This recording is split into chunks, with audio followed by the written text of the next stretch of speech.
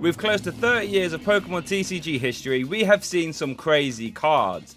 Some crazy good, and some, well, crazy bad. And today we're going to look at the best and the worst cards from every Pokemon TCG set.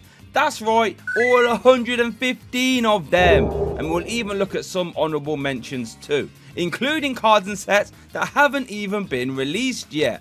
Close to 30 years of Pokemon TCG action in one complete video. Let's go. Back in 1999, the Pokemon TCG played very differently.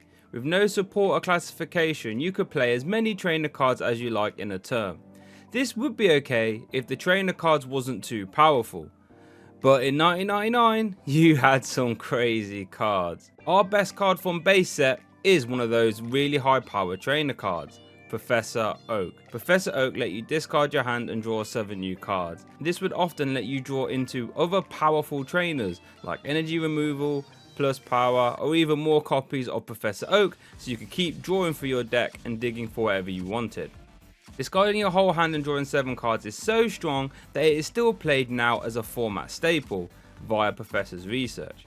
Except now you can only play it once per turn since it is a supporter card. And despite that once per turn stipulation, it is still one of the best cards in the game. For our worst card in base set, we're looking at Ghastly. A card that is well known for not being able to deal any traditional damage. And Sleeping Gas only has a 25% chance of doing anything useful, and Destiny Bond can be played around via not attacking or gusting around Ghastly. A very bad card. For our honourable mentions, we have Computer Search and Super Energy Removal. Computer Search lets you discard 2 cards from your hand and grab any card from your deck. This was an instant 4 of in every deck, like Professor Oak, and it let you turbo through your deck and set up your combo pieces at a ridiculously fast pace. Computer Search is so strong that when we had it reprinted later on, it had an A-spec tag, meaning you can only play one of it in your deck at once. Super Energy Removal was a devastating control card, letting you discard 2 energy attached to your opponent's Pokemon while only having to discard one of yours. This could often swing games if played at the right time, and if you ever play 2, or heaven forbid maybe even 3 of these, you could completely stop your opponent in their tracks. Jungle was our next set, and the best card is Scyther. This card slotted into the strongest, most popular deck at the time, Haymaker. This deck would look to attack with Hitmonchan, Electabuzz, and now Scyther too. Swords Dance would boost your Slash's damage all the way to 60 next turn, which when combined with plus powers was enough to clear the way of anything. Scyther also had a free retreat cost, which is always a nice thing, and resisted fighting as well, which made life hard for any other Haymaker players since they might have to try and hit into Scyther with their Hitmonchan. This of course would never work well. Our worst card from Jungle is Marowak. This card just has some very bad attacks that cost way too much energy. Boomerang is okay I guess if you flip 2 heads dealing 60 damage, but most of the time you'll be dealing 30 for 2 energy. On a stage 1. Just isn't good enough, and 25% of the time you are dealing 0 damage, which is pretty game ending. Call for Friend is pretty helpful, but not when it costs 3 energy, making it one of the worst attacks I've ever seen on a card. Our honourable mention for Jungle is Wigglytuff. Do the Wave was one of the strongest attacks in the game, dealing 10 plus 10 for each bench Pokemon you have in play. Normally this leads to a very consistent 60 damage for 3 energy. 2 of which could be fulfilled by a double colourless energy attachment. Very helpful. Moving on to Fossil, and Muck is our best card here. Its Pokemon Power Toxic Gas was the first time we ever saw a way to permanently turn off all other Pokemon powers. This would cripple a ton of decks in the format, like Blastoise's Rain Dance, while not having much downside for yourself. This card will see a ton of play, with a few different partners in the future after Fossil's release. These partners would include Mewtwo, Lickitung, Clefable, and even Wigglytuff like we mentioned earlier. Kabutops is our worst card in the set, and it has a lot of similarities to Marowak to be fair. Both are fighting types with silly attacks, like you're not going to evolve into a stage 2 to deal 30 damage for 2 energy, when Hitmonchan is a basic that did 1 for 20, so that pretty much rules out Sharp Sickle. Absorb would heal half the damage you dealt, but for an absolutely unforgivable 4 energy, you would never use it. especially since Cypher would one-shot you thanks to your grass weakness. And so would Wigglytuff. And unfortunately for Kabutops fans, this is not the last time Kabutops will be featured. Sorry about that. Magmar gets our honourable mention here, since it would be great at providing pressure for only a single energy, making it much less vulnerable to energy removal cards. It would also give you time to set up your other Pokemon, since Smokescreen would make your opponent's next attack useless 50% of the time. And it was also one of the few meta-relevant Pokemon that could hit Scyther for weakness too. But now we are moving full speed into the Rocket era of Pokemon, and the game was set to take a drastic turn. You see, now the disruptive elements are about to get very strong and take the game over. We can see this immediately with our best card from Team Rocket being Rocket Sneak Attack. This would let you look at your opponent's hand and shuffle away one trainer card you find there. In an ideal world, you would catch your opponent with only one good trainer, like Professor Oak, in their hand, and then you would remove it. If they had more, then you could just turbo through your deck and try and play more, and try and remove all their draw options all at one time. This turned the game into whoever would go first would try and spam as many sneak attacks as possible and hope that their opponent couldn't play the game. If you saw a sleep in your opponent's hand while you was playing sneak attack, you'd probably leave it there and pick another trainer shuffle away, since sleep is our worst card from the Rocket set. Sure, it would put your opponent to sleep, but since it was on a coin flip, you only ever had a 25% chance of it doing anything, since they might immediately flip heads to wake up. So a card that has a 75% chance of doing nothing is pretty bad. Dark Vileplume was a card that didn't really see immediate play in 1999, but it changed the game when the player base cottoned on to just how strong it was. And that's why it's our honourable mention here today. Its hay fever Pokemon power will prevent both players from playing any trainer cards. And while this sounds devastating on its own right, bear in mind that if you went first and spammed loads of Rocket Sneak attacks, and then on your turn 2 you evolved into Dark Vileplume, you would immediately permanently lock off all trainer cards for your opponent, and they are now in serious trouble. And our next set, Gym Heroes, would make that an even easier possibility for you to pull off, since our best card from Gym Heroes is Rocket's Trap. Rocket's Trap is a card that I cannot believe ever existed. It made you flip a coin. If heads, you shuffle away 3 random cards from your opponent's hand back into their deck. This would 100% end games, and if you played 2 of these on your first turn and you flipped both heads, you could pretty much single-handedly wipe out your opponent's hand before they had a chance to do anything. And if you flip tails, you would just use a computer search or Professor Oak to find more and keep trying again. And when you consider you could play 4 of these and 4 Rocket Sneak Attack from earlier, you could absolutely pepper your opponent's hand at a silly fast rate. So let's lighten the mood by looking at our worst card from Gym Heroes, Blaine's Moltres. This was a beautiful looking card with a not so beautiful attack. Phoenix Flame did 90 damage, which is nice, until you look at that text and that energy cost. So first of all, for 5 energy, that makes it pretty wild, making it probably a pretty much a once per game attack at most. But when you consider that you have to flip a coin, and if you get tails, you have to shuffle away Moltres and all cards attached to it back into your deck, that makes this a pretty infuriating card to use. Like, imagine spending 5 turns setting it up to have to remove it instantly. A truly sad time. Erica's Dratini is our honourable mention, and it was often used to try and buy back turns after getting hit by a whole flurry of hand removal, since its strange barrier Pokemon power would reduce pretty much all damage done to it by basic Pokemon down to 10. This would give you time to set up against a lot of decks, just by leaving Dratini in the active to soak up damage. For the more risky players, Misty's Wrath was a great card. It let you look at the top 7 cards of your deck and add 2 of them to your hand. The other 5 got discarded. This, for aggressive players, would let you dig for those rocket cards turn 1 to limit your opponent's hand. Gym Challenge introduced Rocket Zapdos to the metagame, and it might look familiar to you since it was one of the cards reprinted in Celebrations. Resisting Fighting was very helpful for keeping Hitmonchan at bay, and it also had no weakness. Plasma would let you attach a lightning energy from your discard pile to Zapdos. This would let you use computer search more liberally, discarding basic energy, because you knew you could just fling them back into play via Zapdos' plasma attack. and its big attack, Electro Burn, would pretty much one-hit KO the whole format, dealing 70 damage. And you could even reduce that self-damage by using a defender. The worst card from Gym Challenge is Misty's Gyarados. This would deal 70 damage for 4 energy, which was pretty decent. However, its Pokemon Power Rebellion would force you to flip 2 coins. If both of them are tails, your attack would fail and you'd have to shuffle Gyarados back into your deck and all cards attached to it. That would be very, very sad. Our honourable mention is Chaos Gym. Chaos Gym was one of the first Stadium cards ever printed, and boy oh boy, it was pretty wild. While it was in play, whenever a player plays a trainer, they have to flip a coin first. If heads, you can play the trainer like normal. If tails, the trainer card fails and it goes to your discard pile. And then your opponent can opt to use it instead. Outrageous! This was often paired with all the handlock stuff from earlier.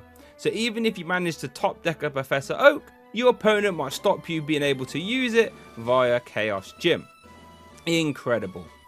Speaking of incredible, Erica's Jigglypuff almost destroyed the whole game. A pulled punch would deal 40 damage for 2 energy. So now, if you were going first, not only would you tear through your deck to remove your opponent's hand via all the rocket cards, not only would you put a Chaos Gym into place so your opponent's trainers wouldn't work 50% of the time, but you'd also spam as many plus powers as possible. So this Jigglypuff's pull punch for a single double colorless energy attachment would be dealing as high as 80 damage, often KOing your opponent's active. This made going second an absolute nightmare, and it wasn't going to get better anytime soon, even as we move into the Neo era. Neo Genesis had 2 very controversial cards, but even with that in mind, the best card from this set without a doubt was Cleffa. This little 30 HP Pokemon single-handedly saved the Pokemon TCG, since if you were going second and you had your hand wiped by all the rocket cards from earlier, Cleffa would come in and save the day, since for 1 colorless energy you could use Eek, which let you shuffle your hand back into your deck and draw 7 new cards. And even better, Cleffa enjoyed the Pokemon Baby rule, which meant that if your opponent wanted to hit into Cleffa, they had to flip a coin. If tails, the attack fails, meaning Cleffa could Eek again or even retreat for free into your attacker of choice. Cleffa was so strong that some players opted to lean into the Eek engine more than Professor Oak. This made resource management become even more important. Scott said in an interview for Pojo magazine, if you don't have 4 Cleffa in your deck, your only excuse better be that you don't own that many. Although in a cruel twist of fate, Cleffa actually enabled one of the strongest and easiest hand wipes of all time by utilizing Lass. This was shuffling all trainer cards from both players' hands. But if you were the one playing it, that was okay, because you could just immediately use Eek to fill your hand back up again. Sometimes this could catch your opponent off guard. And this made Cleffa even more important, so you could try and Eek after your opponent's Lass as well. A truly game-defining card, which is why it got reprinted in the Celebration set. The worst card from this set though has to be Fraligator. It had the ability Berserk, which meant when you evolved into Fraligator you'd flip a coin. If heads, you would discard the top 5 cards of your opponent's deck. Fair enough. But if you flip tails, you would discard the top 5 cards of your deck. Couple that with a very useless and very expensive attack. This made Fraligator one of the worst cards of all time. So let's get into those controversial cards I mentioned earlier. When Slowking was released in Japanese, it had the ability Mind Games, which would force you to flip a coin whenever your opponent played a trainer card. If it was heads, the trainer would fail and it would go to the top of their deck, as long as Slowking was in the active. If it was tails, they could play it normally. And while this is strong, since Slowking had to be in the active and its attack Mind Blast was pretty bad, the card wasn't too impactful. However, when Mind Games was translated into English, there was a huge error, and Mind Games would now activate even if Slowking was on the bench. This means you could use a strong attacker like Sneasel, but more on him later, do all the work and have Mind Games activate from the bench. However, this also had one more crazy consequence. Since Mind Games would now work on the bench, that means you could stat the effect, meaning if you had the maximum 4 copies of Slowking in play, your opponent would have to flip 4 tails in a row to play a single trainer card. the format delved into just Slowking festivals, with players racing to get their Slowking set up ASAP, often attacking with that Sneasel. Sneasel had the beat up attack, which let you flip a coin for each Pokemon you had in play, and you did 20 damage for each one. And considering the magic number at the time was about 60 to 80 HP, it wasn't too uncommon for you to hit those numbers and KO whatever your opponent had in the active. Especially when you consider the only dark energy in the game at the time was Special Darkness Energy, which actually boosts your damage by 10 for each one attached. With the format becoming Slowking Sneasel Fests, they both eventually got banned by Wizards of the Coast from the modified format. But Slowking was banned much later, meaning it was able to win both age divisions at the 2002 World Championships. Igglybuff had the really interesting Pokemon Power Gaze, where you could pick one of your opponent's Pokemon in play that had a Pokemon Power, and you could effectively turn it off to the end of your turn. This would be amazing versus Slowking decks and Dark Vileplume decks, and even Fortress decks as well. And since a lot of the decks at the time were Slowking decks, that meant this little Igglybuff was very popular to help defend against them. The worst card from this set is Dunsparce. It has a free retreat cost, but only has 30 HP and a very awful underpowered attack. Yikes. Honourable mentions from this set go to Unknown N. This would reduce damage done to your Pokemon by colourless Pokemon by 30. This was pretty much only used to reduce self damage for Chansey and Team Rocket's Meowth though, but it was pretty cool and interesting.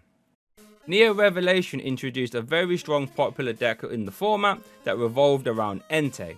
Entei had the Howl ability, which let you discard the top 5 cards of your deck and then attach all the fire energy you discarded to your Pokemon in any way you like. You would then use those energies to set up this set's honourable mention, Magcargo, who had the Lava Flow attack, which would do 40 plus 40 for each fire energy you discard from Magcargo. This was plenty enough power to slap anything out the way, and this became a top deck for a long time. The worst card from Neo Revelation was Shining Gyarados. Now while these Shining cards look stunning by the way, they were just too expensive and energy hungry to use effectively. But wow, they are stunning. Neo Destiny introduced Dark Crobat to the format, which was a very strong card that was paired well with Sneasel, since when you evolved into Crobat, you could deal 20 damage to any one of your opponent's Pokemon. And this is really strong when you consider that if you evolve into Dark Golbat, you could deal 10 damage anywhere too. This will let you deal out some strong damage and let Sneasel reach even more dangerous numbers and let you flip a few more tails than you'd otherwise like when using beat up. And Dark Crobat and Golbat would also allow you to KO baby Pokemon, since their damage was from a Pokemon Power, allowing it to bypass the baby rule completely. It wasn't all sunshine and rainbows from Neo Destiny though, since Thought Wave Machine was in this set, and quite honestly it's one of the worst cards ever printed. It let you flip a coin until you get tails, and for each heads you can return an energy attached from your opponent's active back into their hand. Which is okay I guess, but wait, there's more. Playing this card ends your turn. So bear in mind this card has to compete with super energy removal, and this card has the chance to do the absolute unthinkable. End your turn while doing absolutely nothing, since if you play this card and then flip tails immediately, your turn ends. Absolute disaster. It doesn't get much worse than that, I promise you. The honourable mention from this set has to go to Dark Fraligator, since it won the 2002 World Championships when paired with Slowking. Its Pokemon Power, Scare, would prevent baby Pokemon from using their powers or attacking. This would counter Cleffa and Igglybuff like we mentioned earlier, letting Slowking go absolutely unanswered. A terrifying and well thought out deck. But with that though, that wraps up the Neo era of Pokemon cards. Let's get to the next era, the E-Reader sets, and get involved with those cards. The E-Series sets introduced the supporter classification of trainer cards. These would depict a human on them and usually have powerful effects, but they would be balanced by the fact that you can only play one supporter card per turn. And it's one of these first supporter cards that ever got printed that makes our best card selection here from Expedition, and that is Copycat. Copycat would let you shuffle your hand into your deck and draw one card for each card in your opponent's hand. This was perfect to use after your opponent would use Eek giving you a fresh new hand. Funnily enough though, the worst card in Expedition was a supporter card too. This time it was Mary's Impulse.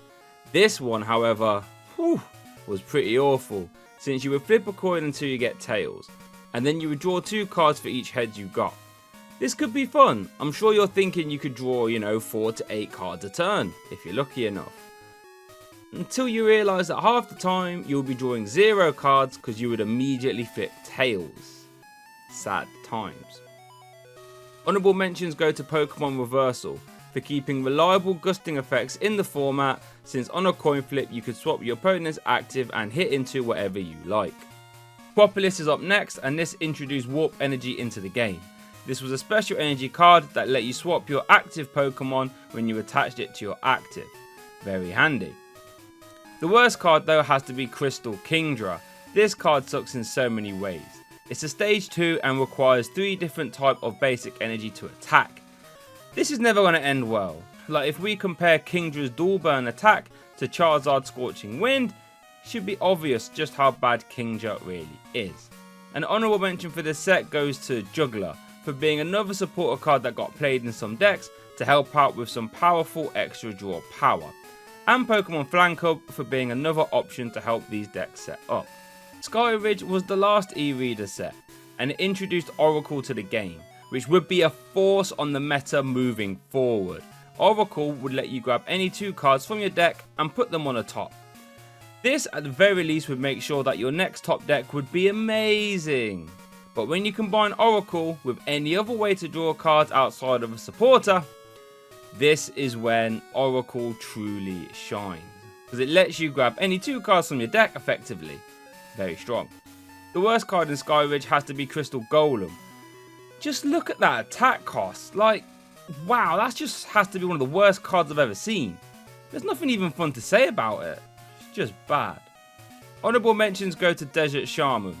This forces both players to shuffle their hand into their deck and draw 4 cards. It's a good thing that the Rocket cards from earlier were long gone, cause this could get nasty. But to be fair, in a similar vein to those Rocket cards, Desert Shaman was used to disrupt your opponent's hand, limit their options, and just hope that they couldn't play the game much. And with Sky Ridge, that wrapped up the last of the Wizards of the Coast sets. Since from here on out, TPCI was formed and it was their job to run the competitive circuit moving forward. And this is where things get really fun. The game quite honestly changed permanently from this point onwards. Let's get stuck in. Real quick, I have to give a shout out to this video sponsor, Dragon Shield. They make the best accessories in the game, and if you want to get your hands on some and save yourself some money, click the link down there and use my code Burke to get 5% off, and it helps me out too. Let's get back to the video. First thing TPCI set to do was introduce a whole new mechanic to the game, EX cards. These would have buffed up HP and attacks, but they would give up 1 more prize card when they get KO'd. This means your opponent would only have to KO 3 EX Pokemon to win the game instead of the normal 6. And while those EX cards were certainly very shiny, well and nice, for EX Ruby Sapphire, the best card title definitely has to go to this Delcatty. Quite honestly, one of the best cards I've ever seen. Its energy draw Pokepower would let you discard an energy card from your hand to then draw 3 cards from your deck. This provided a ton of extra draw power, especially if you had 2 Delcatty established. But remember our old friend from earlier, Oracle? When Delcatty was paired with that big bearded geezer, you now have the ability to grab any 2 cards from your deck whenever you liked. Amazing! Almost the whole format played Delcatty for its extra draw power. And it got even stronger when another card came out 2 sets later. The main abuser of Delcatty was Blaziken decks, as it is Blaziken who will take our honourable mention slot here. Blaziken had the Fire Starter Pokepower, which would let you attach a fire energy from your discard pile to one of your benched Pokemon. This had perfect synergy with Delcatty, since energy draw would discard an energy and then Fire Starter would immediately reattach it. This combo was so strong it actually got 2nd place at the 2004 World Championships, since by then Blaziken EX was in format and Volcanic Ash would annihilate people. But what managed to beat it out in the finals though? Well, we're going to have to wait a couple sets to find out. The worst card from Ruby Sapphire is Cypher EX. Some of the basic EXs were honestly dreadful, and Cypher was one of them. 3 for 50 is only marginally better than Jungle Cypher from 5 years ago, and Swords Dance got swapped with a very unreliable agility. This made for a truly awful card. EX Sandstorm introduced an absolute game changer though, Rare Candy. Rare Candy would let you go straight from a basic Pokemon to its stage 1 or stage 2. Now you might be wondering what makes Rare Candy different to Pokemon Breeder. They look similar, right? Well, Rare Candy actually let you bounce into your stage 2 or stage 1 on the same turn the basic was put down, allowing you to bypass normal evolution rules. This would allow evolution decks to have a newfound speed that was completely new to the Pokemon TCG. For example, Blaziken decks would play for Rare Candy. Another archetype that would play Rare Candy was Gardevoir, and it is Gardevoir EX that takes our honourable mention slot here. Gardevoir EX was a powerhouse of the format that would give any deck a run for its money. Feedback would add up fast, dealing 10 for each card in your opponent's hand.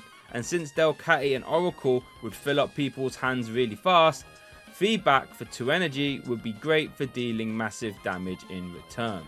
As would Psystorm, dealing 10 damage for each energy in play, both yours and your opponent's. And while Psystorm might sound expensive at a 4 cost, when you paired Gardevoir EX with the other Gardevoir from Ruby Sapphire, which only barely missed the cut for honourable mention by the way, you could use Psy Shadow to accelerate energy very quickly, getting your EX rolling really fast. Go times. The worst card from Sandstorm was our old friend Kabutops, but this time as an EX. This was the last time Kabutops ever got a water type card, and maybe for good reason, as again 4 energy for 70 damage is just pitiful. Golly. EX Dragon was up next, and it introduced the last piece to this Delcatty engine, Magneton. Magneton had the Magnet Field ability, which would let you discard any card from your hand to get back any 2 basic energy cards from your discard pile. This would let you loop the same energy card over and over and over again for Delcatty to keep drawing, giving you a perfect out to any rogue Desert Shaman that we mentioned earlier. This Magneton Oracle Delcatty engine was everywhere, and it was the backbone for almost every deck in format, apart from one. Mr. Briney's Compassion gets our honourable mention here, as it would allow you to get any non-EX Pokemon and all cards attached to it and pop it all back into your hand. This was fantastic for healing high HP Pokemon like Exploud, so you could reuse them over and over and over again. The worst card from EX Dragon was Golem EX. Tell you what, Golem and Kabutops really can't catch a break, can they? Golem EX suffers from the exact same problems as Kabutops, having attacks that deal too little damage for way too much energy. Never a good combination. Except now Golem gives up 2 prize cards when it gets KO'd. How boring. EX Magma and Aqua is up next, and it was a game changer. This set introduced one of the strongest, most powerful rogue secret decks of all time, and this deck took over the 2004 World Championship. This deck did something that no other deck has done in the 20 years of competitive TCG since. It won all 3 age divisions at the 2004 World Championships. And you know what? It did so easily, toppling Gardevoir and Blaziken too. No one else apart from the people who played it really had a clue what was going on. Let's have a look. This deck revolved around Magma. Magma Groudon was the main attacker. Linear attack for 2 energy or 1 team Magma energy, did 20 damage to any one of your opponent's Pokemon. This, in all fairness, would add up fast, allowing you to take cheap and easy KOs on Skitty that didn't evolve up in time. Pulverize was the main focus though. For 3 energy you did 50 damage plus another 20 damage if your opponent's active had any damage on it already. 70 for 3 on a basic Pokemon was insane at the time, and Magma players had Desert Ruins to help get that prerequisite damage into play, so Pulverize would hit for extra damage. It doesn't stop there though, since Magma Groudon was a fighting and dark type at the time, so you could use special darkness energy to boost your damage even more, making that Pulverize hit for 90 damage rather regularly. Magma Claydol takes our honourable mention here, since it was integral for the deck to work. Claydol was a dark and psychic type, so it could hit Gardevoir for weakness, which is very nice, since Dark Hand would deal 40 plus 20 damage if you had more cards in hand than your opponent. Something that wasn't too hard to do with Steven's advice, more on him later. This meant if Claydol had a special dark energy attached, and you had Desert Ruins in play, Claydol could one-shot a Gardevoir EX. Nice. Its Pokemon Power Magma Switch would let you move an energy from one of your Magma Pokemon to another. This can let you be very efficient with your special Dark Energies, or immediately use a Fire Energy attached from Camerupt from its Overheat Poke Power, and then move it to any one of your other attackers. This gave Magma Deck serious explosive pressure. The worst card from Team Magma Aqua was pretty hard to pick, but I went with Entei EX. Its attacks just wasn't damaging enough to be super impactful. And that wraps up Magma vs Aqua, one of the best sets of all time. A ton of strong cards, like all the Aqua stuff too. Next up we have Hidden Legend. One card that the Magma decks relied on was Steven's Advice. This card would let you draw one card for each Pokemon that your opponent had in play, as long as your hand size was lower than 7 before you played it. This would often result in you drawing an absurd 6 cards straight off the top of your deck. Pretty much every deck at the time played Stevens in some capacity, which Gardevoir EX loved, and in my opinion is one of the strongest supporters ever printed. The worst card in Hidden Legends is Groudon, and it seems after the last Magma Groudon that we saw, it becomes pretty rare to see a good one. Like, could you imagine actually attaching 4 energy to deal 60 and then 10 to all your bench Pokemon? Feels bad. Honorable mention from this set is Gorbis. Gorbis is a Pokemon that doesn't get a lot of love in the Pokemon TCG, apart from this card. This card would hit like a truck with its Mystic Water attack. It would deal 20 plus 10 for each Psychic energy in play. So against Gardevoir, you were hitting for big numbers. And against everything else, Double Rainbow Energy and Mewtwo EX's Energy Absorption would let you reach the big numbers too. Firered and leafgreen introduced a ton to the competitive meta game, but the best card by far was Pidgeot.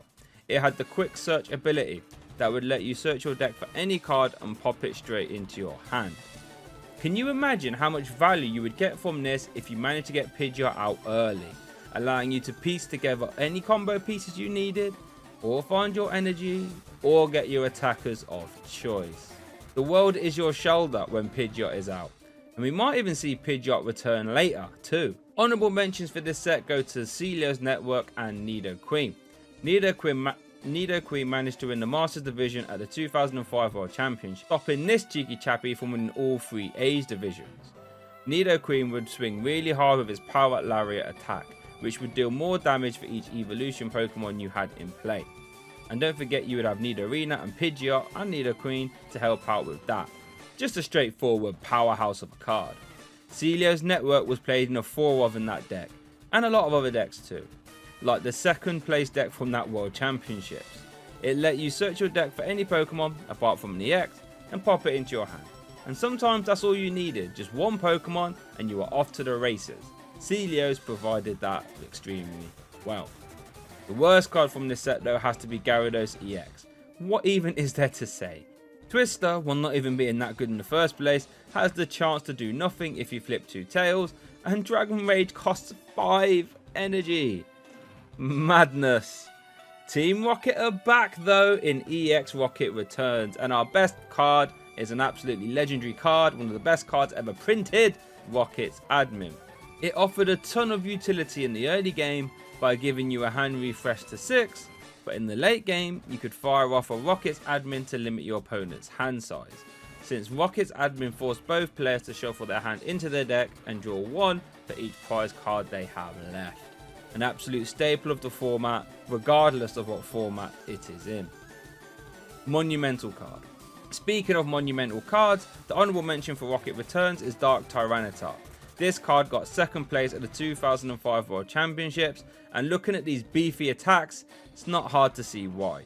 Grind would add up super quickly, especially when you consider Special Darkness energy, and Spinning Tail would be great for picking up missed KOs and spreading extra damage.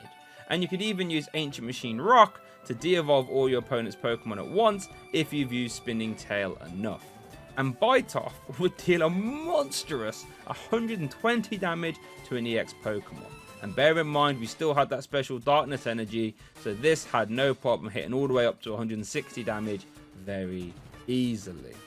But how would you get those energy attached? Well, easy. Electrode EX.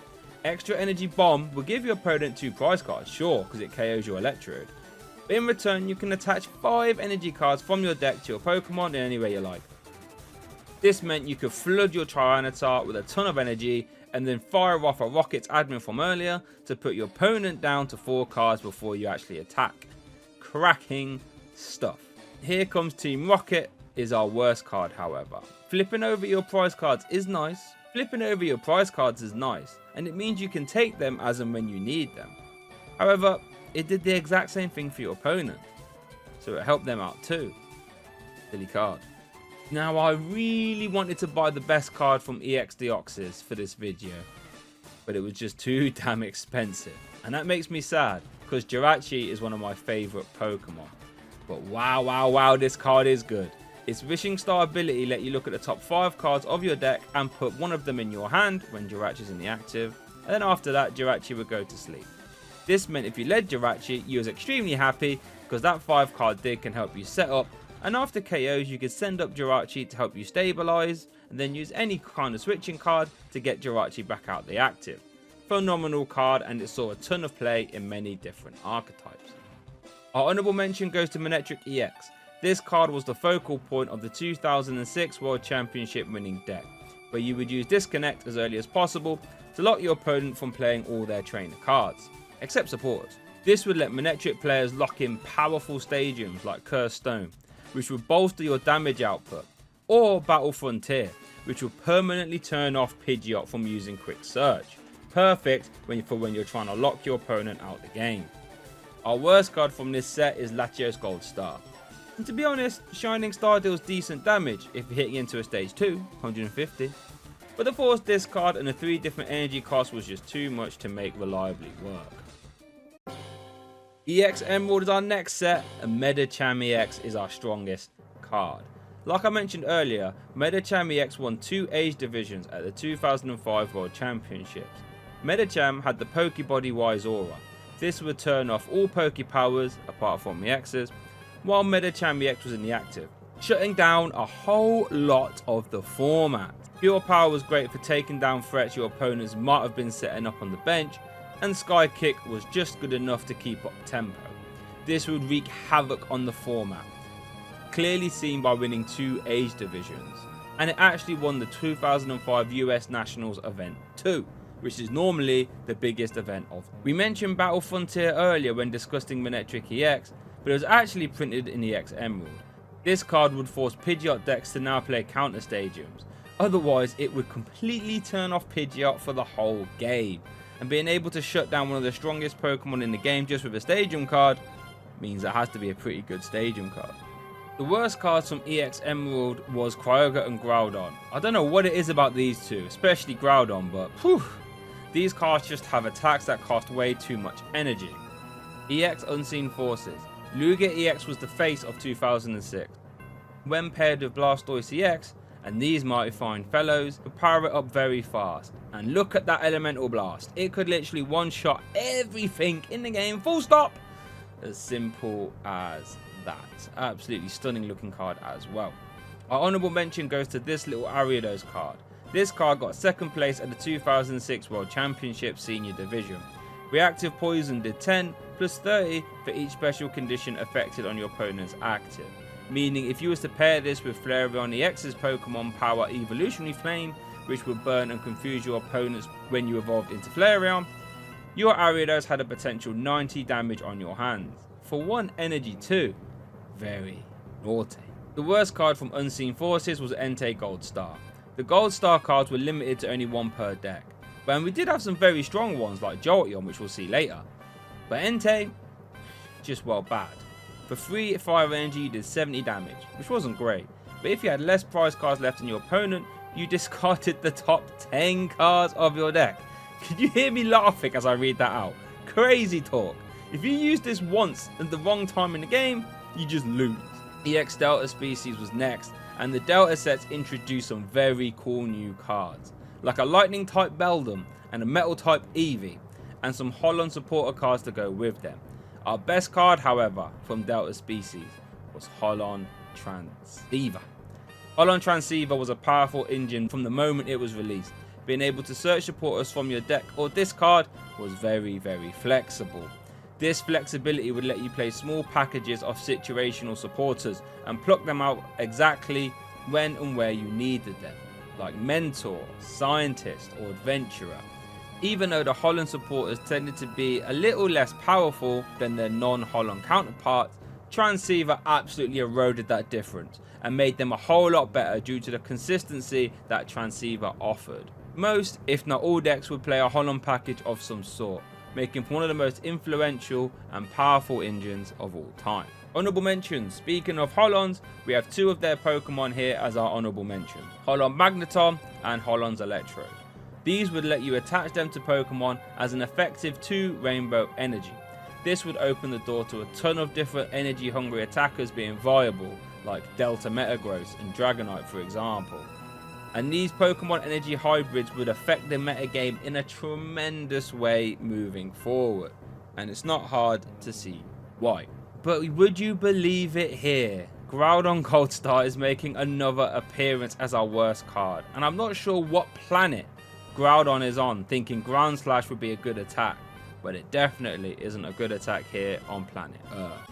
EX Legend Maker was next. And Mew EX had the versatile Pokemon Power, which let you use the attacks of any one of your Pokemon in play as long as you have the necessary energy attached to Mew.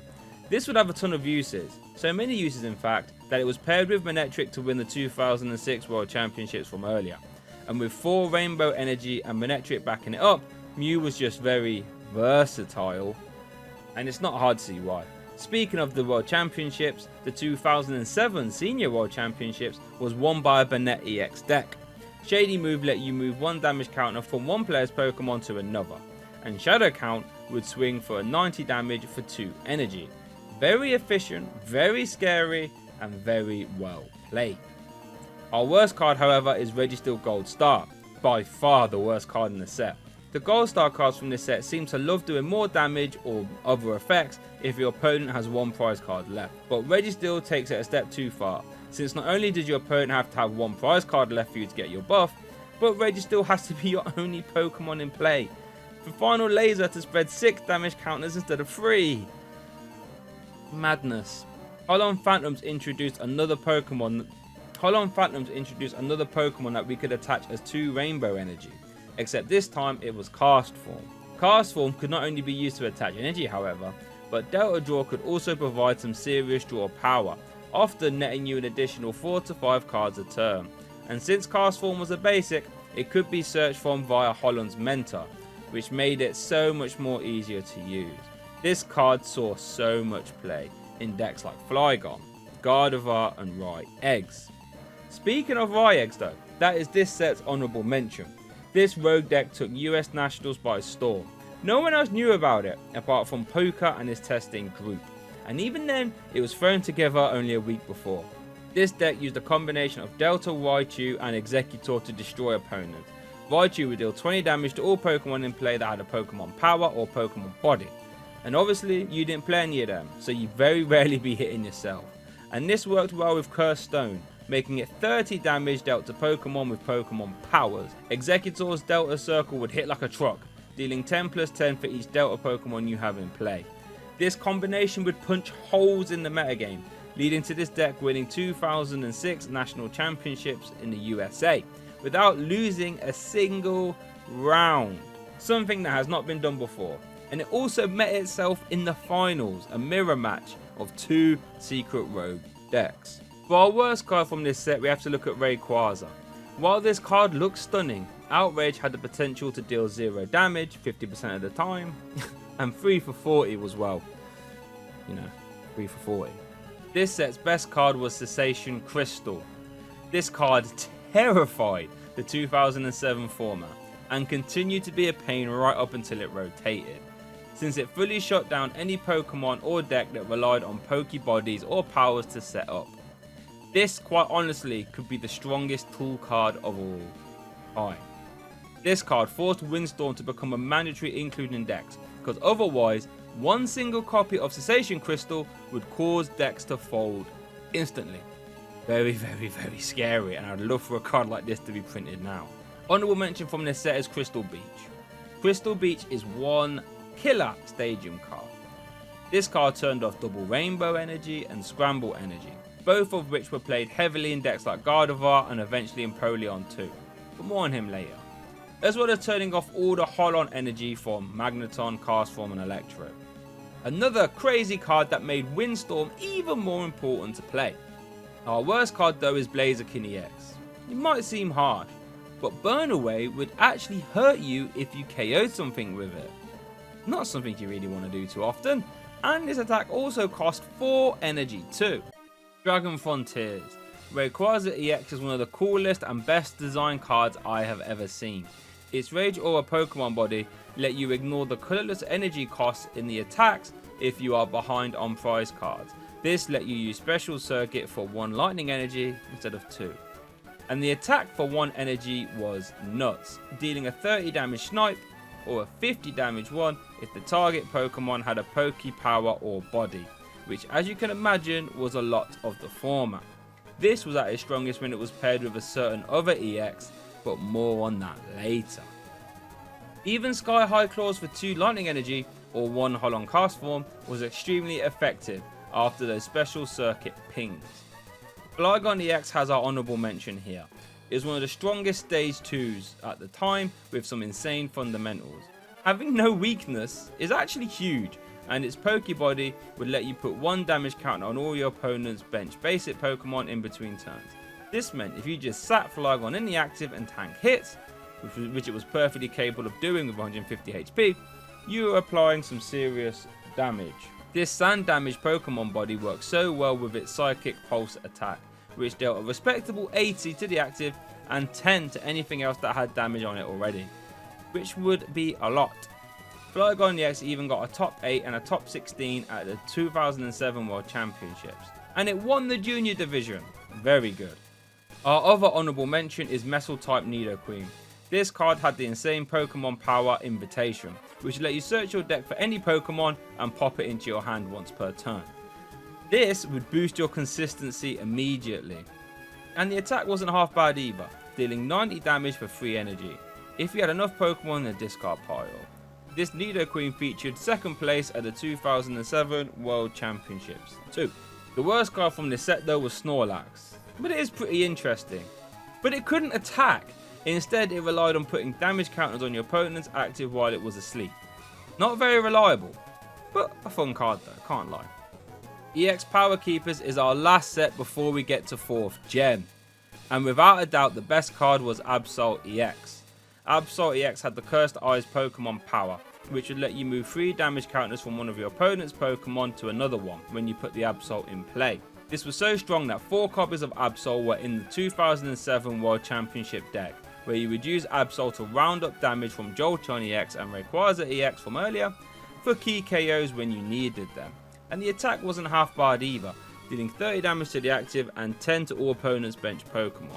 But bear in mind there was no basic Dark Energy yet, so special Dark Energy would have to be used, which would bump that damage. Absol was so strong it was seen in a ton of decks, and it's not hard to see why. Our honourable mention from this set goes to Jolteon Goldstar, as not only was it used in the 2007 World Championship deck from earlier, but it also saw a ton of play in other decks too. Its Pokemon Power Yellow Ray would put 1 damage counter on both active Pokemon when you bench Jolteon Goldstar. This is an easy 10 extra damage, and would often be the difference maker in taking key KOs, especially with Absol EX in format too. This could let you spring damage out of nowhere. Not to mention the other Goldstar cards sucked, so Jolteon was almost always the best option. This unfortunately led to a pretty hefty price tag. And our worst card has to go to this Charizard. This has to be a joke, right? 4 energy for 50 is a downright atrocity.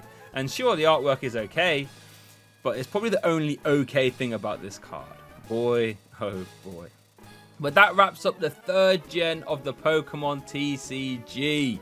I think it was a very fun era, and it's really cool to look at how the game progressed from the e-reader era.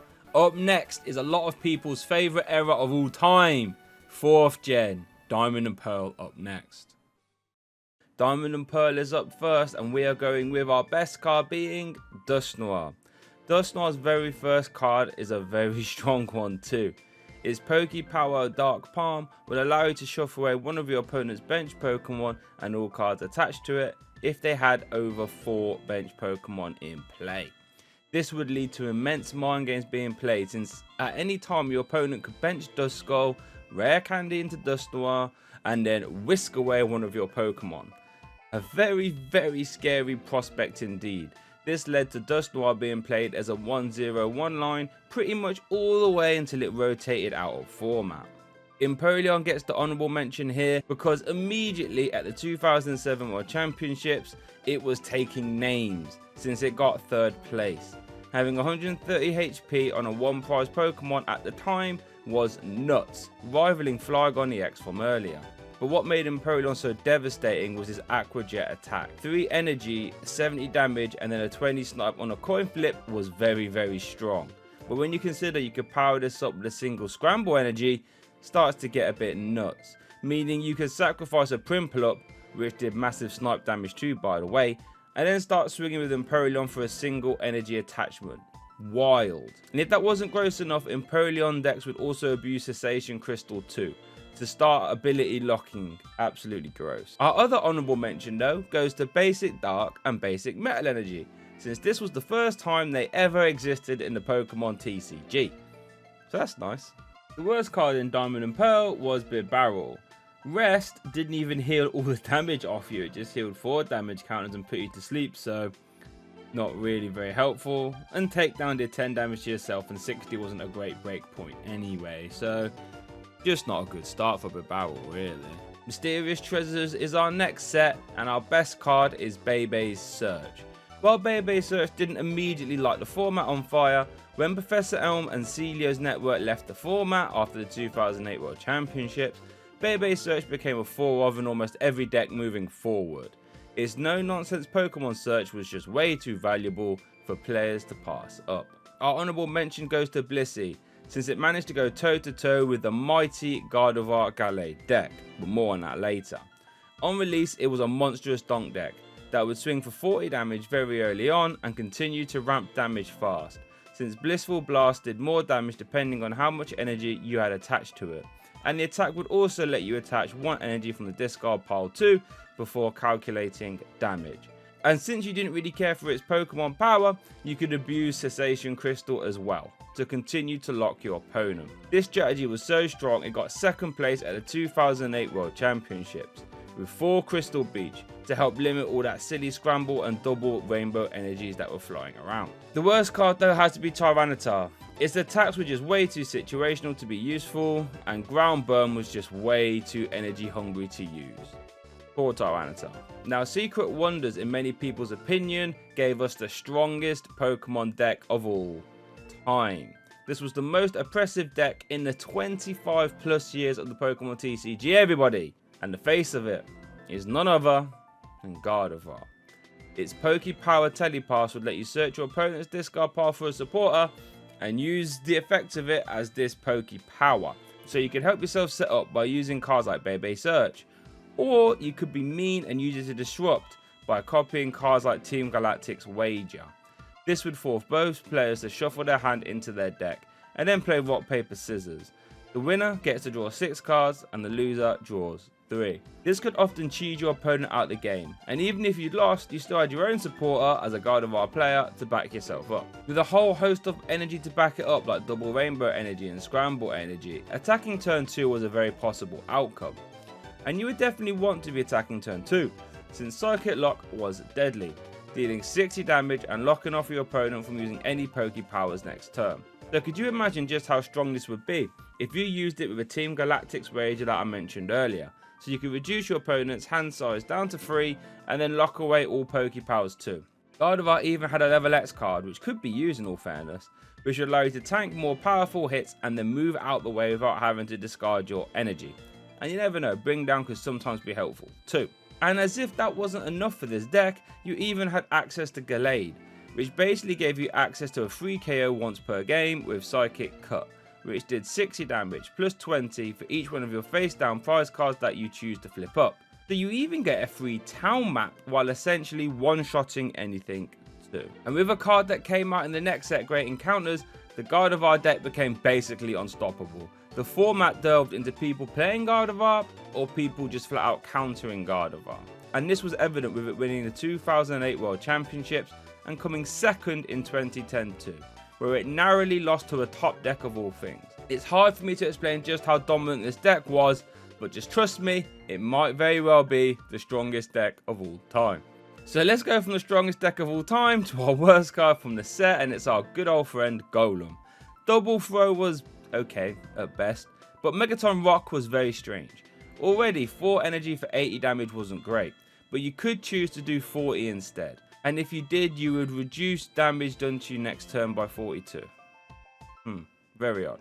This set's honourable mention is Roseanne's Research. This was a fantastic supporter that saw a ton of play. Since Roseanne was so flexible, it was never a bad card to play in the early game, since you could always use it to search for a basic Pokemon, and in the mid to late game you could use it to search for those energy cards instead.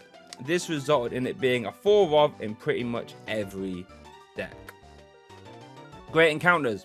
So I mentioned that there was one amazing card that came out from this set that pushed Gardevoir's power level to dizzying new heights, but this one card was also played in pretty much every other deck in format. That card was Claydol. Probably the best setup draw card to ever be printed. Cosmic Power would let you put 2 cards from your hand to the bottom of your deck. If you put any cards there, you could draw till you have 6 cards in your hand. First off, drawing up to 6 cards from a stage 1 is ridiculous. Right now that kind of ability exists on Beautifly, and that's a stage 2. But what put Claydol over the top is that it allowed you to remove dead cards from your hand, but you didn't have to discard them.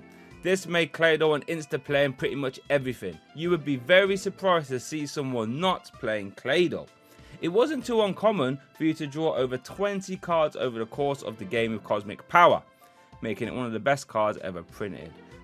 A lot of games would just really be decided with who eventually set up their Claydol first, because as soon as you did, you had immense draw power on your side. So from those lofty highs, we have to go down some lowly lows, and this time we're looking at Dialga level X.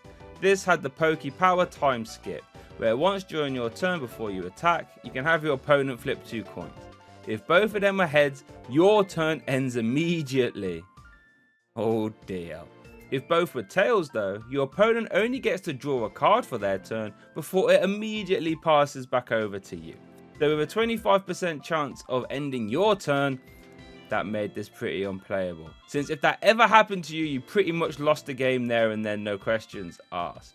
And even if you did manage to steal a turn, Metal Flash was so energy hungry it often wasn't worth it. But hey, could make for some pretty fun meme moments, eh? Our honourable mention from this set is Beedrill. Beedrill did something very special. It won the 2009 World Championships. It had the band attack, which dealt 30 for each Beedrill you had in play. And since Broken Time Space was in format, which let you evolve all your Pokemon the same turn they were put down, and the old rare candy rules, it wasn't uncommon for you to get a couple Beedrill out immediately and get to work. With a little bit of help from the other Beedrill from a later set Riving Rivals, which let you search out grass types from your deck, this cheeky rogue was able to win the whole World Championships. And give Beedrill some love in the TCG. Don't see that too often. Next up we have Majestic Dawn, which has the strongest energy card ever printed in my opinion, called Energy. This let you search your deck for 2 basic Pokemon and put them on the bench, as long as the core energy was attached to your active Pokemon. And then your turn ends. When you consider that you couldn't play any trainers on your first turn going first at the time, Core Energy was an Arceus send, since now you could reliably get your basic Pokemon down on your first turn going first, whereas before that could be a little bit troublesome.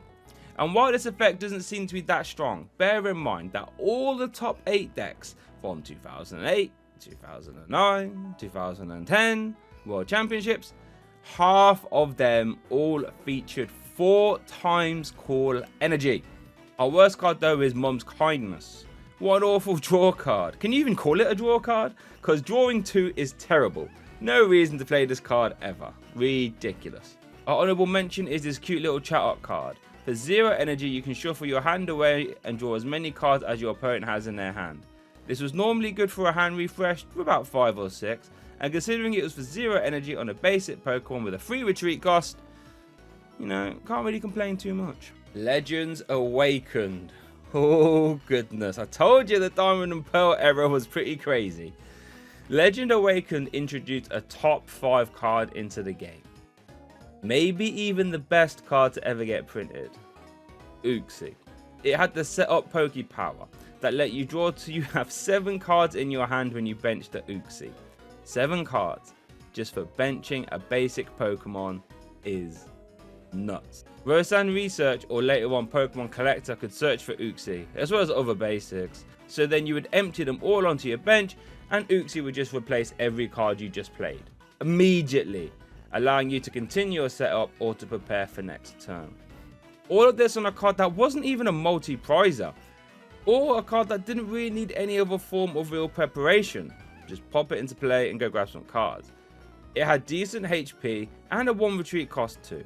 And as if that wasn't enough, Psychic Restore was actually usable too, since for 1 colourless energy you would deal 20 damage and shuffle yourself away, meaning you could infinitely loop so you would never actually deck out, while providing little bits of chip damage. But somehow it got even better for Uxie, since it had a level X in the same set, which gave you a HP boost, a stronger damaging attack, and a Poke power that you could use throughout the whole game, which let you look at the top 2 cards of your deck, put one in your hand and the other goes to the bottom.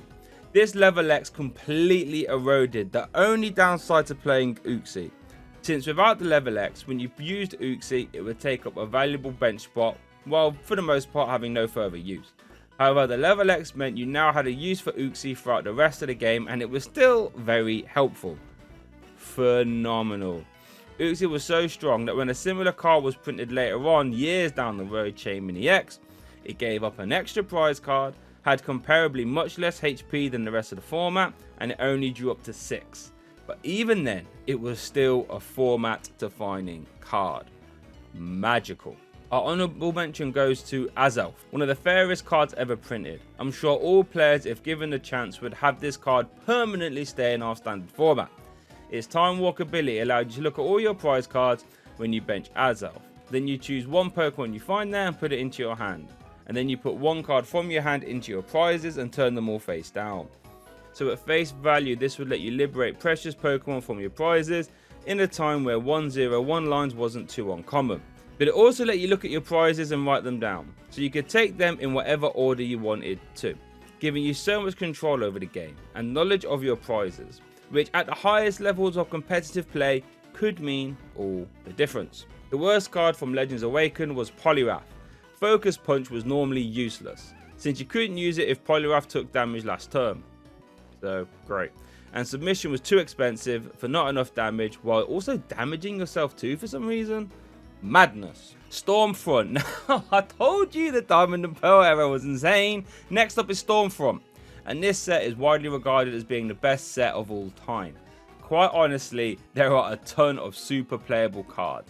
But in reality, there's only one card that could be considered the best, and that's Sableye, one of the game's most infamous cards.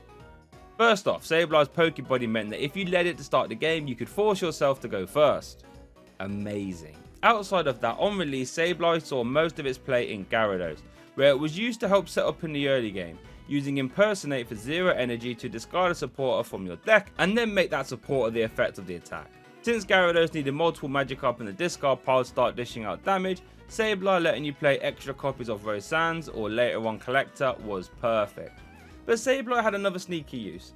Its overconfident attack could win games before your opponent had a chance to do anything, since if your opponent's active had less HP than Sableye, which was pretty much all evolving basics, you did 40 damage, which was often enough to KO things, meaning you could force yourself to go first with Overeager and then win in a single turn with Overconfidence. Silly times.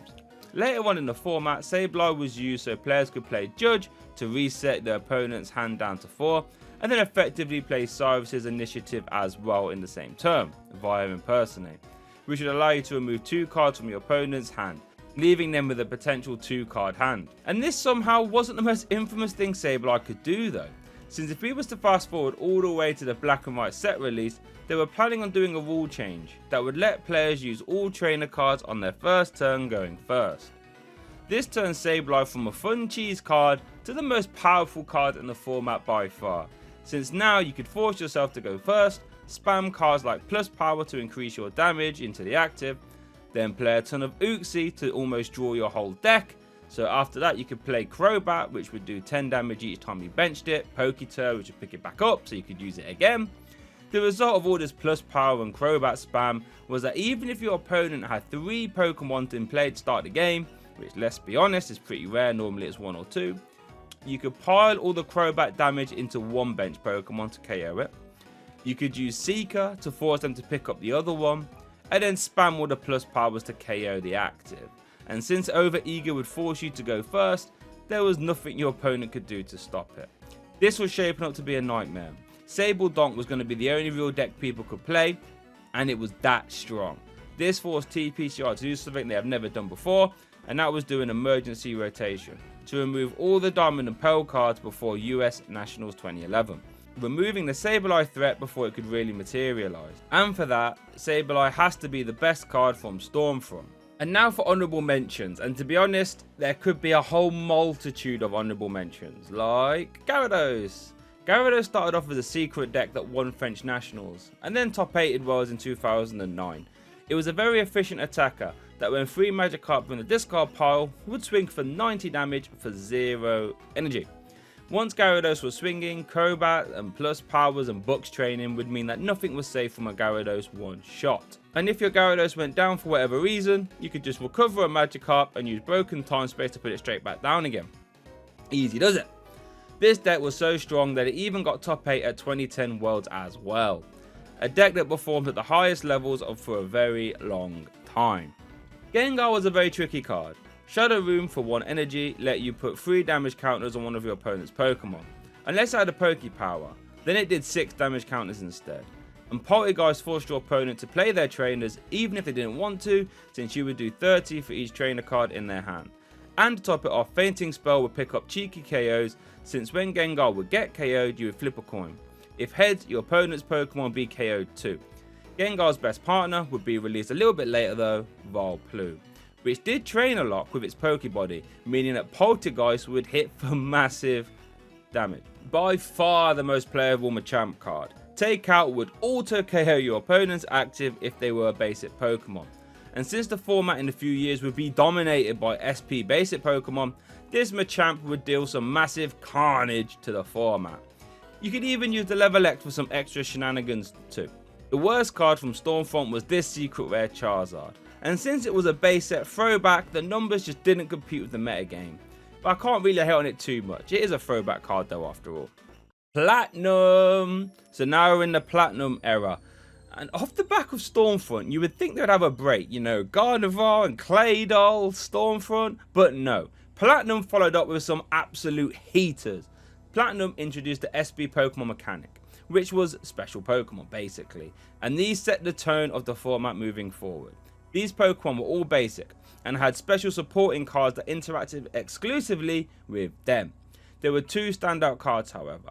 It was a toss up from Platinum, either Poketurn or Broken Time Space. And I'm going to give it to Broken Time Space.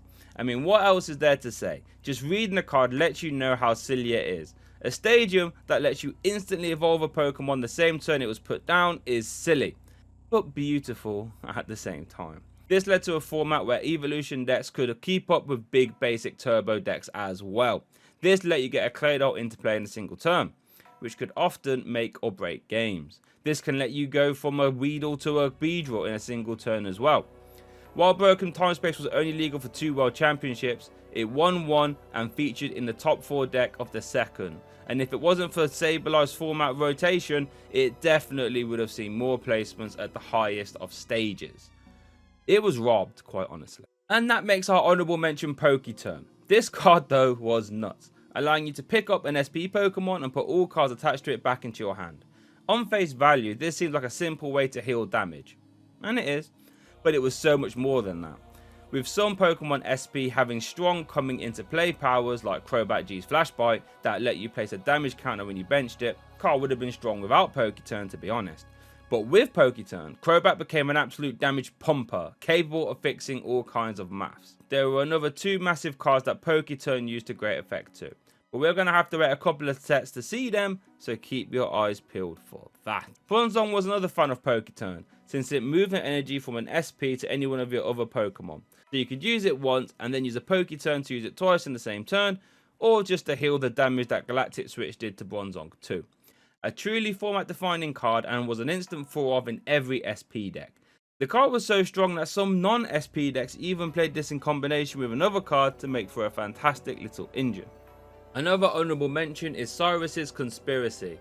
This was the backbone of SP decks, a supporter that let you search for another supporter, a basic energy, and a Team Galactic invention card too, of which Poketurn was, so don't forget. So Cyrus would basically often loop itself, since sometimes all you needed was an energy and a supporter for next turn, while the Galactic inventions that you could search up would open up your turn for some silly things. For example, Energy Gain would reduce the attack cost of whatever Pokemon it was attached to by 1 colourless energy. That would make Luxray GL level X attack for 1 energy, or Garchomp C level X attack for 1 double colourless energy, when they were eventually released. SP Radar would let you search your deck for any SP Pokemon, and Power Spray would stop your opponent from using a Poke Power, one of the only cards you could use on your opponent's turn, and could be game ending by the way. So with these Galactic inventions being so unique and powerful, playing multiple Cyrus in a row was perfectly fine, making for one of the best supporter engines of all time. The worst card from Platinum was Ludicolo. Its Poke Power cheerful voice was very interesting, but not very good. It would let you end your turn, but then next turn your Ludicolo damage would be boosted by 60. The problem was Ludicolo wasn't hard to one-shot, and even with Best Dance healing the amount of damage that you dealt, it didn't matter, because you probably just wasn't going to be attacking that much. Rising Rivals. I tell you what, the card designers were really on a mission, because Rising Rivals introduced arguably the best SP Pokemon of all time, Luxray GL level X. When you leveled up Luxray, you could use its Poke Power Bright Look to bring up one of your opponent's Pokemon into the active ready to be attacked. Having this on an effective stage 1 Pokemon was very, very strong, especially when you consider Flash Impact dealing 60 was plenty fine enough to KO evolving basics, and you could even use it for 1 energy if you had Energy Gain attached. You even had more damage if you wanted it via Crobat and Poketurn. Luxray, when paired with a certain someone, would be the undisputed best deck in format, having everything: speed, aggression, healing, and downright scariness, leading it to win the 2010 World Championships. A stunning and terrific card. Honourable mention goes to Flygon Level X. Now I think this is one of the coolest cards ever printed.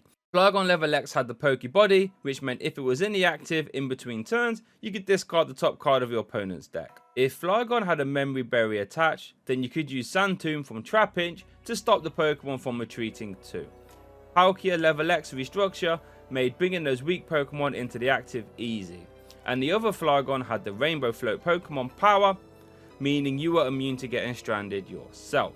But one thing I really adore about this card though, is how it can still throw damage around with its extreme attack, which dealt a table shattering 150 damage to one of your opponent's level X's. Or even the other Flygon's Power Swing could be used. You even had Stormfront Machamp to deal the SP Pokemon since they were basics, and Takeout would go to work. A very cool and very fun deck. The worst card from Rising Rivals was Heat Rotom. 3 for 40 was pretty dreadful. I mean, simple as that really. Although there was a gimmicky strategy you could use where you would use Charon's Choice to swap your Rotoms around without discarding energy, and then using the Poke Powers they could change their types, you could hit for maybe a few weaknesses at the same time. But it was extremely gimmicky and didn't see any competitive play. Supreme Victors. Like I said, Luxray gained a partner from this set, and it formed the legendary deck that won the 2010 World Championships. And that partner was Garchomp C Level X.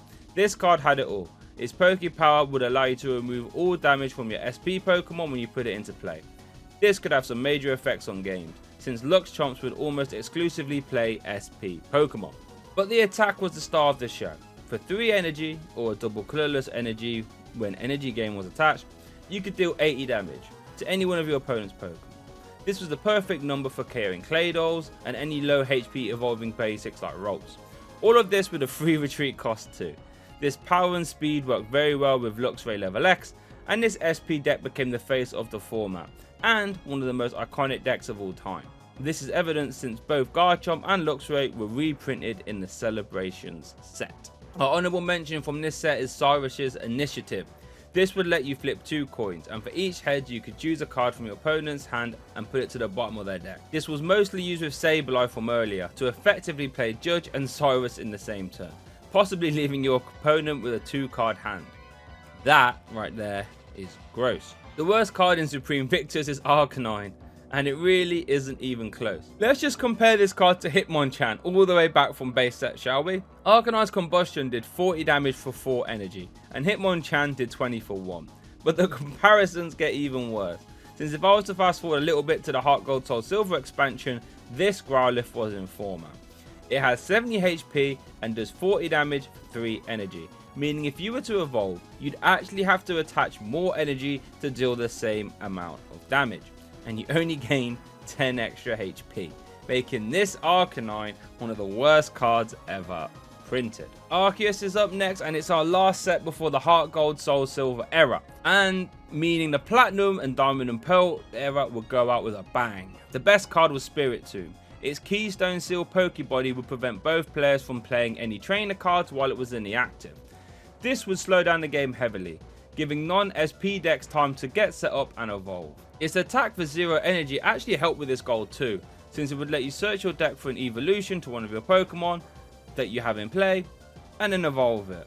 This would let you set up your army of attackers while your opponent could just be stuck there doing nothing since they can't play their trainer cards, and then you can eventually start the game on your terms. Very strong card. This set's honorable mention is Expert Belt. This is a really interesting card. It boosts the Pokemon this card was attached to HP by 20, and it's damaged by an extra 22. It sounds good, but if that Pokemon ever got KO'd, it would give up an extra prize card. However, this was such a strong effect, it was played in that Beedrill deck that won 2009 Worlds, it was played in Gengar from Stormfront, and it was played in Gyarados. A lot of other decks played it too. The worst card in Arceus was this Manectric card. Its numbers were just, well, unfortunately pretty bad. Not much else to say, but the artwork was nice. So now we are marching full speed into the Heart Gold Soul Silver era of the Pokemon TCG. This introduced Prime cards that were just, well, fancier one prize Pokemon that were treated as a normal part of the evolution line. So Typhlosion Prime would evolve from Cyndaquil and Quilava, like normal. This was also the era that introduced legend cards into the game. These were 2-piece Pokemon, where you needed to have both pieces in your hand before you could put them both into play. These did however give up 2 prize cards if they got KO'd, if the card featured 2 Pokemon on them, which a lot of them did. But they often had powerful attacks to help make up for it. The best card from HGSS though wasn't any of those, it was double Colorless Energy. Having this card back in the format transformed the game, and it was this moment that birthed Luxchomp and made it an absolute meta terror. But it wasn't just for its ability to reduce attack cost, but it was also able to make retreat costs easier. Absolutely fantastic. Double Colorless Energy didn't rotate all the way until Shining Legends rotated in the Sun and Moon era, making it one of the most impactful cards of all time. Pokemon Collector became pretty much a 4-of in every deck. This would allow you to grab 3 basic Pokemon and pop them straight on your hand. This was perfect for the early games. You could set up all your Pokemon and get them ready to evolve. The worst card from HGSS was Bill. This was just a flat draw 2 cards.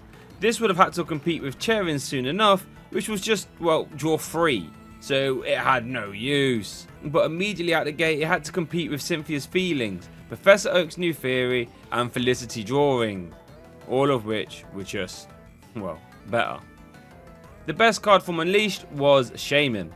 Its Pokepower Celebration Wind would let you move around energy attached to your Pokemon in any way you like when you bench Shaman. And this is a pretty strong power. When it's used in combination with other forms of energy acceleration, it started to get out of hand.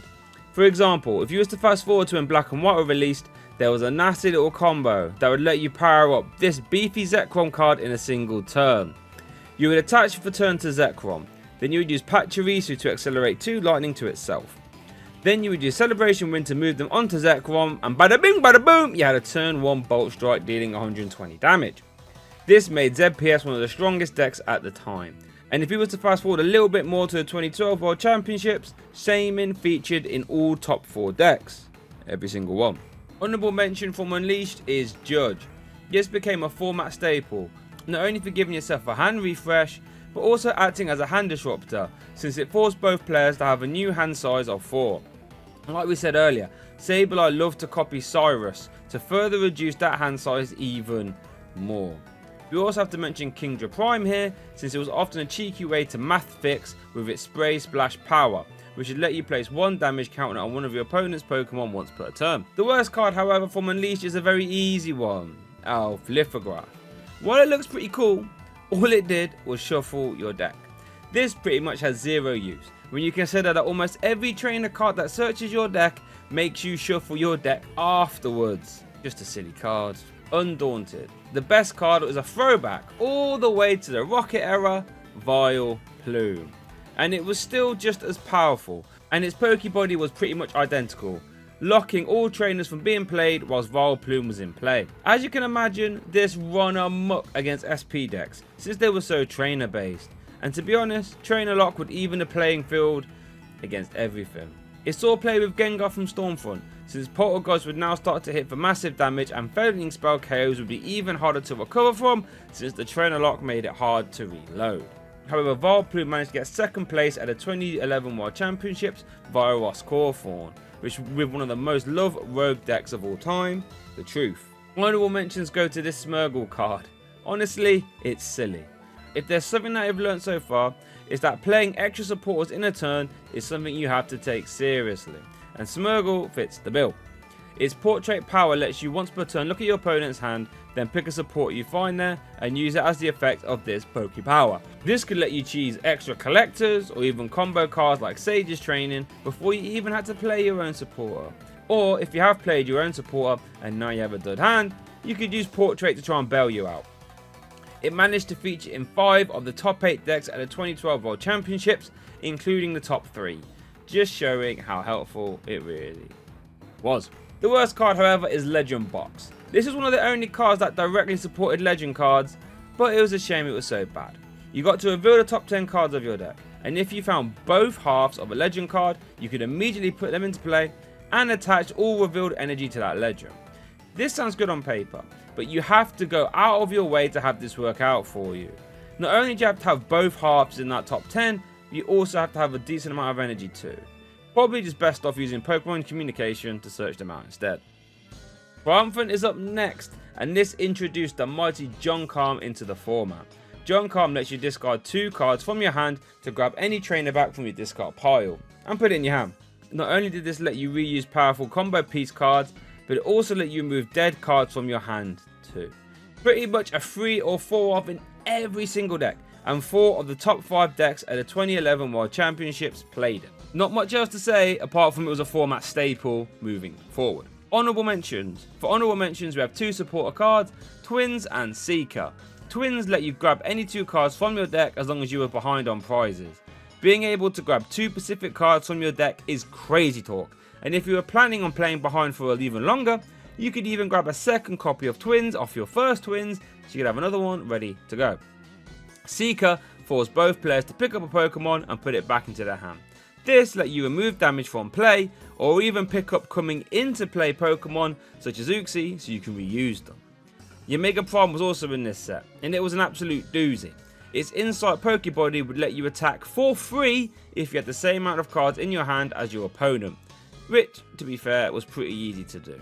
This led to Yanmega being extremely splashable and very easy to use.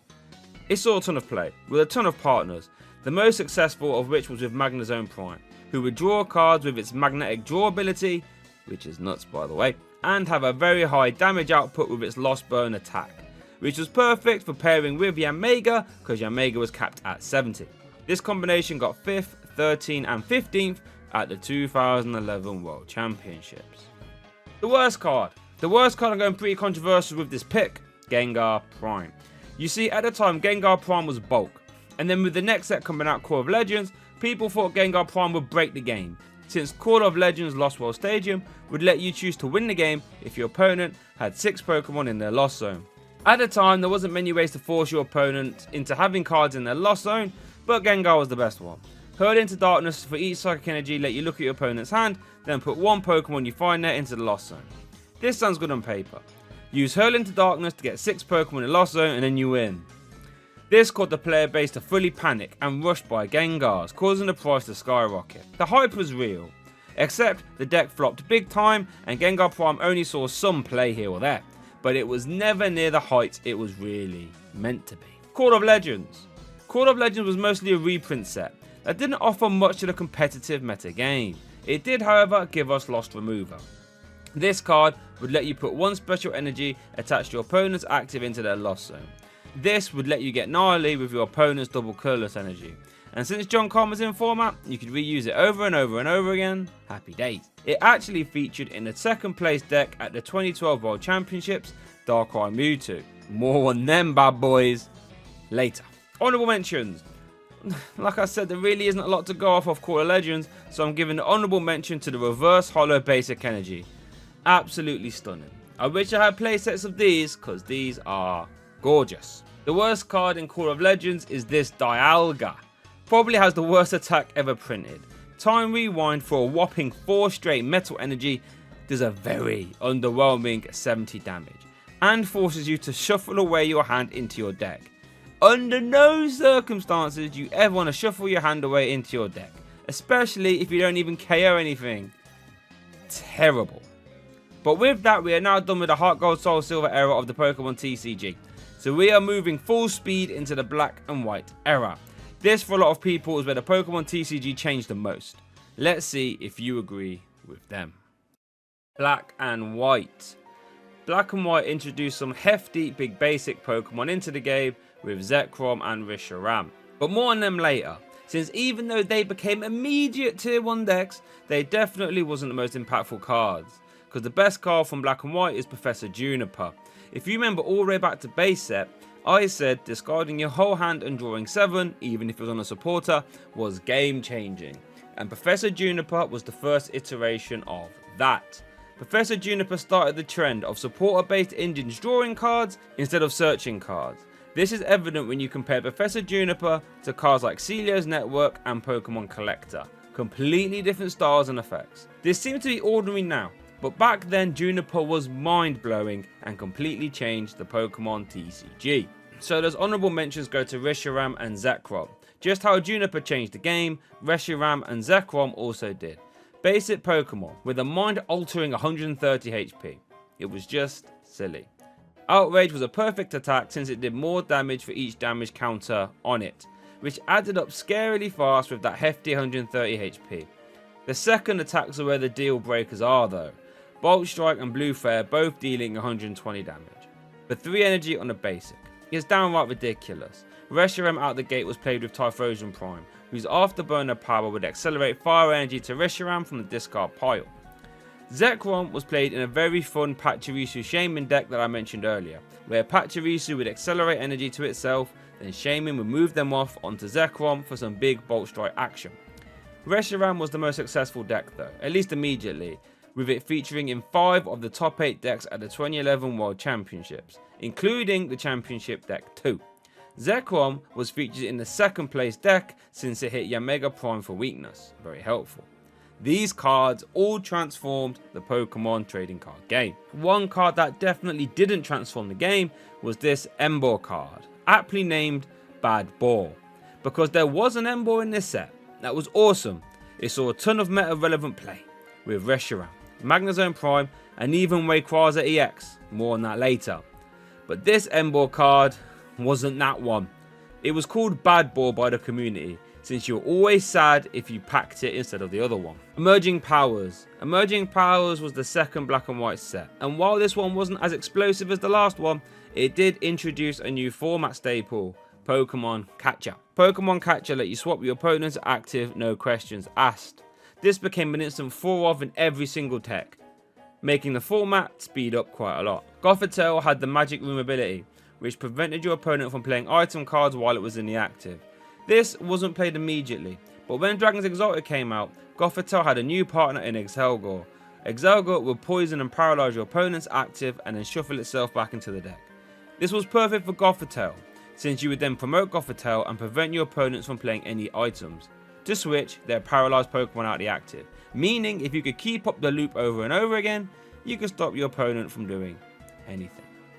This is also the first time we saw Max Potion. Max Potion would completely heal one of your Pokemon, but would discard all energy attached to that Pokemon. And while this might sound like much of a drawback, it wouldn't be. It is integral to stalling archetypes like Warlord that we would see many years later. The worst card, however, was Darmanitan. Its 4 for 70 attack is rubbish. and since it had 100 HP, it couldn't even be searched by level ball. Great. Noble Victories. Noble Victories is up next, and by far the best card we got was very familiar to long-term players. N.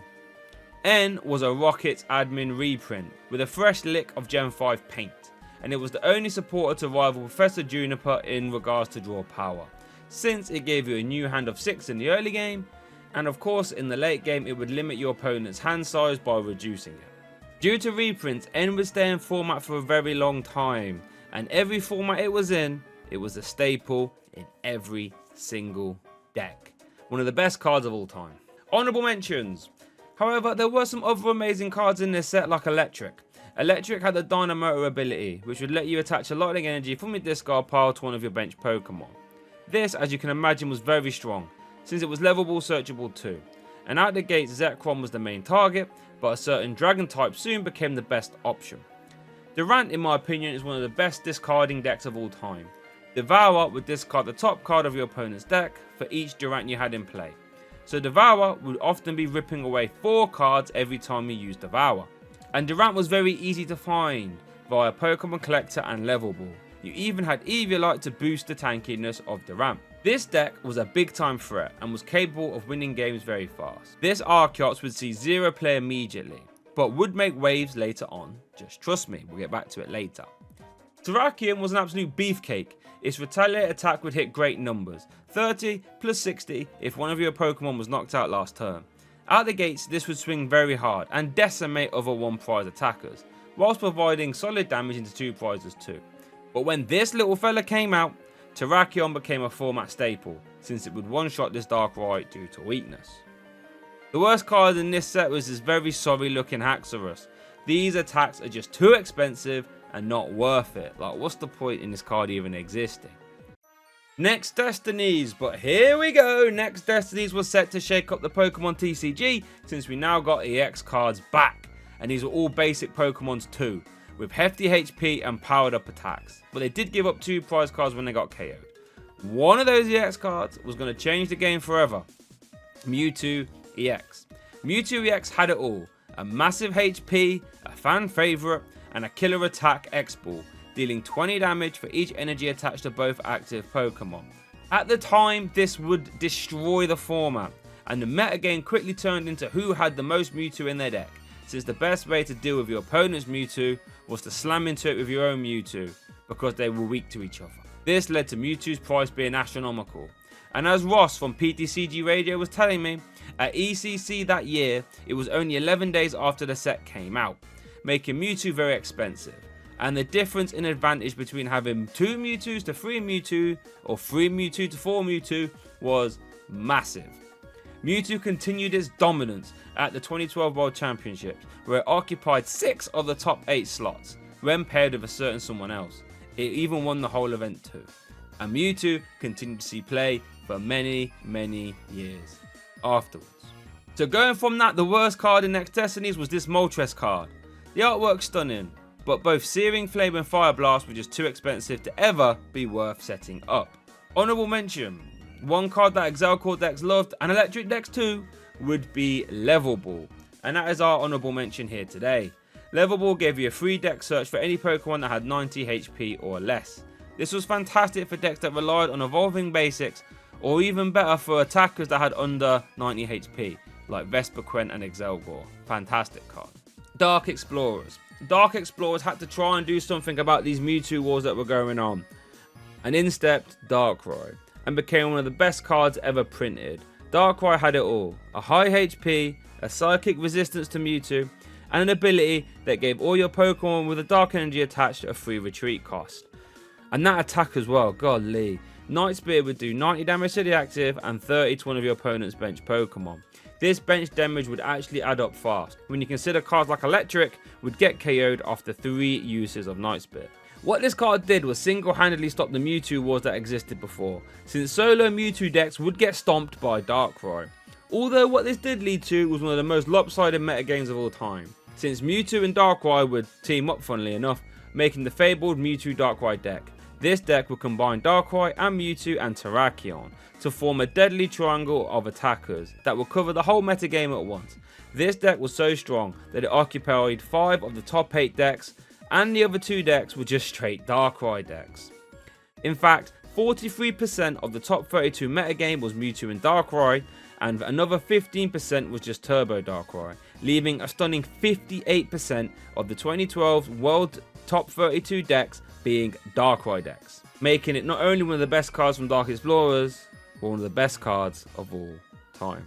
Honorable mentions: there are a ton of amazing cards in Dark Explorers, but Ultra Ball was one of the best ones. This was the first time Ultra Ball was printed, and it instantly became one of the best Pokemon search cards ever made, and it still remains a format staple to this day. Discarding 2 cards from your hand to search any card from your deck. Might sound costly, but when there's a lot of decks like Gardevoir EX now, or Electric decks in the past, or even Blastoise decks from a little bit later on, having energy in the discard is actually preferred, since you have ways to manipulate them via Psychic Embrace, Dynamotor, or Superior Energy Retrieval.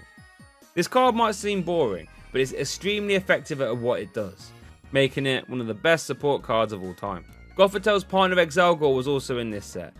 Deck and cover would auto-paralyze your opponent and poison them too, and it would become a scary deck to play against, since it was capable of looping this every turn, stopping you from doing anything. Madness. Empoleon was also a heavy hitting card. Diving Draw would let you churn through your deck at quick speed, letting you discard 1 card from your hand to draw 2 more. Attack command would also add up very fast, especially when you consider it was for 1 energy. Empoleon would become one of the game's most efficient attackers, and when it was paired with Dusknoir, you can manipulate damage so you can wipe your opponent's threats in unique ways. Flashfire Miltank later on also provided a solid partner too. Once again though, Haxorus finds himself in the worst category. Stunning Uppercut could paralyze your opponent 25% of the time, which is nice, but the other 25% it was time that it was doing nothing, making it very, very bad. Dragon's Exalted. Dragon Exalted was the set to bring dragon types back to the Pokemon TCG, and some of them were ready to take some prize cards very fast. The best card, however, was clearly this Garbodor card, hailing all the way back to Muck from Fossil. This Garbodor would turn off all abilities in play as long as it had a tool card attached. And this was every bit as impactful as it was on Muck. This would turn off Darkrai's Dark Cloak, Dynamotor and Empoleon's Driving Draw, for example. And as more and more powerful ability based decks would come out, this Garbodor would shut them straight down. It took a little bit of time for Garbodor to see play, but when it did, it was a massive force to be reckoned with, and the deadly combination of N1 plus Garbotoxin was enough to win any game. Honorable mentions: there was a very obvious standout dragon type Pokemon from this set though, and it immediately saw tippy top meta play, Rayquaza EX. Rayquaza EX had the Dragon Burst attack, which dealt 60 for each fire or lightning energy you discarded from the Rayquaza, but you could only discard 1 type at a time.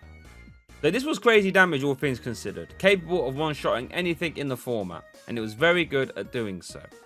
There were 2 ways to play Rayquaza. The first way was with its Dynamotor Electric, to reattach those lightning energy, or you could go down a fire energy route with Emboar from earlier to attach them from hand. Rayquaza was so strong it got a top 8 finish at the 2013 World Championships when paired with Electric. A truly devastating card. The worst card from this set has to be Giratina EX though. This was definitely the runt dragon from the set. Everything about it just sucked. Dragon Pulse did 130, which was no man's land really, and discarded the top 3 cards of your decks for some reason. And Shred was nice, but there was always a better option for Rayquaza decks, because there's, another Rayquaza that was much better. More on that later. All of that made this Giratina a stunning but bad card. Dragon's Vault. Now this was our first sort of holiday / mini set we've ever had. It only had 21 cards in it, and you couldn't buy booster boxes of this set, just blister packs. Anyways, most of the cards were trash, except for one, this Rayquaza. This Rayquaza card opened the door for Rayquaza EX decks, a 1 energy 40 damage poke, which was perfect for KOing Tynamo and other low HP Pokemon. And it had a Shred style attack for the same energy types as the big Rayquaza EX. And while there was a secret rare version of this card in Dragon's Exalted, its price was astronomical, and it made this Rayquaza much easier to get. The honourable mention from Dragon's Vault has to be First Ticket. This card sounded good on paper. It was similar to Sableye's Overeager Pokebody, where if you had it in hand, you could force yourself to go first. While it was fun, didn't really see much play. And once the opening coin flip was done before setting up, this card became useless. Once again, this poor Haxorus finds itself in the worst card category. Both its attacks suck. Simple as that. Boundaries Cross. Now, Boundaries Cross was a very fun set, which introduced a very iconic deck to the game, Keldeo Blastoise. But it also introduced a whole new classification of cards, A-Specs. These were powerful trainer cards that you could only have one of in your deck. But there were some fun ones, like Scramble Switch and Dowsing Machine. But the best one by far was our old friend Computer Search, all the way back from base set, with the exact same text as the base set one. Still every bit as powerful though, even if it was stuck at a one-off per deck. In the same set as Skylar was printed, and Skylar would let you search your deck for any trainer card, which works stupidly well with Computer Search, since now Skylar basically let you search for any card from your deck, as long as you target Computer Search. And every deck played Computer Search no matter what, apart from a couple outliers, which makes Computer Search the best card in the set, bar none. Skylar should go here as an honourable mention, since most decks played it at a 3 or 4 of, on release. But we also have to talk about Keldeo EX. Keldeo EX had the Russian ability, which would jump it into the active. This would bail you out if you had a bad lead, but would also get around any nasty special conditions that will come up, like Exelgor's Paralysis or Poison that was about to become a huge problem soon. Its Sacred Sword attack was also very strong, dealing 60 plus 20 for each water energy attached. When paired with Blastoise from the same set, you would attach as many water energy as you can to your Keldeo, and it would become a one-shot merchant. This combo was so strong that Keldeo Blastoise got 3rd place at the 2013 World Championships, and it actually won the 2015 World Championships with a little bit of help from a new friend. More on that later. The worst card from this set has to be Mandibuzz, who has the potential to deal 0 damage for 4 energy. Oh my goodness. Plasma Storm.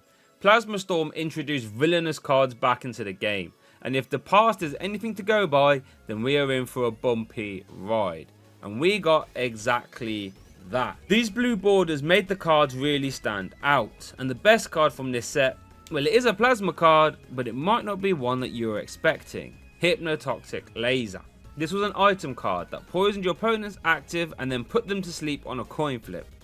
This, on its own, would be really strong, since the extra damage is like a beefier plus power, since the poison would last over multiple turns. But when the extra sleep would stick, you would stop your opponent from doing anything, especially if N was played. The real kicker though is when you played Laser with Burbank City Gym.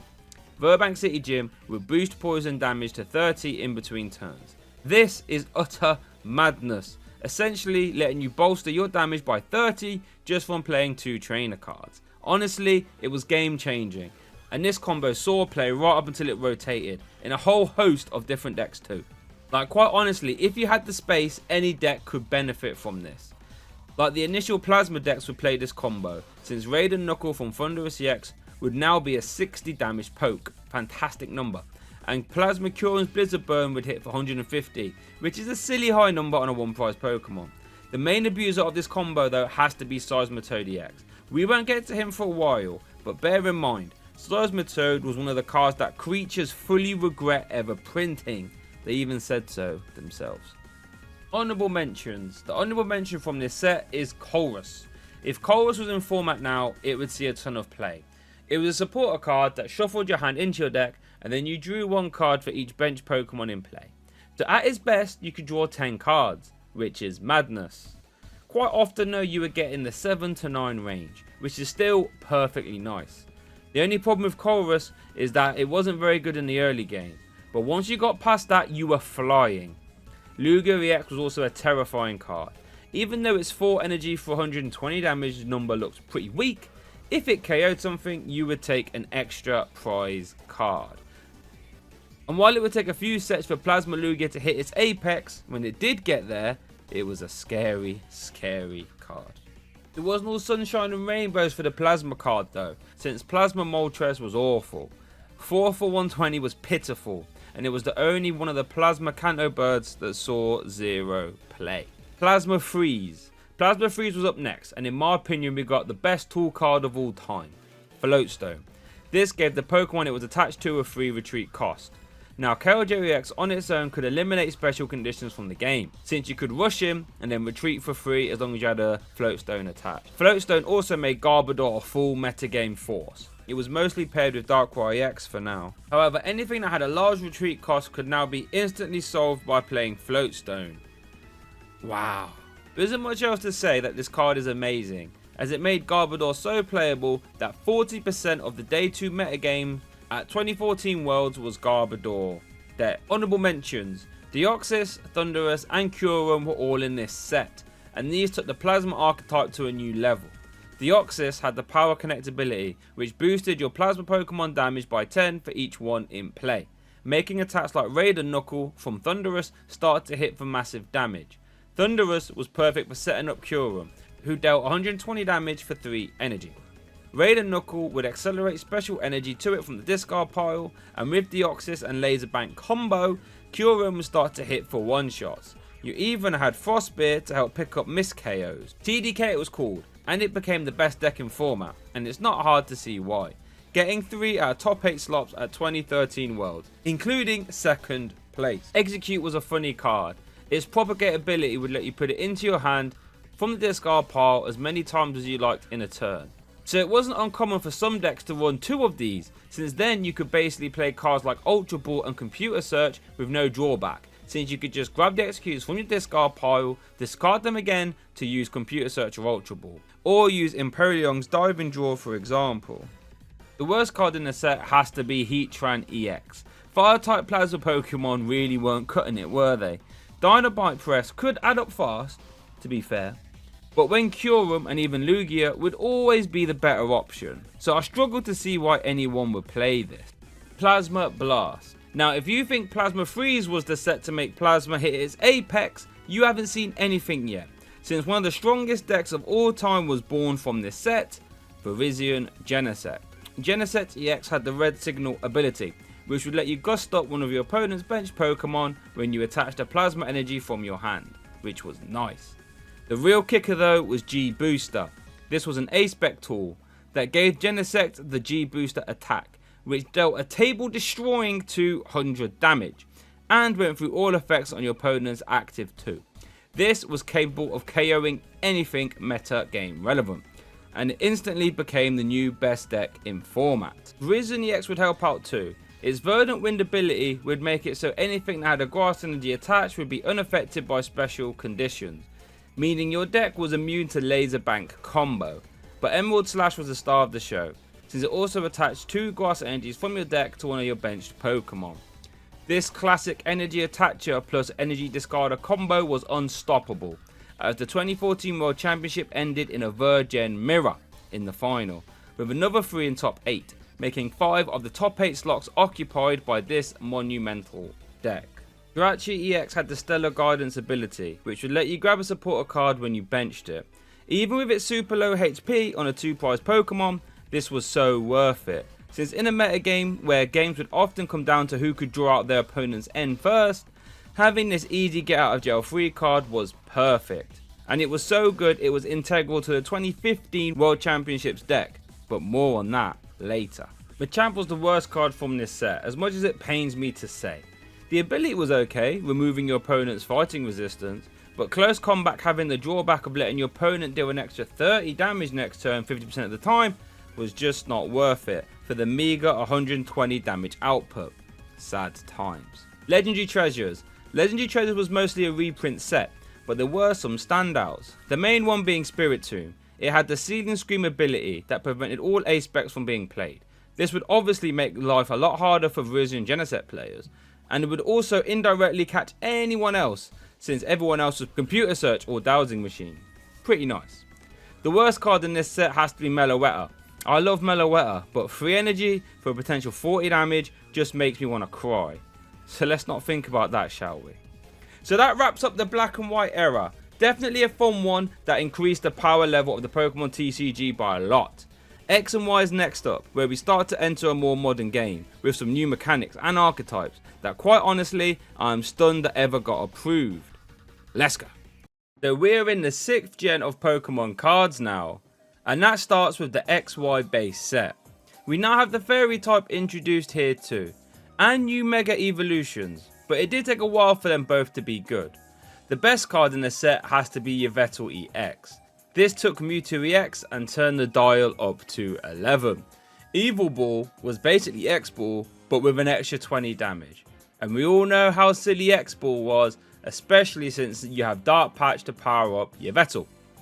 Couple that with Y Cyclone being a solid 2-shot and preserving energy, this card was set to immediately tear up the format, with Darkrai support and Dark Patch too.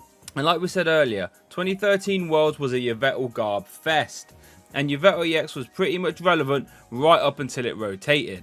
Always a metagame force. Honourable mentions also have to go to this baby Yveltal too.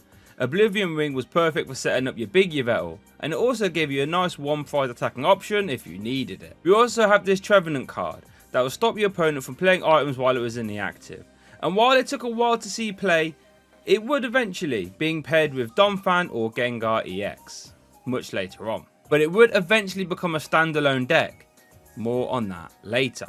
And this Trevenant also starts to display a bit of accelerated power creep, since it's basically the same as Gothitelle but on the stage 1.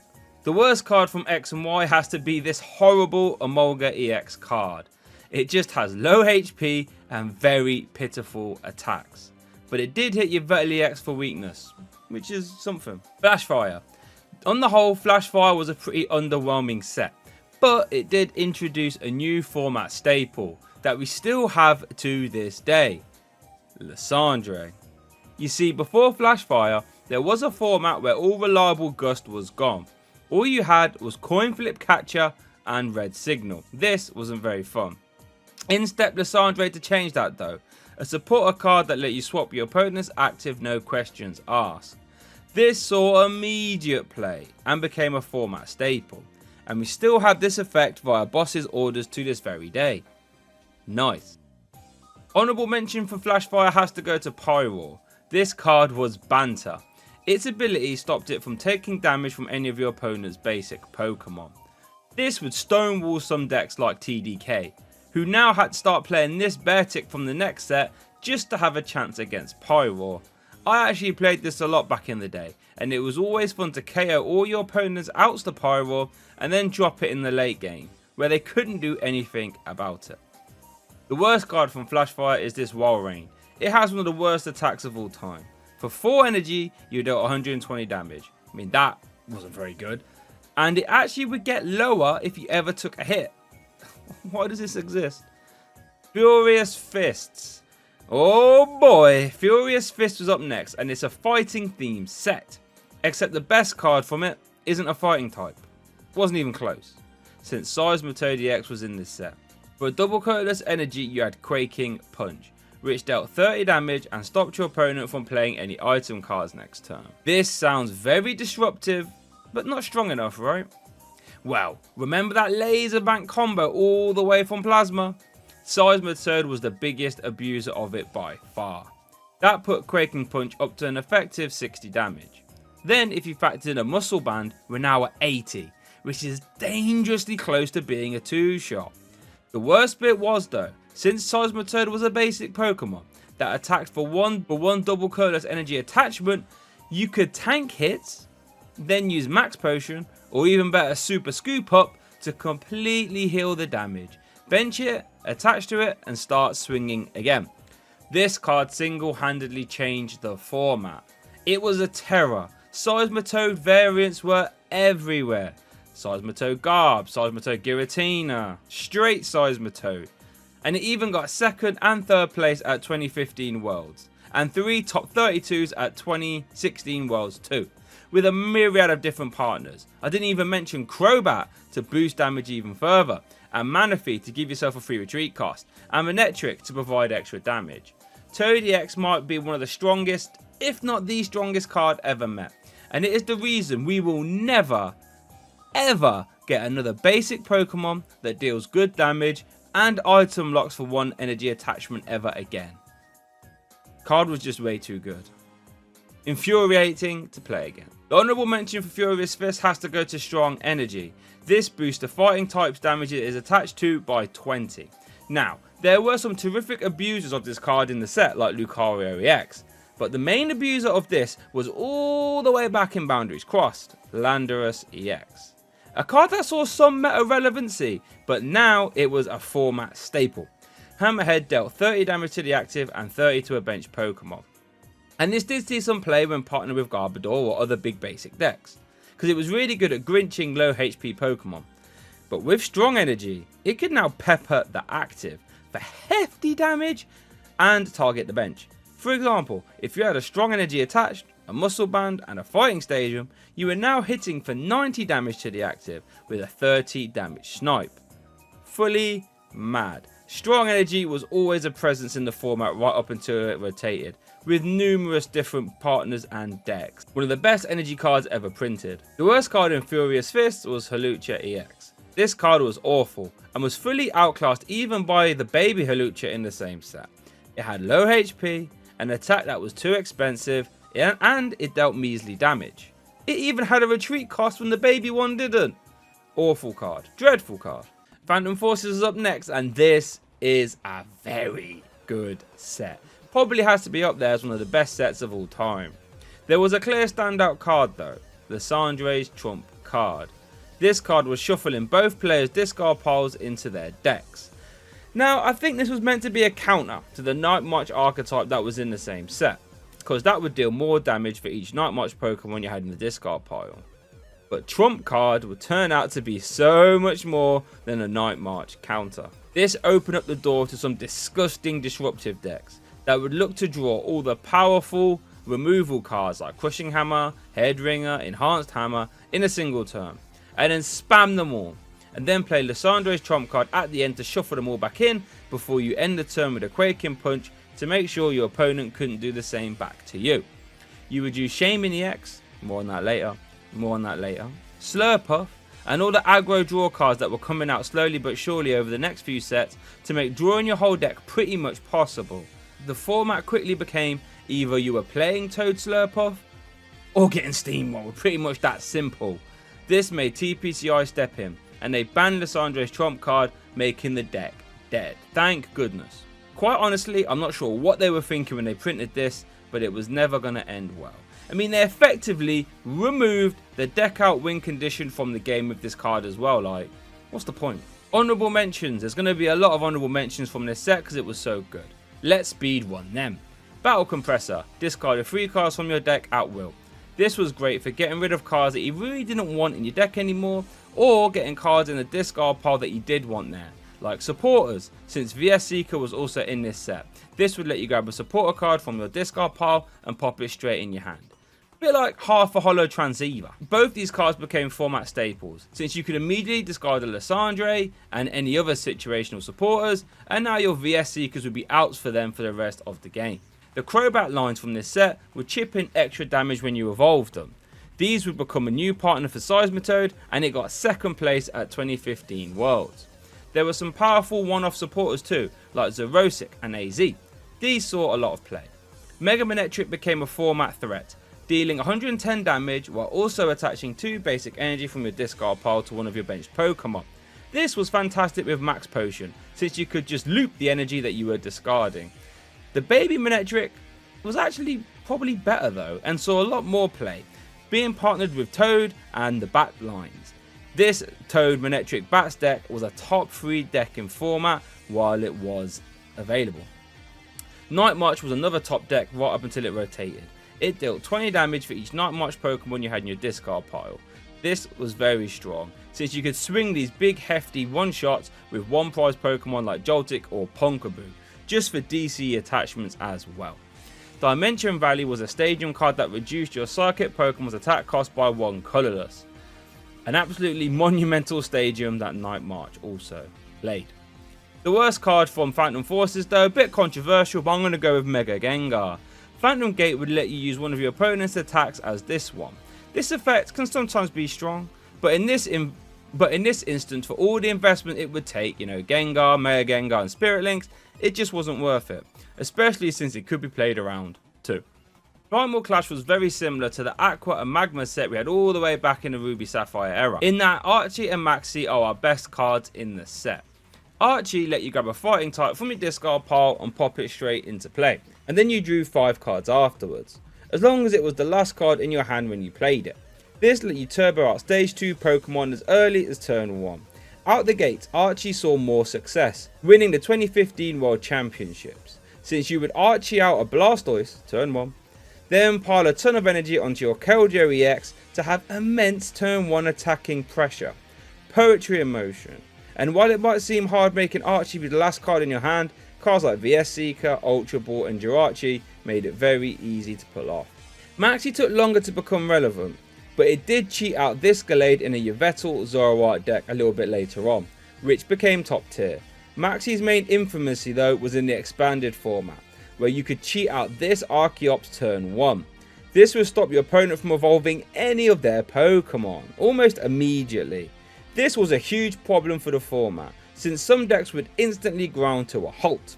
This led to Archeops getting banned because the combination was too strong. Quite the accomplishment for these dastardly duo, eh? Honourable mentions for this set go to Silent Lab and Primal Groudon. Silent Lab would turn off all basic Pokemon's ability while it was in play. This would stonewall a lot of the format, like Keldeo EX, Deoxys EX, Jirachi EX, and Shaman EX and Hoopu EX, but more on those later. Primal Groudon was one of the most unique decks of all time. It had the ancient trait Barrier, which would prevent all effects of your opponent's trainers done to it. This meant your opponents can't use their crushing hammers or Lysandre it basically. This led to a strange playstyle, where you would slowly power up a Primal Groudon on the bench with a ton of strong energy on it, and just sit there until you were ready to begin the onslaught. And since it was so tanky, as you'd often put a hard charm on it, it would absorb damage, often 2 or 3 attacks. And when the Groudon was close to getting KO'd, you would play a scramble switch, which would move all the energy from one Groudon to the next, meaning you could start swinging with another one. And since Groudon had that ancient trait Barrier, your opponent couldn't Lysandre it back to finish it off. This was a scary deck that would steamroll opponents. The worst card from Primal Clash though was this Azumarill. This is similar to the Walrein from Flashfire, since you would deal less damage for each damage counter you had on you, which is never a good thing. The artwork's kinda nice though. Double Crisis. Double Crisis was a mini set that introduced Magma and Aqua Pokemon again, many of which were very similar to the 04 Brethrens like Magma Claydol and Magma Camerupt, except this time Groudon EX wasn't as strong and it didn't see any play. I think Magma Quake was just too expensive. The best card from this set however was a Magma card, but not one you would expect. Magma Secret Base. This card got as high as £20 at its peak, which is madness for a stadium. Magma Secret Base put 2 damage counters on each basic Pokemon that is benched while it is in play. Out the box, this didn't see much play, but when Gyarados from Ancient Origins started to see some play, Magma Basin was the beating heart of the deck, since Gyarados would do 30 plus 30 for each damage counter on your benched Magikarp. So with this Magma Base in play, all you had to do was bench Magikarp and you were off to the races. This Gyarados was one of the strongest one price decks I've ever seen, and I loved playing it. Fully capable of one-shotting anything in its path. It even won 2 regionals back to back without losing a single round by my good friend and fellow caster Alex Dow. Magma Base wasn't done though, since another card much later on would need Magma Base to work, and that deck was also truly something else. More on that later though. The worst card in the set has to be Magma Mightyena. This card looks pretty cool, I'll give it that, but it only does suboptimal damage if you're hitting into an Aqua Pokemon, which is just never going to happen, making this card pretty bad. Honourable mentions. Aqua Secret Base was an interesting card that boosts all retreat cost by 1, unless it was an Aqua Pokemon.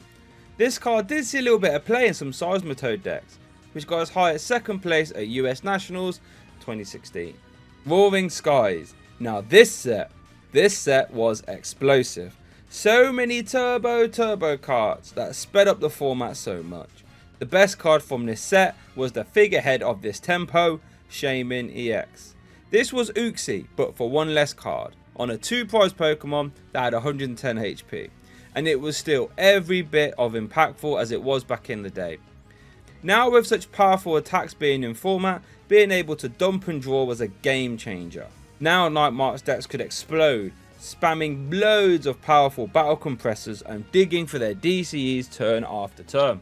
Seismitoad decks would have unparalleled dig for their hammers and lasers, all while saving their supporters for the turn.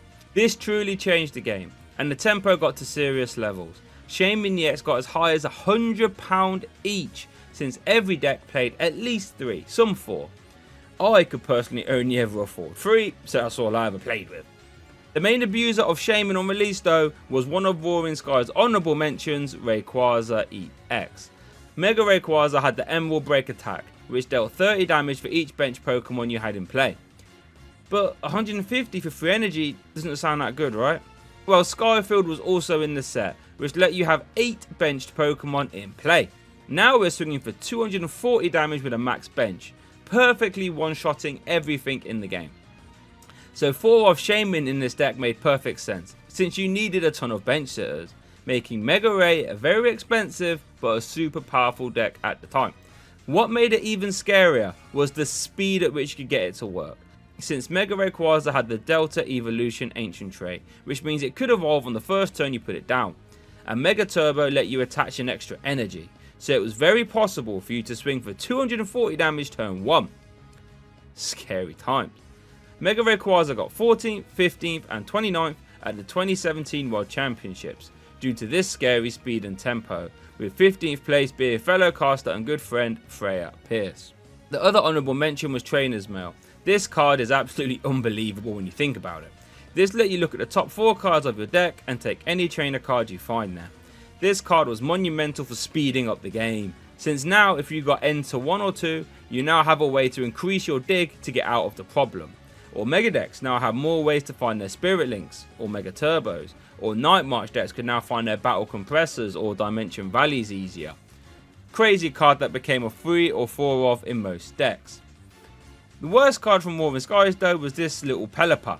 In a world where Mega Rayquaza was dealing 240 for 3 energy, 70 damage for 4 energy was just not going to cut it, was it? Makes you wonder if Pelipper's ever had a meta relevant card, to be honest. Ancient Origins. So after that heater Roaring Sky set, Ancient Origins had a lot to live up to, and it did just that, with a downright silly stadium card, Forest of Giant Plants. This was basically Broken Time Space Stadium, but just for grass types, and we know how silly Broken Time Space was, and Forest of Giant Plants was set to get just as silly, since later on we had mammoth cards like Decidueye, more on that later. But out the gates, one of the honourable mentions from this set was Vileplume. Vileplume had the irritating pollen ability, which would prevent all item cards from being played while Vileplume was in play. Yep, the same as Dark Vileplume from the Rocket era. And this was set to be just as impactful, allowing you to spam all your items and then evolve into Vileplume to prevent your opponent from ever playing theirs.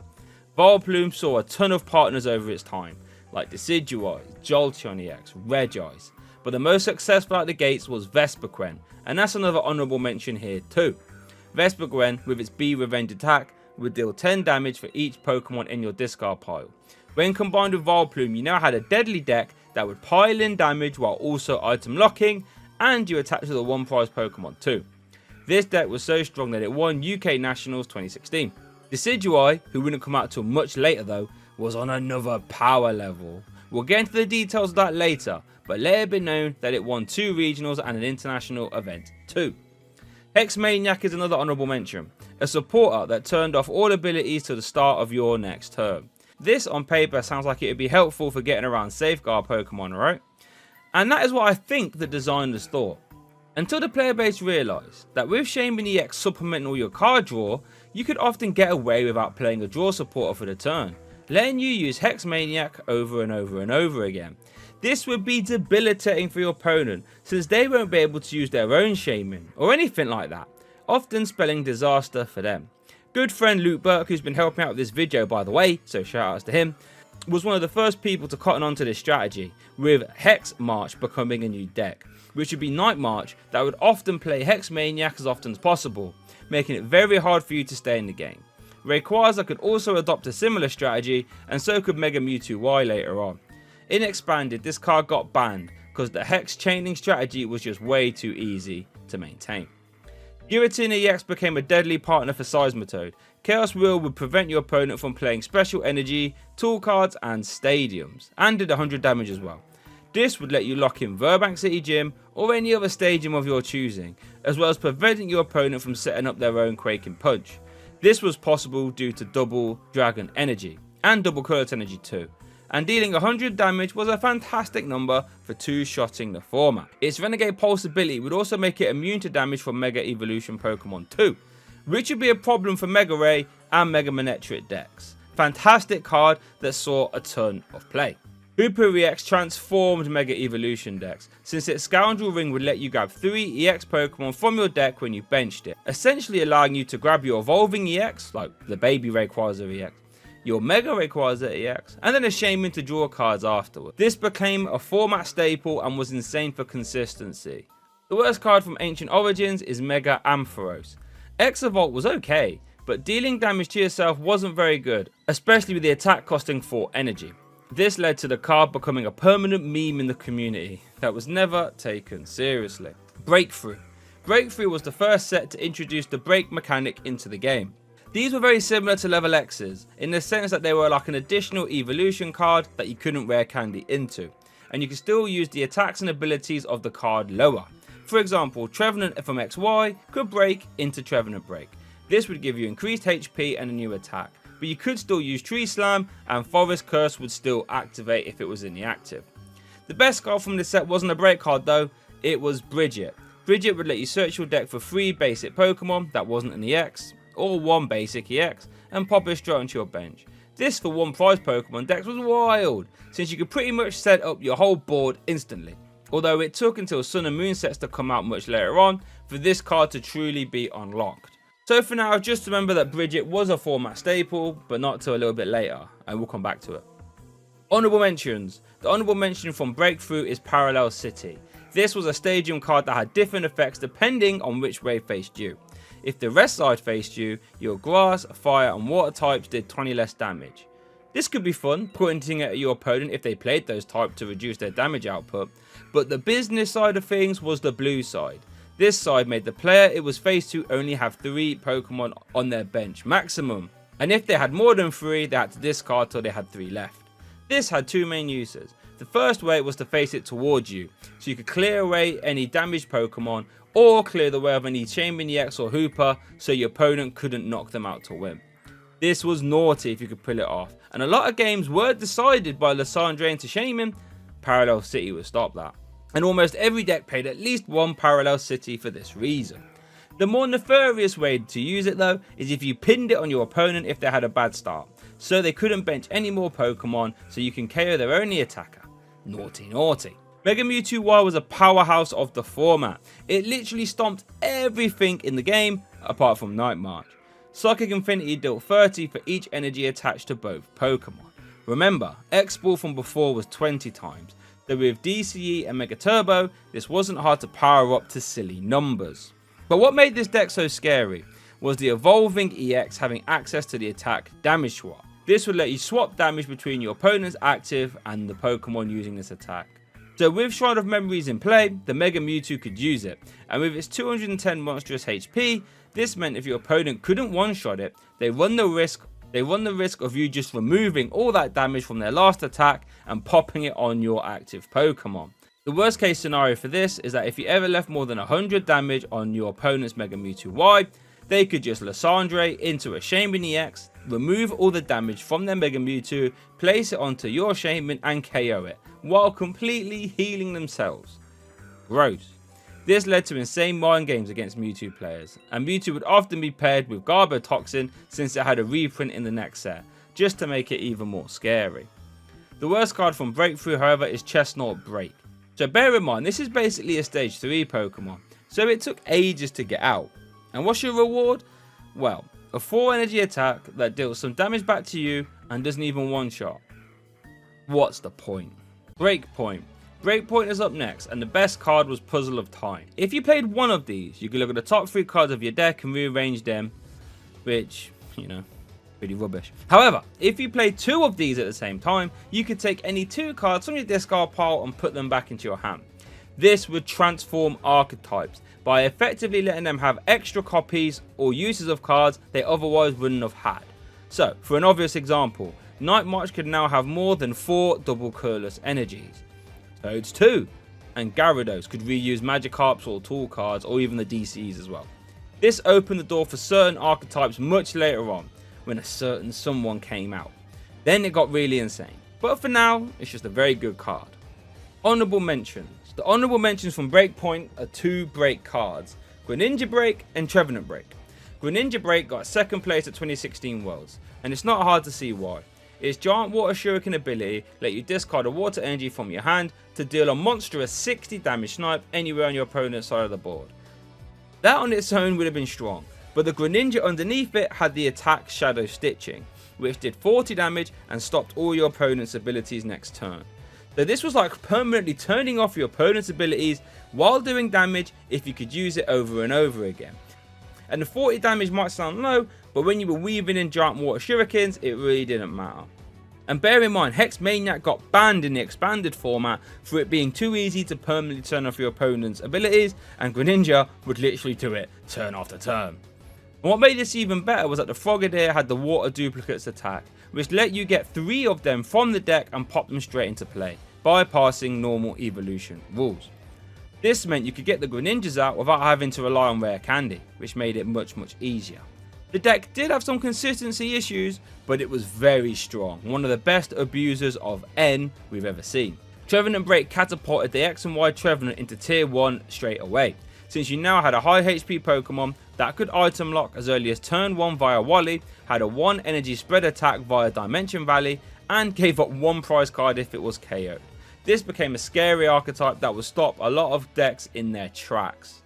The worst card from this set is another silly break card, this time it was Luxray, falling far from its level X grace. A stage 3 Pokemon for 4 energy that would deal 130 damage 50% of the time. It's just sad. Even if you did flip 1 heads, you would deal 170 damage, which still wasn't much of a needle mover. Great. Generations. This is one of our first holiday sets. It had a very strange release cycle, only releasing mythical boxes monthly at a time. This led to availability issues for the first International Championships in London 2016, where I actually took Jolteon EX to a top 128 finish, where it was a £30 card at the time due to those strange availability issues. Jolteon is also our best card from the set, with its flash ray attack that would deal 70 damage and prevent all damage done to it via your opponent's basic Pokemon next turn. This would stonewall a lot of the decks at the time, like Yveltal Garb and Volcanion that only played basic Pokemon to attack with. What I paired Jolteon with, we'll get on later on, but unreleased, Jolteon EX was definitely the best card in Generations. Honourable mentions go to this Flareon EX, who had the Flash Fire ability, which let you move a fire energy from one of your other Pokemon to itself. This became a nice little deck, since Blaze Ball would add up nicely, dealing 50 plus 20 for each fire energy attached. But it had a little trick, where you would attach your energy to Malamari X from Phantom Forces, which would put your opponent to sleep, and then you'd flash fire it onto the Flareon for big damage. Quite a fun little deck, all things considered. The worst card from Generations was Ninetales EX. Flare bonus did provide decent draw, but there were better options, and Fire Blast dealing 130 damage for 4 energy was laughable, especially if you had to discard 1 as well. Fates Collide. The best card in Fates Collide was this Mew. It had the Memories of Dawn ability that let you use any one of your basic Pokemon attacks in play as this attack. This led to some very fun decks being cooked up, but the immediate uses were for Night March, since they could now use Night March without having to actually sacrifice the Night March Pokemon, letting you bin extra cards if needed. Much later on, Vikavolt decks would even play it, and so would Buzzwole decks as well, since basic attacking decks could now hit the Psychic weakness whenever they liked. Naughty, naughty. Honourable mention for this set has to go to Mega Dino. It has one of the best World Championship stories of all time. It was a borderline joke card, overlooked by most of the community, dealing 110 damage to the active and a 50 damage snipe if you pay the support of this turn. Although at the 2016 World Championships, it went on a Cinderella run, all the way to first place, since 110 to the active and a 50 damage snipe was perfect at rinsing Trevenant decks, Greninja decks, Night March decks and Vesperquent decks, absolutely dismantling them before they could ever really set up. This took the event by storm, and it became one of the best stories ever in the Pokemon TCG. The worst card from Fate's Collide though was Wigglytuff. Even if you flipped 2 heads, 120 for 3 energy isn't particularly good. In fact, if you're flipping 1 tails, you are just crying, and we don't want to cry around here, so let's keep it moving.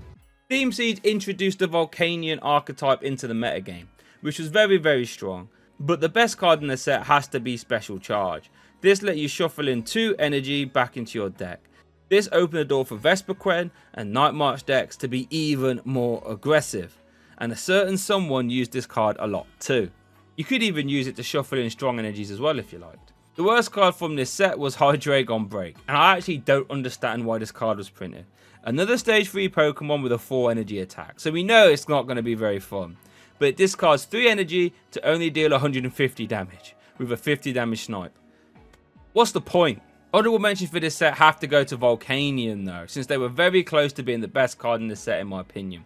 Steam Up let you discard a fire energy from your hand, and then your basic fire types would deal an extra 30 damage this turn. So if you use 3 Steam Ups and attacked with Volcanic Heat, you are sending anything to the stratosphere. This comboed stupidly well with the baby Volcanion, who would let you accelerate those discarded fire energies back into play and dealt a little damage too. This archetype saw a ton of play at the highest levels, including a 9th and a 10th finish at 2017 World Championships. Mega Gardevoir also deserves a mention here, since having Psychic and Fairy typing was very helpful. And Despair Ray had a very unique playstyle that would do extra damage for each benched Pokemon you chose to discard. This means you could play a ton of Shaman EX and Hooper EX and other bench sitters and then just discard them all. This worked very well with the best card from the next set, Evolutions. Evolutions was mostly a Gen 1 throwback fun set, so it wasn't the most impactful. But Dragonite EX was definitely the main player from the set, since it saw immediate play with Mega Rayquaza and Mega Gardevoir. It had the pull-up ability, which let you grab 2 basic Pokemon from your discard pile and put them in your hand when you bench Dragonite. And since Mega Ray and Mega Gardy both always wanted to have a full bench, this slotted straight in. Honorable mention from this set goes to Pidgeot EX, and this is a little bit of a vanity pick, but this is the Pokemon that I paired with Jolteon EX to get that top 128 finish at EUIC 2016. It had the mirror move attack that would deal the same amount of damage back to your opponent that Pidgeot took last turn. So if you tanked a 200 damage hit, you could then max potion, heal it all away, attach 1 energy and dish it straight back. Very fun and one of the best decks I've ever created. Evolution had a lot of bad break cards like Machamp and Nidoking, and a truly awful Gyarados card, so you can take your pick as to which one of them you thought was the worst. But with that, we have wrapped up the X and Y era of the Pokemon TCG. Quite honestly, the game got very fast here and very scary, but I do have fond memories of playing. Moving forward to Sun and Moon is where we're going to get more focus on evolution decks, and quite honestly, in a lot of people's opinion, this is one of the best eras ever in the Pokemon trading card. We are now in the Sun and Moon era. This introduced the GX mechanic into the game. These were 2 prize Pokemon that had to be evolved into if they were a stage 1 or stage 2 Pokemon. They would evolve from normal 1 prize Pokemon. They also have powerful GX attacks that you only had access to once per game. These were often game defining, and it gave a lot of cards a lot more utility than you first might think at face value. For example, Tapu Bulu GX had the Tapu Wilderness GX attack that would deal 150 damage while completely healing itself as well. The best card from the Sun and Moon base set though has to be this Oranguru. It had the Instructability, which let you draw till you have 3 cards in your hand on a basic 1 prize Pokemon. This is very strong, helping you draw out of deadly late game ends. This saw a ton of play in decks like Volcanion, Vesperquent and Mega Rayquaza, just to name a few. And the attack wasn't too bad either. Terrific card. We mentioned Decidueye GX earlier, and when it was paired with Vileplume, it was a top tier deck, capable of item locking your opponent turn 1 and firing off Feather Arrows. Feather Arrow let you put 2 damage counters on one of your opponent's Pokemon. So in a world where you had 2 or 3 Decidueye out, you had an extra 40 to 60 damage a turn before you've even attacked. Razor Leaf was passable, dealing a flat 90 damage. Not too crazy, but enough to get by. Hollow Hunt GX let you get 3 cards from your discard pile and put them back in your hand. So when you were trying to item lock, this was actually pretty helpful for getting back resources. Decidueye also saw a ton of play with different partners like Alolan Ninetales GX and Zoroark 2. And it's not hard to see why. Alolan Muk also saw a ton of play. Its Power of Alchemy ability was great, since it turned off all basic Pokemon's abilities, like Safeguard Hooper, Oranguru and Volcanium. Scary card to come up against. The worst card in Sun and Moon was this Granbull card. For 3 energy, Flight Back was pitiful, and there were better retreat locking options. It wouldn't be long for Granbull to get his revenge though, so don't worry. Guardians Rising. Now here we have a leader for the greatest set ever printed. This set had it all honestly. Big one hitters like Turtonator that slotted straight into Volcanium. Cheeky one prizes like Trevenant and archetype staples like Tapu Koko GX and Sylveon. As well as decks that became good later on like Metagross GX for example. And a whole host of amazing trainers like Fieldblower, Harla, Mallow and Rescue Stretcher. And we haven't even touched the best cards and honourable mentions yet. So let's get into it then. The best card. And I'm going slightly controversial with my pick here. I'm going with Garbodor. This card literally changed the game as soon as it came out. For 1 energy, it had the Trash Lance attack, which did 20 for each item in your opponent's discard pile. This sounds quite mild, right? Well, consider that pretty much every deck at the time were playing 4 of VS Seeker, 3 or 4 Trainers Mail, 3 or 4 Acro Bikes, Spirit Links, Tool Cards, Ultra Balls, Nest Balls. Quite honestly, it's one of the most item heavy meta games I've ever seen. So in stepped Garbodor at the Seattle Regional Championships, and it capitalised on this. So much that it had an astronomical 75% share of the day 2 metagame. Fully ridiculous, with 6 out of the top 8 decks all being Garbodor decks too. Now what made this even more scary is that you could, and obviously would, play the ability locking Garbodor too. So that late game enter 2 plus ability lock plus a big Trash Lance for KO would be devastating for you to navigate. And the people in Seattle were not ready for this. And every single item that got played willy-nilly was punished hard. Immediately out the doors there were 2 main partners for Garbodor, Drampa and Espeon. Drampa had 3 strong attacks. Righteous Edge was really good for ripping off DCEs, Rainbow Energy, which were rampant, and dealt a nice decent amount of damage too. Berserk was a strong mid to late game option, since it dealt 150 damage if any of your bench Pokemon had damage on them, a condition that was very easy with Rainbow Energy and Magma Secret base in format. And Big Wheel GX would be a naughty turn 1 play going second, giving you a fresh new hand of 10 cards to immediately start finding your combo pieces. A straightforward hard hitting deck that ended up winning Seattle. Espeon Guard was a bit more tricky. Espeon GX also had 3 good attacks though. Psybeam would confuse your opponent for 1 energy and deal 60 damage with a choice band attached, making for extremely efficient pokes, and forcing switching cards which would play into Trash Lance later. Psychic would deal 60 plus 30 for each energy attached to your opponent's active Pokemon. This was perfect for ripping holes into energy hungry attackers, dealing a respectable 150 if your opponent had 3 energies attached. And Divide GX was pretty fun, letting you spread 10 damage counters on your opponent's Pokemon in any way you liked. If you went first, this could put on a ton of pressure on your opponent's evolving Pokemon. Speaking of them, we have to make note of the Eevee that this deck played, since it had the Energy Evolution ability, which would let you evolve into an evolution of the same type of basic energy that you attach to the Eevee, bypassing normal evolution rules. This means you could spam out Psybeam on your first turn very easily. You even had the evolutions from Ancient Origins that added types onto your Stage 1 Pokemon. So your Espeon could be Psychic type, Fire type and Lightning type all at the same time. Following Seattle, Trainer's Mail was basically ejected from the format. Unless you were a 1 prize deck that didn't really mind Garb, like Gyarados for example, then everyone just stopped playing Trainer's Mail instantly. VS Seeker went from a 4 of down to a 3 of, and Acro Bike was only played for those turbo 1 prize decks as well. Garbodor literally changed the game in a massive way, occupying 6 out of the top 8 slots at the 2017 World Championships too, including 2nd place, and it actually won 2018 World when paired with Zoroark 2. One of the game's most impactful and standout cards. Honourable mentions. Well, let's address the elephant in the room then. I did not put Tapu Lele as the best card in Guardians Rising. And I'm sure a lot of people will disagree with me. And that's fine, to be honest, I don't mind. Tapu Lele was brilliant. It had the Wonder Tag ability, which lets you grab a supporter card from your deck whenever you bench it. So yep, Jirachi EX, which was already a fantastic card by the way, world's winning card. So what makes Tapu Lele better then? Well, first off it's HP. 160 HP was a fine number at the time, that your opponent couldn't just look at to KO for 2 prizes. It also had a usable attack, in Energy Drive, which dealt 20 for each energy attached to both active Pokemon. Yep, the same attack that Meteor EX had that ruled the format was now on a support Pokemon. But what made Tapu Lele really stand out was the format it was in.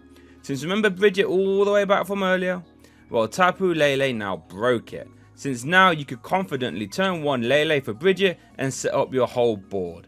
And funnily enough, Bridget could also grab GXs, since they weren't EXs, which is pretty funny. Later on when Lily became the turn 1 supporter to go to, Lele would also unlock that for you too. And because of this, Lele was played in every single deck in the game bar none. Crazy card. But now we still have a lot of amazing Pokemon to talk about, so let's speed run through them. Lycanroc GX had the Bloodthirsty Eyes ability, which let you gust up a Pokemon into the active when you evolved into it. Yep, the same as Luxray GL Level X, which was one of the best cards of its time, and Lycanroc was just as impactful really. Claw Slash was just good enough when hitting for weakness, which was often, and Dangerous Rogue was one of the best GX attacks in the game, dealing 50 for each bench Pokemon your opponent had in play, which was always good for a big KO at some point. Choice Band was a tool card that gave the Pokemon it was attached to plus 30 damage when hitting into EX or GX Pokemon, which let's face it is pretty much the whole format, so it became a huge staple. Metagross GX became a deck a lot later on, but it was a very strong one. Geotech System would let you attach a Psychic or Metal Energy from your discard pile to your active Pokemon. This led to a very interesting deck, where you would tank a hit with your monstrous 250 HP, pay retreat, max potion off the damage, then use Geotech System 3 times to attack again, which caused problems for the whole meta game. Brooklet Hill provided fighting or water decks with incredible basic Pokemon search that had immense value if you found it early, and Aqua Patch breathed life into the struggling water archetype. Mallow was the same as Oracle, and when paired with a certain someone else became a format defining card too. And you know what, there's probably loads that we haven't mentioned there in Guardians Rising, but yeah, it was just an amazing set. The worst card from Guardians Rising though was Komoro GX. Quite honestly, arguably the worst GX card ever made. Shred was a joke, costing 4 energy, and Adamantine Press didn't do enough damage to make for a viable strategy. At least Ultra Uppercut was okay I guess, pretty much always guaranteeing a KO at some point in the game. Burning Shadows. Burning Shadows was a pretty nutty set too, all things considered. The best card was one of the best cards ever printed though, Guzma.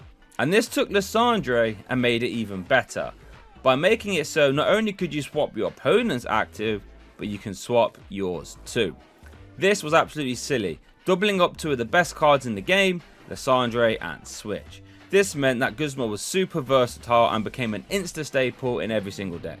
This made stalling strategies much harder, since every deck now had a ton of switching options in Guzma. We have a World Championship deck here though in honourable mentions. We are of course talking about Gardevoir GX. This card really did it all. An ability that let you attach extra fairy energy to your Pokemon. A beefier export attack that did 30 for each energy attached to both active Pokemon. And a GX attack that shuffled in 10 cards from your discard pile back into your deck, so you could reuse precious cards like Match Potion or DCE, or shuffle in 10 items so Garbodor decks can't really do a lot of damage against you. This card really had everything going for it, and that's why it won the 2017 World Championships. The card that came in second at those World Championships was Golisopod GX. This was a fast attacker that paired very well with Guzma, since first impression did 120 damage for 1 energy if the Golisopod hit the active this turn. This was very efficient and allowed you to start picking up cheap and easy KOs. This also worked well with Acerola that would let you pick up one of your damaged Pokemon and put it back into your hand, allowing you to recycle Galisopods that tanked hits over and over again. Armor Press was okay, and Crossing Cut GX would push your Glisopod to safety after it was used. This was paired with Garbodor early on and saw a ton of success, and later on it was paired with Zoroark, and that's when it started a revolution. a scary, efficient attacker. The worst card from Burning Shadows was Machamp GX, and this pains me to say.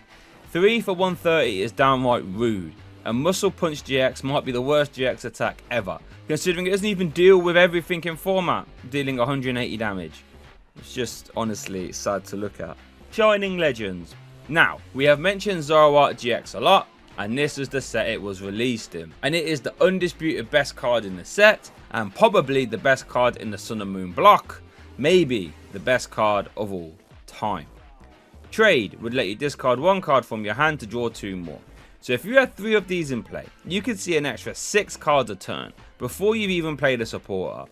And this was on a stage 1, not on a stage 2 like in Polion, so it was a lot easier to get into play. And you would want to get loads into play too, since it would pair very well with its attack, Riotous Beating, which did 20 for each Pokemon you had in play. Topping out at 120 was perfect, since it would 2-shot everything in the game pretty much for a single DCE attachment. This meant that the Acerola loop strategy was live here too, since you could tank a hit, Acerola the damaged one into a fresh Zoroark, making it very hard for your opponent to progress the game. Zoroark took EUIC 2017 by storm, absolutely flattening everything in its path. It was paired with Golisopod first, which worked perfectly with the Guzma Acerola strategy. Trade would make N almost a non-factor, since if you got N to 2, you were constantly removing the dead cards from your deck via trade, and then you could just refill your hand afterwards by using it over and over and over again. Puzzle of Time would let you reuse powerful cards like Enhanced Hammer over and over again too. This opened the floodgates for Zoroark, and it literally became half the format. It won that EUIC 2017, and then Zoroark became a deck where you would swap the Golisopod for Lycanroc GX, which gave you unparalleled offensive pressure with Bloodthirsty Eyes and Dangerous Rogue GX2. Zoroark Garbodor, which won OCIC, had a much better control matchup and a beefier secondary attacker. Zoroark Weavile gave you access to a horrible Weavile that had a powerful Oko attack in Evil Abdominition. Zoroark Decidueye would have some silly high damage numbers, with Feather Arrow chipping in to make Riotous Beating even more painful. And quite honestly, I could go on and on and on. This combination of it being a draw engine and an attacker is something that made Zoroark so strong and versatile, and it's something we haven't quite seen since. This is most prevalent with the 2018 World Championship winning deck being Zoroark Garbodor, where you would use Trashalanche and Garbotoxin too, but by using Klefki as your tool card to activate Garbotoxin, you would only turn off abilities for your opponent. When it's back into your turn, you would get them back. That deck was madness. Honourable mentions. Well, it takes a lot to live up to Zoroark GX, all things considered, but this little Marshadow did a very good job. It took the player base a little while to cotton on to how strong it was, but when they did, all hell broke loose. Let Loose would shuffle in both players' hands into their deck, then they both drew 4 when you benched the Marshadow. So it's essentially Desert Shaman and Judge on a basic coming into play ability. This, as you can imagine, can be devastating. I used it as a combo extender. If I missed my pieces, I would use it to try and get them. But people quickly realised that if you were going first, you could make your opponent start the game with a 4-card hand. This led to the term "I got let loose" out of the game becoming a phrase in the community, as games were often decided by turn 1 via let loose. A mad little card that caused many angry players. Also have to give a quick shout out to the Hooper, since it became the face of stalling archetypes, with its safeguard ability making it immune to damage from EXs and GXs, which is always a pain to deal with. The worst card from Shining Legends was Shining Rayquaza. Dragon Pulse was a throwback to the Dragon's Vault Rayquaza back in the day, but it really wasn't relevant anymore, and Sky Judgment was just too expensive with a low damage output. Sad times really. Maybe if Dragon's Pulse was for 60 damage, this might have been a good card, but it wasn't. Crimson Invasion. This was one of the weaker Sun and Moon sets, but it still had some killer cards. The most notable was Buzzwole GX. Buzzwole was a throwback to Landorus CX, with its first attack being Jet Punch, which did 30 to the active and 30 to a benched Pokemon. In a format with a ton of 60 HP evolving Pokemon like Zorua, this was very strong. Considering Strong Energy was still in the game, and a few sets later Diancie Prism would be 2, that boosted all fighting type damage by 20, Jet Punch would start to do some silly numbers, all things considered. Knuckle Impact swinging for 160 was a fine number too, since with all the strong energy fighting buffs, this would dispatch a lot of things out the way. Absorption GX would annihilate everything though, dealing a monstrous 40 for each prize card you have remaining, allowing you to get ahead in the prize race early on. Buzzwole was often paired with Lycanroc, just to make yourself even more devastating at dissecting your opponent's board, although there were Garbodor and Alolan Ninetale variants too. Buzzwole won a ton of events, including getting a finals mirror match at LAIC 2018, and it was a top 3 deck all the way until it rotated. Honourable mentions: Lusamine became the engine for control decks, a supporter card that let you grab 2 in any combination of supporters or stadium cards from the discard pile and put them back into your hand. So this was abused because you could do a Lusamine loop, always getting back 1 Lusamine, and then you would essentially get a VS Seeker for another supporter. So if you needed an Acerola to remove damage, just grab it. If you wanted a Skull Grunt to remove energy from your opponent's hand, just grab it. Or did you want Rocket's Handiwork to remove cards from your opponent's deck, just grab that. This got quite gnarly, and Stall actually became a top deck in the format later on, and Lusamine was the beating heart of it. The worst card in this set though was Wigglytuff. It was just way too situational for it to be worth it, since you were only dealing 60 damage or maybe 120 if you're hitting into a dark type, which still isn't good enough. Sad times. Ultra Prism. Ultra Prism had some really fun cards like Dawn Wings and Duskmane Necrozma that all looked very flashy. The best card though wasn't any of those fancy looking ones, it was this unsuspecting Oranguru card. This card in my opinion should have got banned. It was very similar to Lissandre's Trump card and how it was played. Resource Management would let you grab 3 cards from your discard pile and put them to the bottom of your deck. Now putting them on the bottom makes it seem fair, right? Well, Oranguru decks would play a ton of draw options to get them back, like a flock of Team Up Pidgeotto or Zoroark, so you could get your deck down to 0 and then you would just use Resource Management to put 3 cards back and then you were guaranteed to draw into them next turn. This was used in controlling archetypes that would aim to run your opponent out of resources and force them to deck out so you could win. So shuffling cards like Crushing Hammer, Skull Grunt, Plumeria, so you could use them over and over and over again. This card wasn't solely used in control archetypes though, since a ton of Zoroark decks would often play it just to get back resources. But once those control decks were in full force, Oranguru became a titan of the metagame. Zoroark Control won LAIC 2019, and Pidgeotto Control had numerous regionals, top 8s, top 4s and even finals appearances. And Oranguru was the architect of them all. It became so bad that people were forced to play their own Oranguru just to try and have a go against the control decks. The only thing that stopped Oranguru was rotation. Crazy card. Leafgreen GX is our worst card. Now strictly on paper, there are worse cards in the set than this, but this card saw so much hype and it all amounted to nothing. Grand Boom GX would let you evolve all your Pokemon by 1 stage, and everyone thought this would make Decidueye even stronger, but unfortunately this wasn't the case, as it was just way too clunky to keep consistent, and then it fell into irrelevancy. Honourable mentions. Cynthia was a Professor Oak's new theory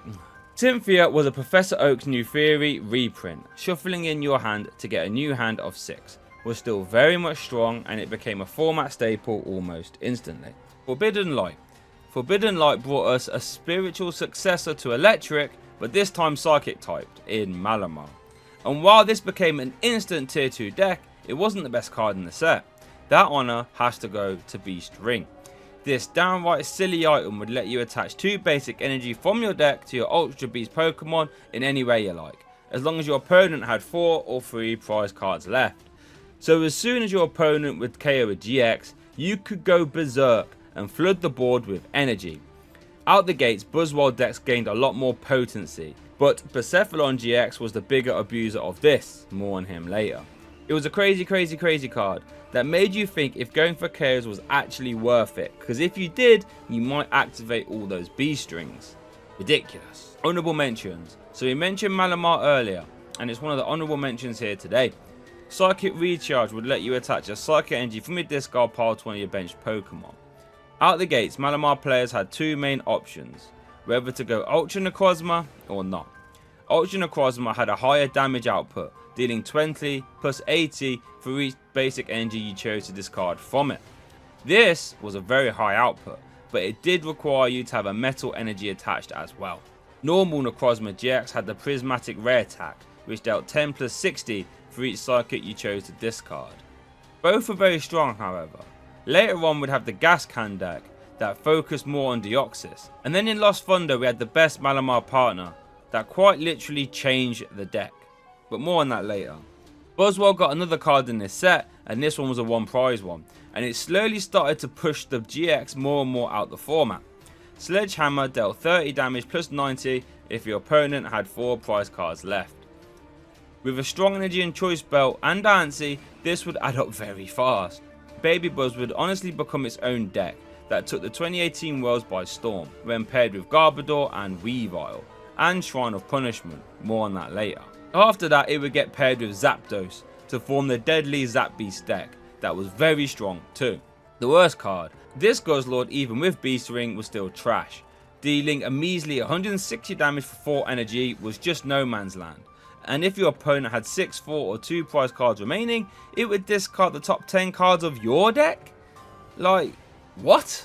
Celestial Storm. The best card in Celestial Storm was Shrine of Punishment, and I think this is one of the only stadiums that could rival Broken Time Space as the best stadium card ever printed. This stadium overnight gave one prize decks unparalleled pressure and forced GX Pokemon to respond in a massive way. Shrine would place 1 damage counter on all GX Pokemon in play in between turns. So if Shrine stayed in play for 1 turn and your opponent had 6 GX Pokemon in play, you would get 120 damage from it. Wild. GX decks had to fear this card majorly, because if it stuck around for too long, the game was over. Some GX decks later on would even use this themselves to be an effective plus 10 damage buff on their attacks, like Reshizard for example. And as I said, this card took over the 2018 World Championships Day 1 metagame, and it continued its onslaught right up until it rotated. Honourable mentions. Rayquaza GX laid the smackdown on the 2018 World Championships with 3 top 8 placements. Dragon Burst would deal 30 for each grass and lightning energy you had in play. And this sounds like you would need a lot, right? Well, yes, but the Stormy Winds ability would help you out, since when you benched Rayquaza, you could discard the top 3 cards of your deck and then attach a basic energy from the discard pile to your Rayquaza. With cards like Max Elixir and Puzzler Time, you could flood the board with your energy really fast and start to eject stuff out the way. This deck was very strong, fast, and looks amazing. Great card. Articuno GX was also great, but in a very different way. Its ability would let you fling itself into the active when you benched it, and then you could use Cold Crush for 1 energy, which would discard all energy attached to both active Pokemon. This saw play in those Oranguru decks I mentioned earlier, since if your opponent was trying to play around your control strategy by setting up a big immovable Pokemon, you could just instantly remove all its energy. Wild. The worst card in the set was Palosland GX. None of these attacks are very good. 4 for 100 is just laughable, and Sandy Fear had the potential to remove Pokemon from your opponent's deck, but by the time you had all those energy attached, all those Pokemon will most likely be in play, so it was useless. Dragon's Majesty. Dragon's Majesty was a small set that didn't have many cards in it, but Fiery Flint was one of the best ones. It didn't see much play early on, but when a certain supporter came out, it became nuts. So let's just put a pin in this and come back to it later. Honourable mentions. Victini Prism saw a lot of play with all that fire support that I mentioned earlier. For 2 fire energy, Infinity did 20 for each basic energy in your discard pile, and then you would shuffle them back into your deck. Tordirect got top 4 at 2019 Worlds with an ability fire based deck that heavily relied on using this Victini to pick up a huge KO. And since the deck had a lot of abilities that would discard energy like Ninetales, Victini was integral for that deck to operate at the highest of levels. The worst card in the set was this Dragonite. It looks beautiful, but it was awful. 4 for 200 was just dreadful, and while Dragon Porter GX was interesting, letting you cheat dragon types into play, it never really amounted to much. Lost Thunder. Lost Thunder was a legendary set. It had so many playable cards. It was incredible.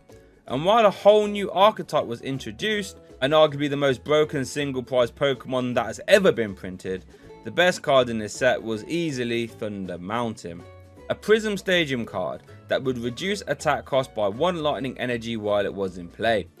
Quite honestly, this is very silly. On release, this would be played with Zero Aura GX, which was a fine deck, but later on, a super high powered attacker would fully break this card, and it became a tier 1 deck immediately, and it stayed there until it rotated, and Thunder Mountain was a huge reason why. But more on that later. So Lost Thunder introduced Persephone into the Pokemon TCG with its first card, and it was a menace. Persephone GX had the attack Mind Blown that would deal 50 for each fire energy attached to your Pokemon that you choose to send into the Lost Zone. With Beast Ring being in format, you could explode a ton of energy into play fast. Burst GX would also let you take an early lead by discarding one of your prize cards and giving you the option to attach it if it was a basic energy. So while Persephone had massively high damage output, it did need help accelerating those energy into play outside of Beast Ring, and that's where Naganadel came in. It had the charge up ability, which let you attach 1 energy from the discard pile to it once per turn. This was perfect, since if you could get 2 of these into play, you would have an extra 100 to 150 damage per turn.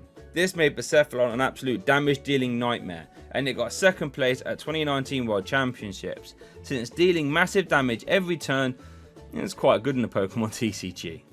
Giratina slotted right into Malamar decks, and it made them instantly more scary, because not only did Giratina have a solid 120 HP, but it also dealt 130 damage for 3 energy, but it also had one of the most silliest abilities I've ever seen, Distortion Door, which would let you take Giratina from the discard pile, put it straight onto your bench, and then place 1 damage counter on 2 of your opponent's bench Pokemon. So, hold on a second. You could essentially reuse 1 Giratina for the whole game, because every time it got knocked out, you could just use Distortion Door to put it straight back into play, whilst also spreading extra damage around too. This made most other 1 prize decks obsolete, since Giratina attacking was just too strong. A basic Pokemon with 130 HP dealing 130 damage too, that could just instantly recycle itself over and over and over again? Just too much, making Malamar a top deck with plenty of firepower now. The worst card from Lost Thunder was Beautifly. Its 2nd attack might have been fun if you could surprise your opponent with it, but since it was on the stage 2 and it only dealt 30 damage, the chances of you doing anything relevant with it was pretty low. Team Up. Oh boy. Team Up for a lot of people is where Sun and Moon started to get a little bit silly, since this is where the tag team mechanic was introduced. Tag teams were 3 prized Pokemon behemoths, and they would all be basic Pokemon, with ridiculous amounts of HP and some downright silly attacks. For example, Gardevoir Sylveon's GX attack would shuffle away your opponent's hand back into their deck if you had an extra 3 fairy energy attached. Or Magikarp Wailord would deal an 100 snipe to all your opponent's bench Pokemon if it had 8 energy attached to it in total. And that is something that all these tag team cards had in common. Their GX attacks would have extra effects if you had the extra energy attached to them. For example, the best card in Team Up was Pikachu and Zekrom GX, which had the Tagbolt GX attack, which would deal 200 damage to the active if you had 3 energy attached. But if you had an extra 3 energy attached, you would deal 170 damage snipe to a bench Pokemon at the same time. Something that actually wasn't that hard to do, since Full Blitz would let you attach 3 lightning energy from your deck to your Pokemon in any way you like. And with Thunder Mountain making that Full Blitz energy cost down to 2 lightning energy, Pikachu would get set up very fast. You also had Electro powers that would boost your lightning type damage by 30 for each one you've played. So now you can start to make that Tag Bolt KO anything in the active, while sniping a Tapu Lele on the bench at the same time too. This resulted in Pikachu being a very fast, powerful deck that ended up getting 5th place at Worlds 2019 and countless finishes in the online events like Pog Championships and Players Cup. That happened while the IRL circuits were suspended. Honourable mentions. Now it was tough putting Jirachi here in the honourable mentions, because quite honestly it could have been the best card in the set too. Stellar Wisp instantly became a format staple, with a ton of decks relying on it like Malamar, Zapdos and Pikachu, just to name a few. It would let you look at the top 5 cards when Jirachi was in the active, you could take a trainer, put it in your hand and then shuffle the rest away. So it was similar to the Deoxys Jirachi, because after that it would go asleep. So if you had a few of these in play, you could start to pluck out a few good cards from your deck like Electro Powers, Guzma, or anything like this. But the magic happened when you paired Jirachi with a Skateboard, a tool card that would reduce retreat cost by 1 and allow sleeping or paralyzed Pokemon to retreat. So now Jirachi could be used with no downside, as it could act as a pivot in the whole game since it now had a free retreat cost, and it could allow you to get cards from the deck when you needed them. This made Jirachi become one of the best support engines of all time, and it was very fun and skillful to use. The worst card in Team Up was this Alolan Golem, and it needed so much more than Pikarom to make it work. Electromagnetic Bomb would need like 12 energy in play to make it work, and Super Zap Cannon dealing a measly 190 damage while also having to discard 2 is sad, especially on a stage 2 Pokemon. Like, what are we talking about here? Detective Pikachu. Detective Pikachu was a very small set that tied in with the movie release, and in all honesty it didn't offer much to the competitive metagame, apart from one card that really stood out to me, and that was this Mr. Mime. At the time I instantly knew that Mr. Mime would make Jirachi Prism possible to play moving forward, since Jirachi Prism would let you take an extra prize card if you took it as a face down prize card, but there was no way to get Jirachi Prism into your prize cards reliably. Until now, since a bit later on we would get an Oranguru card from Sword and Shield that would let you swap one card from your hand with the top card of your deck, and then Mr. Mime would swap the top card of your deck with one of your prize cards, so you could instantly get Jirachi Prism into there, no questions asked. I was the first person to cotton onto this combo, and I had some serious fun with it, except it actually got a lot more than fun, and it became a tier 1 archetype that won massive events once Sword and Shield were released. So this Mr. Mime will have a long lasting legacy, and it's all thanks to me. The only other card worth talking about from this set is Greninja. It saw some very minor play because of its evasive jutsu ability that would allow you to completely dodge damage 50% of the time when your opponents attacked into you. It was just banter. The worst card from this set was this Charizard, because 5 energy for 180 damage is laughable, especially when you compare it to the Team Up Charizard that came out a set ago that would not only accelerate energy to itself but also have a much higher damage output, making this Charizard pretty much useless. Unbroken Bonds. Unbroken Bonds had a ton of very strong cards, but without a doubt the best card was Welder.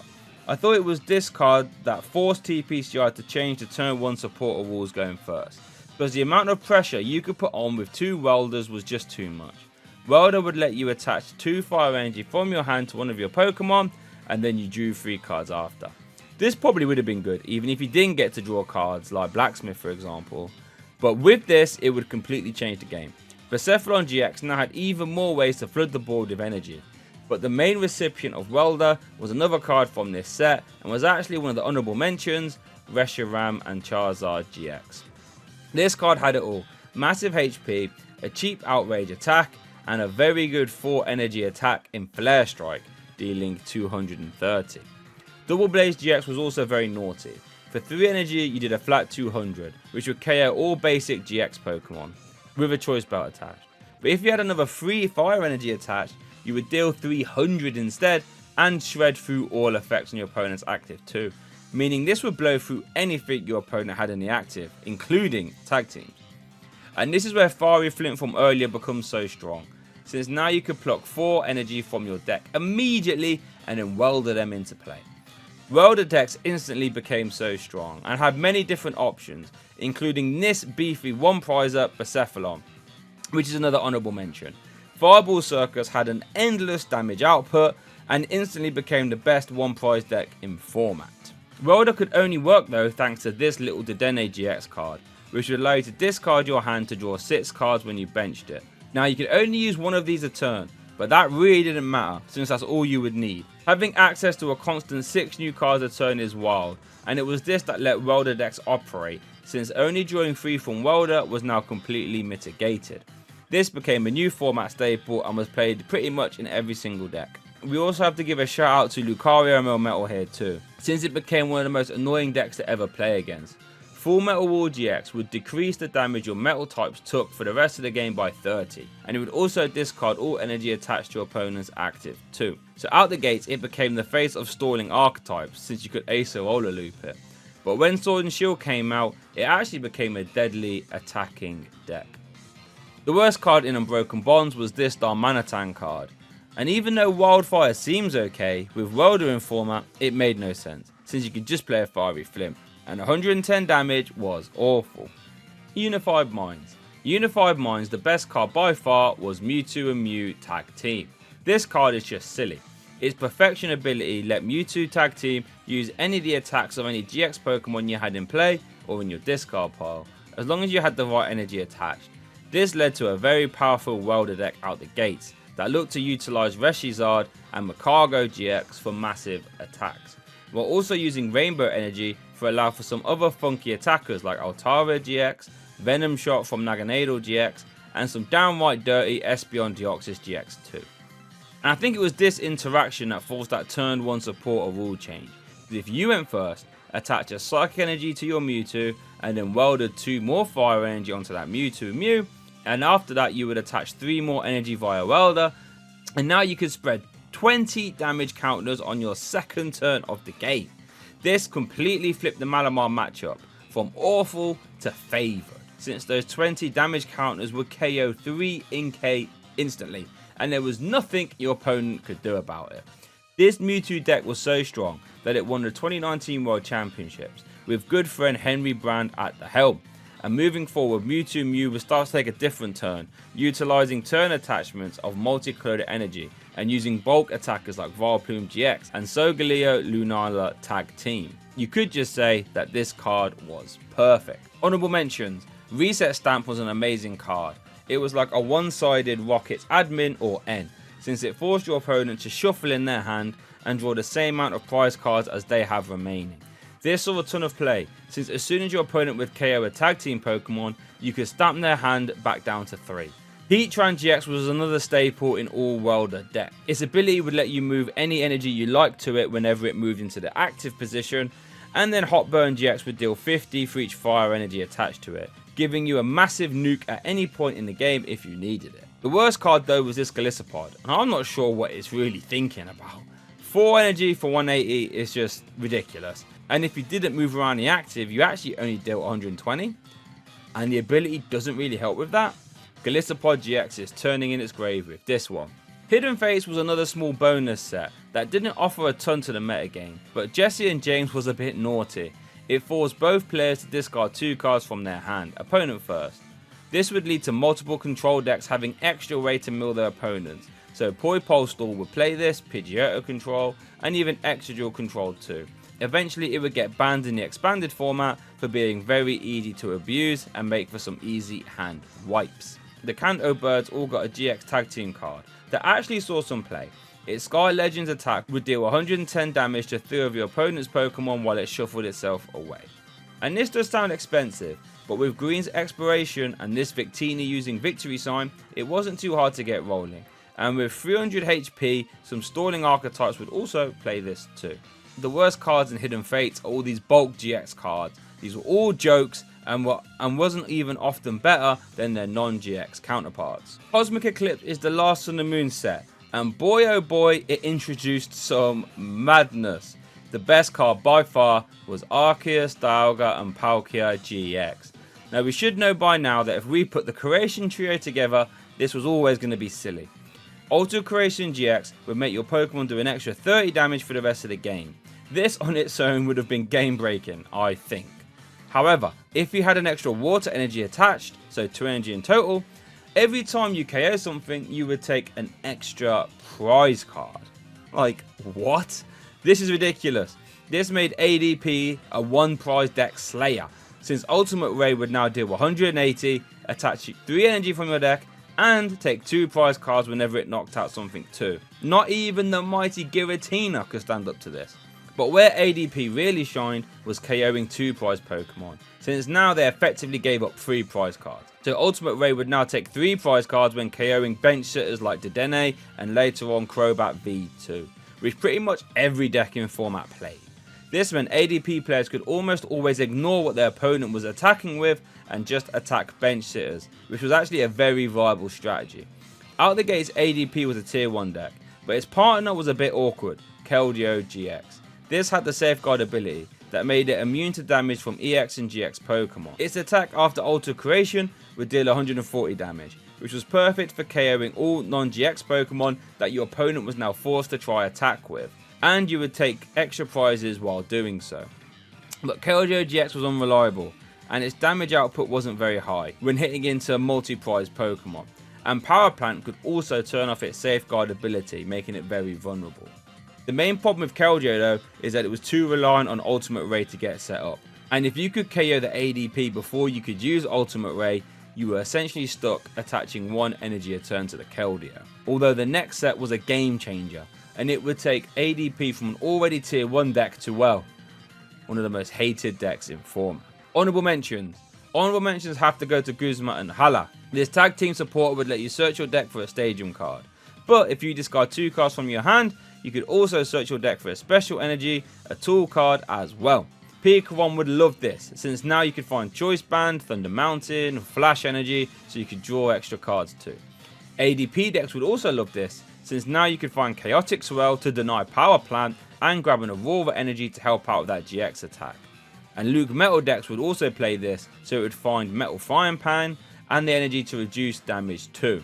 And that's only scratching the surface of how much Guzma Hala was played, a true staple of the tag team era. The worst card in Cosmic Eclipse was Reshiram and Zekrom GX. This was one of the most hyped cards I've ever seen, and for good reason. Fabled Firebolts did 90, for each fire or lightning energy you would discard from your bench Pokemon up to a maximum of 3. So 270 was a great number, since it would one-shot most tag teams, and you only needed an extra 10 to KO 280 tag teams like ADP. And with cards like Welder and Tapu Koko Prism, it wasn't hard to get these energies into play. So with all that in mind, why did Reshiram flop? Well, it was just way too inconsistent, and you would end up having to play a ton of energy to make it work, which would often lead to some suspect hands, and that split energy cost didn't really help either. Well, the main killer though was that you wasn't able to discard energy from the active to get the extra damage. So this meant once you would discard all the energy from your benched Reshiram that was ready to attack, once your opponent KO'd the active, you were now stuck. And to be honest, if he was going to play Welder, there's zero reason why it shouldn't be a Mewtwo tag team, or a Charizard tag team, or even a Baby Clowns deck, making this one of the biggest flops of all time. But that wraps up the Sun and Moon era, one of the best times to play Pokemon TCG in my opinion. Moving forward into the Sword and Shield era next, which, for a lot of people, was one of the worst times to play the Pokemon TCG. Let's have a look. Well, we are in the Sword and Shield block now, and we're kicking it off with one of the strongest consistency engines I have ever seen.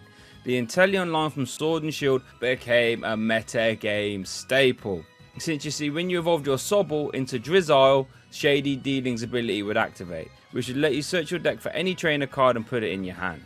This is an insane consistency boost, basically turning every Ultra Ball or Evolution Incense or Level Ball into any trainer card you wanted. But it doesn't stop there, because when you evolved your Drizzile into Inteleon, you could then search your deck for any 2 trainer cards and put them straight into your hand.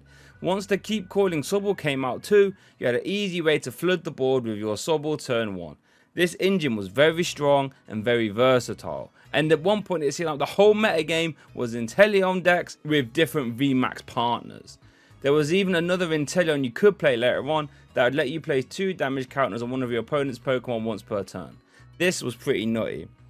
And what made this Inteleon line even more deadly is that it comboed stupidly well with the best card from the next set, Rebel Clash 2.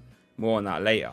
And trust me, it took a lot to put Zacian V as an honourable mention, because quite honestly, Zacian V might be the best attacking card we've ever seen. Zacian V for 3 Metal Energy did a table shattering 230 damage. This would KO all basic Vs at the time, and with a little bit of extra help, you can start to reach tag team numbers too. Intrepid Sword would let you end your turn by looking at the top 3 cards of your deck. If any energy were there, you could attach them, and then you could put the rest of the cards in your hand.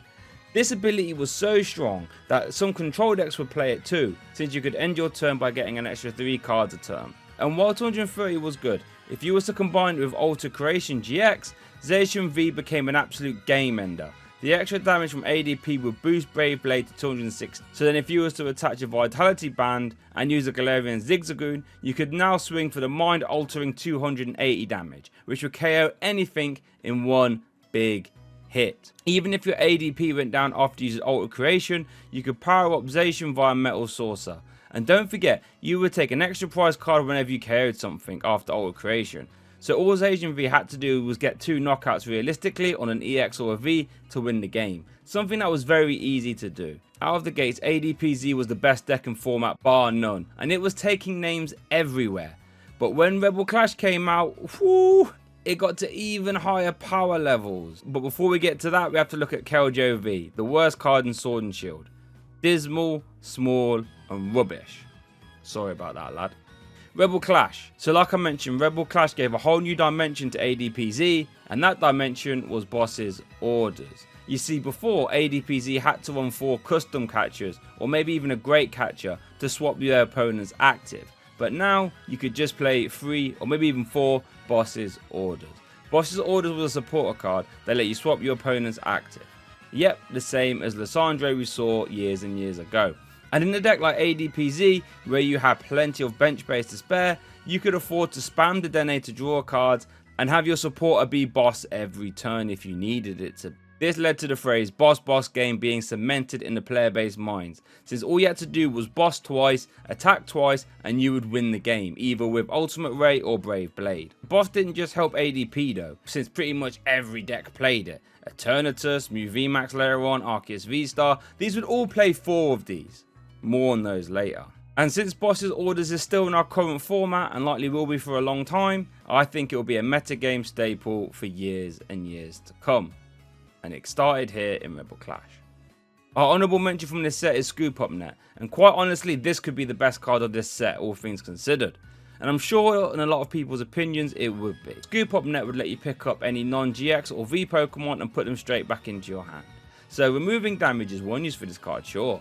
But the main one was letting you reuse coming into play Pokemon abilities. So the biggest beneficiary for this was our old friend Inteleon, letting you reuse the same Drizzile twice in a turn by letting you use the same Drizzile on different Sobbles in the same turn, or letting you reuse Inteleon in the same turn over and over again. Because it was quite common for you to evolve a Drizzile into Inteleon, search 2 trainers, then use Scoop Up Net to evolve a different Drizzile, and then you get to search another 2 trainers, and quite honestly it got out of hand. Scoop Up Net got banned in the expanded format because you would have been able to abuse it with Shaman EX to draw silly amounts of cards. So it didn't last long now. The worst card in Rebel Clash was this silly Pincurchin V. This card has 0 redeeming qualities. First of all, the HP is low.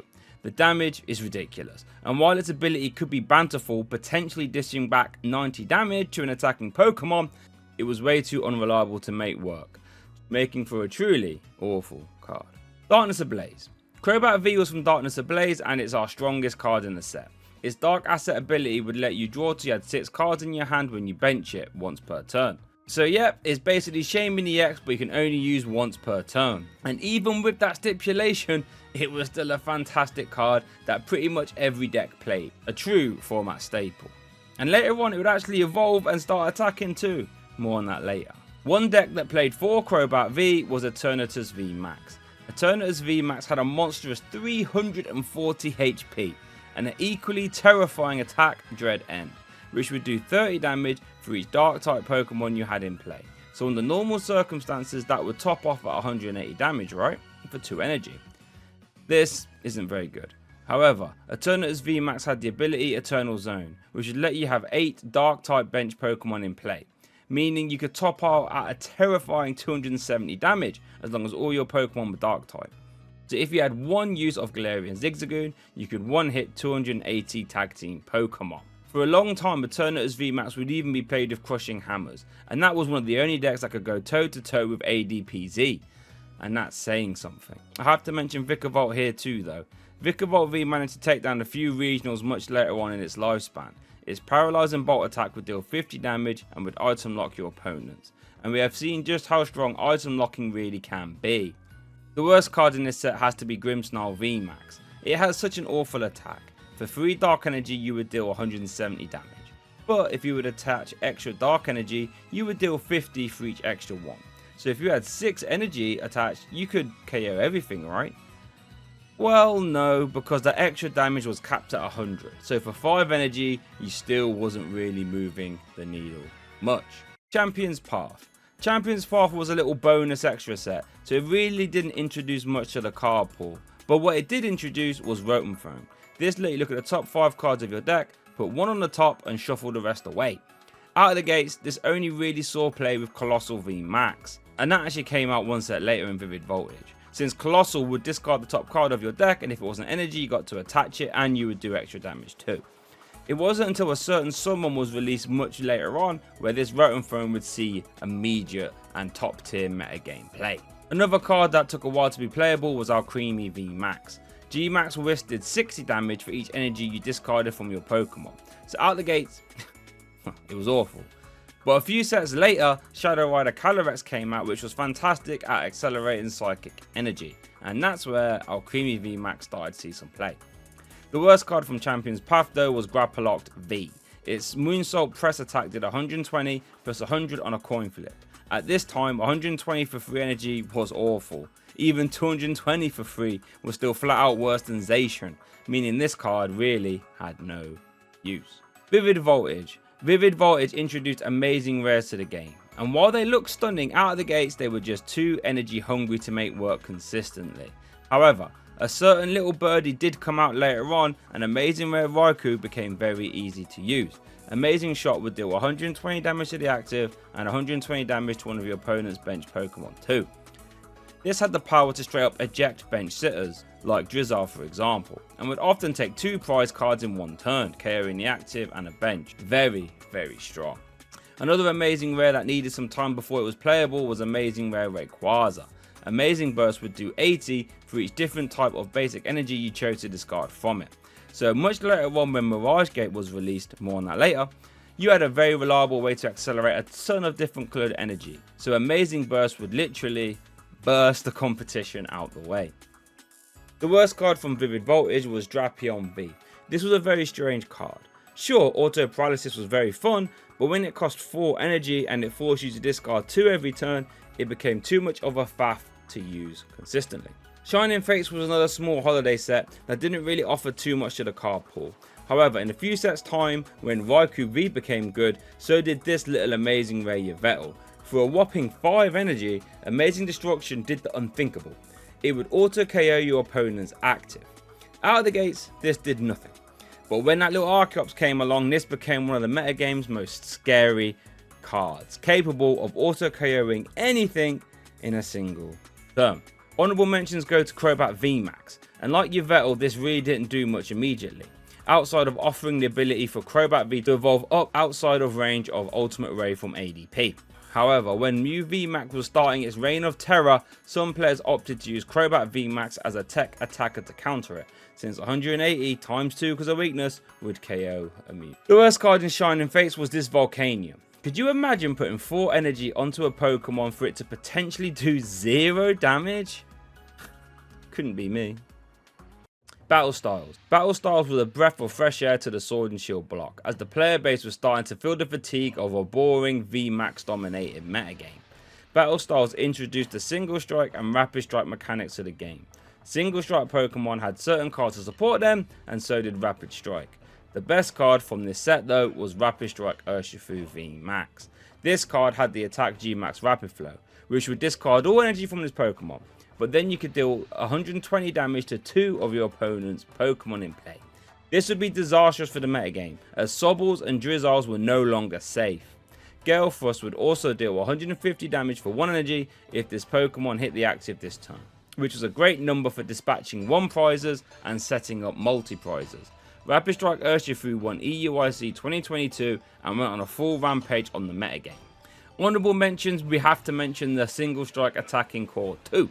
Urshifu VMAX had the G-Max 1 blow attack, which would deal 270 damage and go through all effects on your opponent's Pokemon.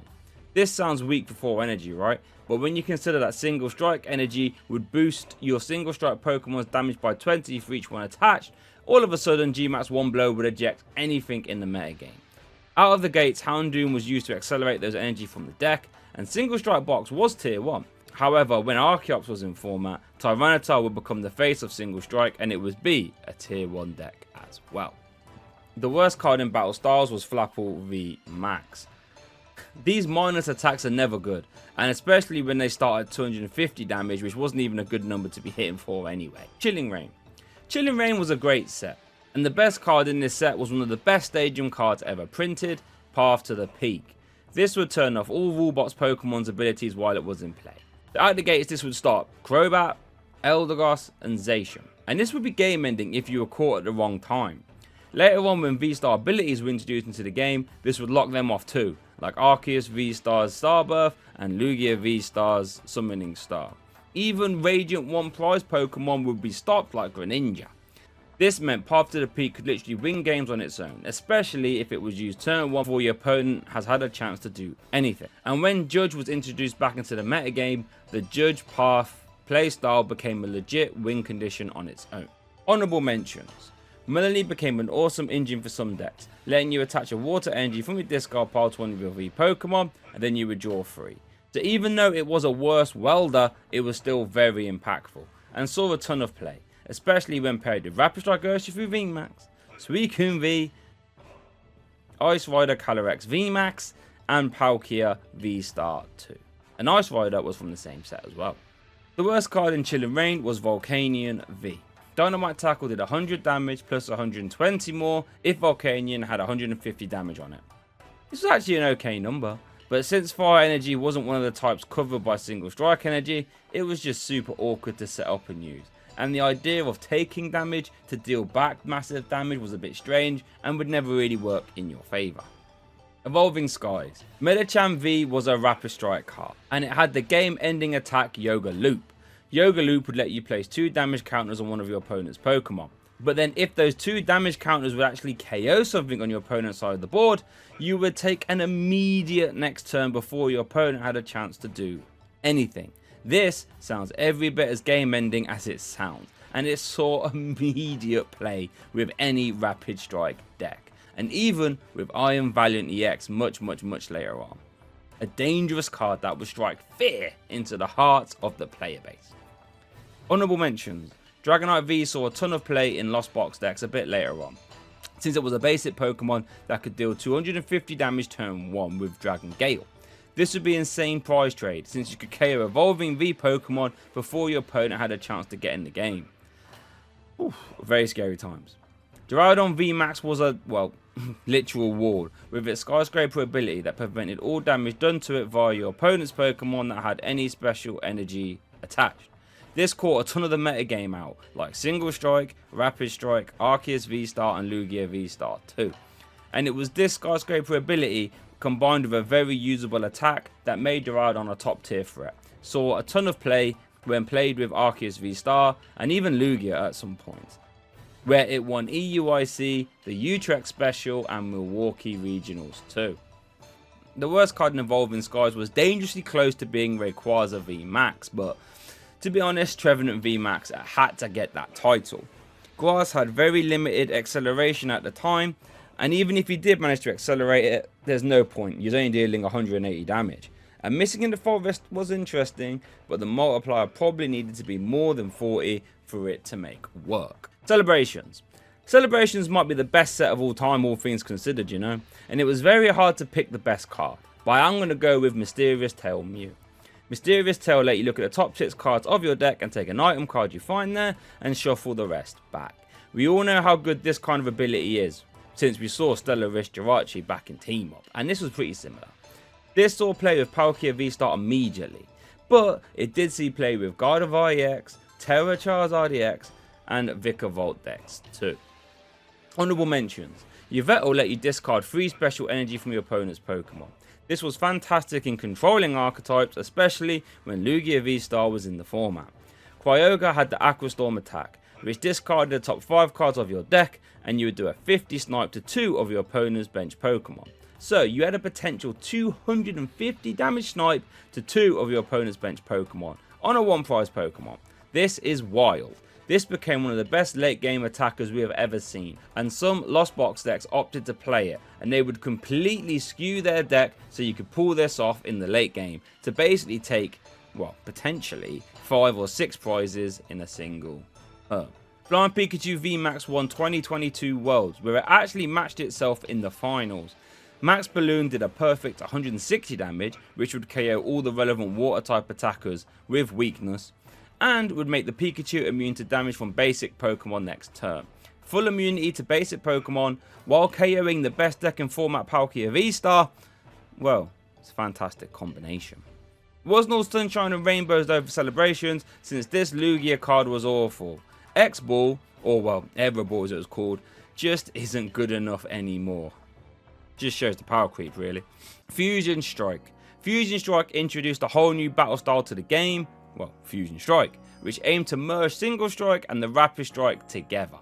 And while this Fusion Strike deck became arguably the best deck of all time, somehow the Pokemon in this deck aren't the best cards in this set, because Battle VIP Pass was in this set, and this is definitely the best card. This would let you search your deck for any 2 basic Pokemon and put them straight onto the bench if it was your first turn of the game.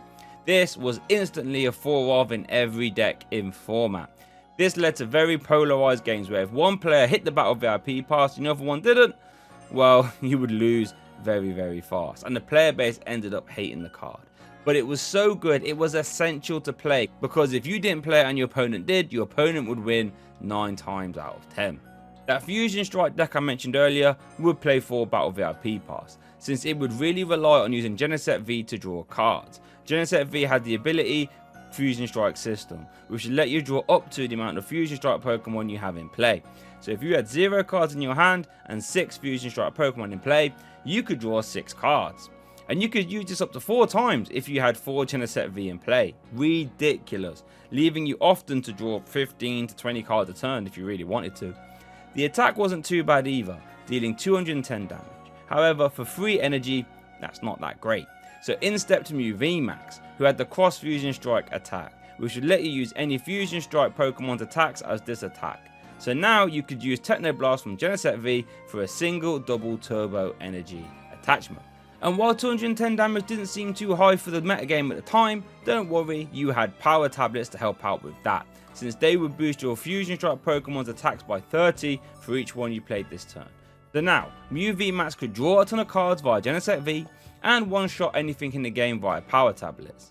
But it could somehow get better than that, since Meloetta would let you take 2 prize cards as early as your first turn of the game, since Murderous Echo would deal 70 for each fusion energy you had in play. So, if you attached one for your turn, then use Elisa Sparkle to accelerate 2 from the deck, you could deal 210 damage on your first turn of the game, which means if you used a single power tablet, you were KOing all Evolving V Pokemon. All of this led to Mew VMAX being one of the most terrifying offensive decks I've ever seen, and later on it would take a disruptive angle by spamming Judge and Path to the Peak so your opponent couldn't do anything. And right now it is currently seeing play where you merge the 2 play styles together. This led to Mew VMAX winning too many events, but it did get a top 8 placement at the 2022 Worlds, and it won the 2023 World Championships as well.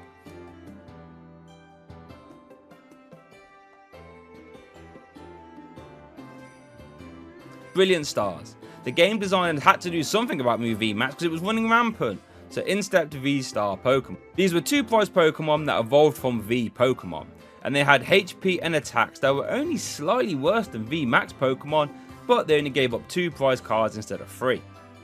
And the best of them in Brilliant Stars was Arceus V-Star by far.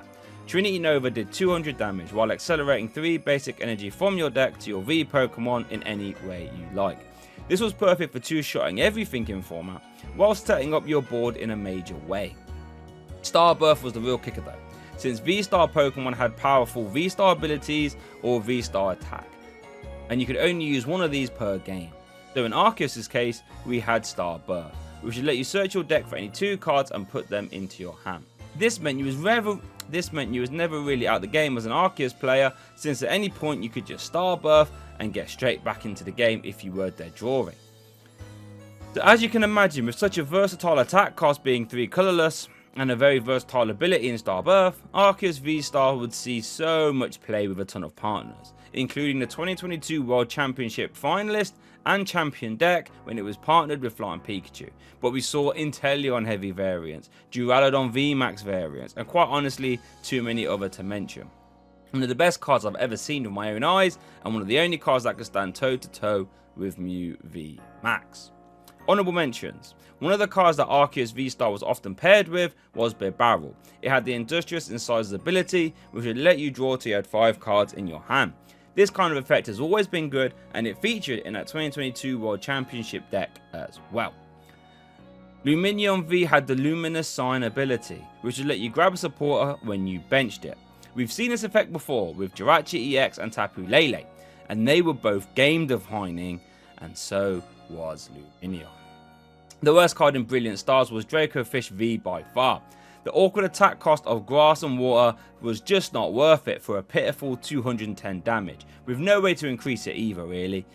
Just sad times. Astral Radiance. Astral Radiance introduced the Palkia V-Star archetype into the game, which occupied all top 8 slots at Melbourne Regionals, and it was definitely the best deck for the 2022 World Championships.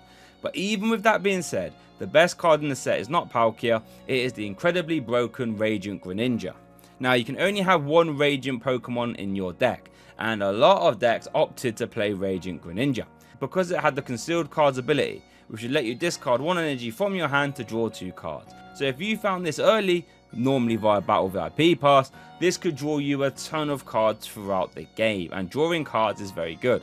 But it also helped out decks that need energy in the discard pile, like Gardevoir EX for example. And even if Radiant Greninja couldn't attack, it would still be a very good card, maybe still be the best Radiant. However, it had the attack Moonlight Shuriken, which is just silly, which would let you deal 90 damage to 2 of your opponent's Pokemon. If this was used correctly, it could often checkmate games, since against VMAX decks, you could bring 2 VMAX Pokemon down into range for an easier KO, or you could KO 2 Sobble, Drizzile or Curlier on turn 2 for example, and stop your opponent from ever really getting into the game. This means Radiant Greninja is always a terrifying card for your opponent to deal with, even if they're not attacking, since it could still be drawing cards, or if it did decide to attack, it would often win games doing so. So the honourable mention from Astral Radiance has to be Palkia V-Star. Let's have a look at it. Star Portal would let you attach 3 water energy from your discard pile to your water type Pokemon in any way you like. So using this, you could set up an army of Palkia, or prepare a Radiant Greninja to attack, both of which are terrifying. Its attack subspace roll would do 60 plus 20 for each bench Pokemon that were in play between you and your opponents. This would get out of hand, especially since it only costs 2 water energy. Not only that, but Palkia works silly well with another honourable mention from this set, Irida, which let you search your deck for any water type Pokemon and an item card. This led to Palkia decks being extremely versatile, because you would play it with a whole host of Inteleon lines to search out massive combo pieces, like Cross Switcher to gust around, or Path to the Peak for example. And while Inteleon has rotated, Palkia V-Star still to this day continues to see play, and it's not hard to see why. The worst card in Astral Radiance is Beedrill V, and while the gimmick sounds fun, dealing 50 for each Beedrill V you had in play to any one of your opponent's Pokemon, like I mentioned earlier, Grass was just a very hard type to accelerate, and it became unusable pretty fast. Pokemon Go. Pokemon Go was another bonus set. Didn't offer too much to the metagame, but it did offer the only other Radiant Pokemon to dare challenge Greninja, and that was Radiant Charizard. Combustion Blast did a table-shattering 250 damage, so if you slapped on the choice band, you were KOing every V-Star Pokemon with ease pretty much. And while that attack cost looks high, its ability Excited Heart would reduce it by 1 colourless for each prize card your opponent has taken. This led to Radzar being extremely efficient, often attacking for 1 or maybe even 2 energy. And it saw a ton of play, including Charizard EX decks, Lost Zone decks, and sometimes even a standalone attacker in an Inteleon Shady Dealing. Honourable mentions include Pokestop. This is a very turbo stadium, which let you discard the top 3 cards of your deck, and you got to keep any item cards you found there. This immediately only really saw play in Reggie's decks, and the occasional Lost Zone decks, or if you're me, your Mew VMAX deck as well. But when Chien-Pao came out much later on, it became an almost engine on its own to help players find their combo pieces and get energy in the discard pile. The worst card in Pokemon Go was Dragonite V-Star, one of the rare instances where if you evolved your Pokemon, it pretty much got worse, since if you evolve Dragonite V into Dragonite V-Star, your Dragon Gale attack gets worse since it now costs an extra energy, and you only gained a very marginal amount of HP. Just not worth it. Lost Origins. Lost Origins introduced one of the game's most powerful one prize attackers in Sableye. Lost Mine would let you spread 12 damage counters for 1 psychic energy to your opponent's Pokemon in any way you like, as long as you had 10 cards in the Lost Zone. And this wasn't really hard when you had Chorus Experiment and Comfey to get cards in your Lost Zone. Remember, Espeon GX from Sun and Moon base only spread 10 damage counters, and that was for 3 energy on a 2 prize Pokemon once per game, mind. Sableye could do this, well, every turn if you wanted to. And Lost Zone decks would often try and turbo 10 in the Lost Zone as soon as possible to make use of this downright silly Lost Mine attack. Another card you'd want to get 10 in the Lost Zone for as soon as possible was Giratina V-Star, since its V-Star attack style Requiem would auto KO whatever was in your opponent's active with no drawback, as long as you had 10 in the Lost Zone. Lost Impact would also deal a crisp 280 damage for 3 energy cards too. This sounds expensive, but when you have Mirage Gate or Trinity Nova, that would sort out that energy cost immediately. Arceus Giratina took place as the optimal Giratina deck immediately, but that sort of got swapped out by Giratina Lost Zone decks, which is still one of the best decks in the format right now, and looks like will continue to be until it rotates. The worst card in Lost Origins is Riley. This let you reveal the top 5 cards of your deck, and your opponent picked 3. You got to keep them, and the rest got discarded. Giving your opponent control of your one-off support of the turn is never a good idea, and I think this is the worst card ever printed. Silver Tempest. Silver Tempest introduced a card that I am stunned ever got printed. Archeops. Primal Turbo, its ability, would let you accelerate 2 special energies from your deck to one of your Pokemon. Normally special energies have really strong effects and tend to be more efficient, and they are balanced by the fact that limited cards interact with them, so you can only ever attach 1 per turn. Primal Turbo says be done with that and lets you go bonkers with it. Now, Archeops would normally be balanced by the fact that it is a stage 2 Pokemon and it is a fossil Pokemon too, which are notoriously hard for getting into play. However, Lugia V-Star would be set to deal with that, since its V-Star power Summoning Star would let you grab 2 colorless Pokemon from your discard pile and put them straight onto your bench. This meant if you went first, you could easily have 2 Archeops in play on your second turn of the game, meaning you now have 4 special energy from your deck ready to go turn after turn. This led to Lugia decks being extremely versatile with their attackers. Lugia itself offers strong one-shotting options with Tempest Dive, which would normally do 220 damage, but with powerful energies buffing it by 20 for each one attached, this could often one-shot V-Star Pokemon. Stoutland V would take an extra prize card if it ever carried a basic Pokemon with its attack double dip Fangs. Amazing Rare Yveltal that we mentioned earlier would now auto KO anything it liked. Amazing Rare Raikou would now deal 120 to the active and 120 to a bench Pokemon too, making it a fantastic option against Lost Box decks. This speed, power and versatility led to Lugia V-Star, in my opinion, being the strongest deck of all time. There was literally no reason to play any other deck apart from Lugia when it was legal, and quite honestly you'd either playing Lugia or playing a deck that tried to counter it. This led to Lugia winning countless events including LAIC 2023. And even after powerful energy and Aurora energy rotated, Lugia was still a top tier deck, using the Stingle Strike energy core to power up Tyranitar to deal massive damage. And it was quite hard for me to decide whether Lugia or Archeops was the best card in Silver Tempest, but I did go with Archeops, since you could, if you really wanted to, play Archeops without Lugia and still be pretty good. However, I don't think you'd be playing Lugia without Archeops, so yeah. We also have to give a quick mention of Forest Seal Stone while we're here too. A tool card that gave the V Pokemon it was attached to the V-Star ability Star Alchemy, which would let you search your deck for any card and pop it straight onto your hand once per game. Mew VMAX would play this, as well as some Turbo Lost Box decks and Charizard EX later on. The worst card in Silver Tempest was Unknown V-Star.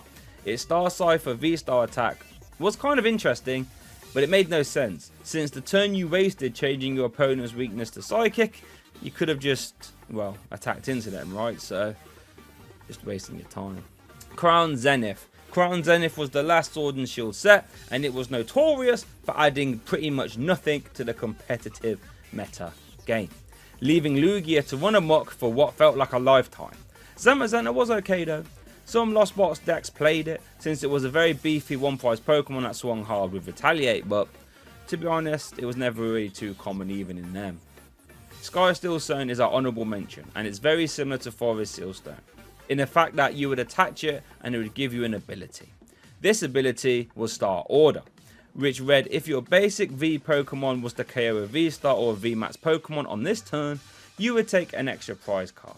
So this mostly saw play when used in combination with Drapion V to take a monstrous 4 prize cards on a Mew V-Max for 0 energy mine.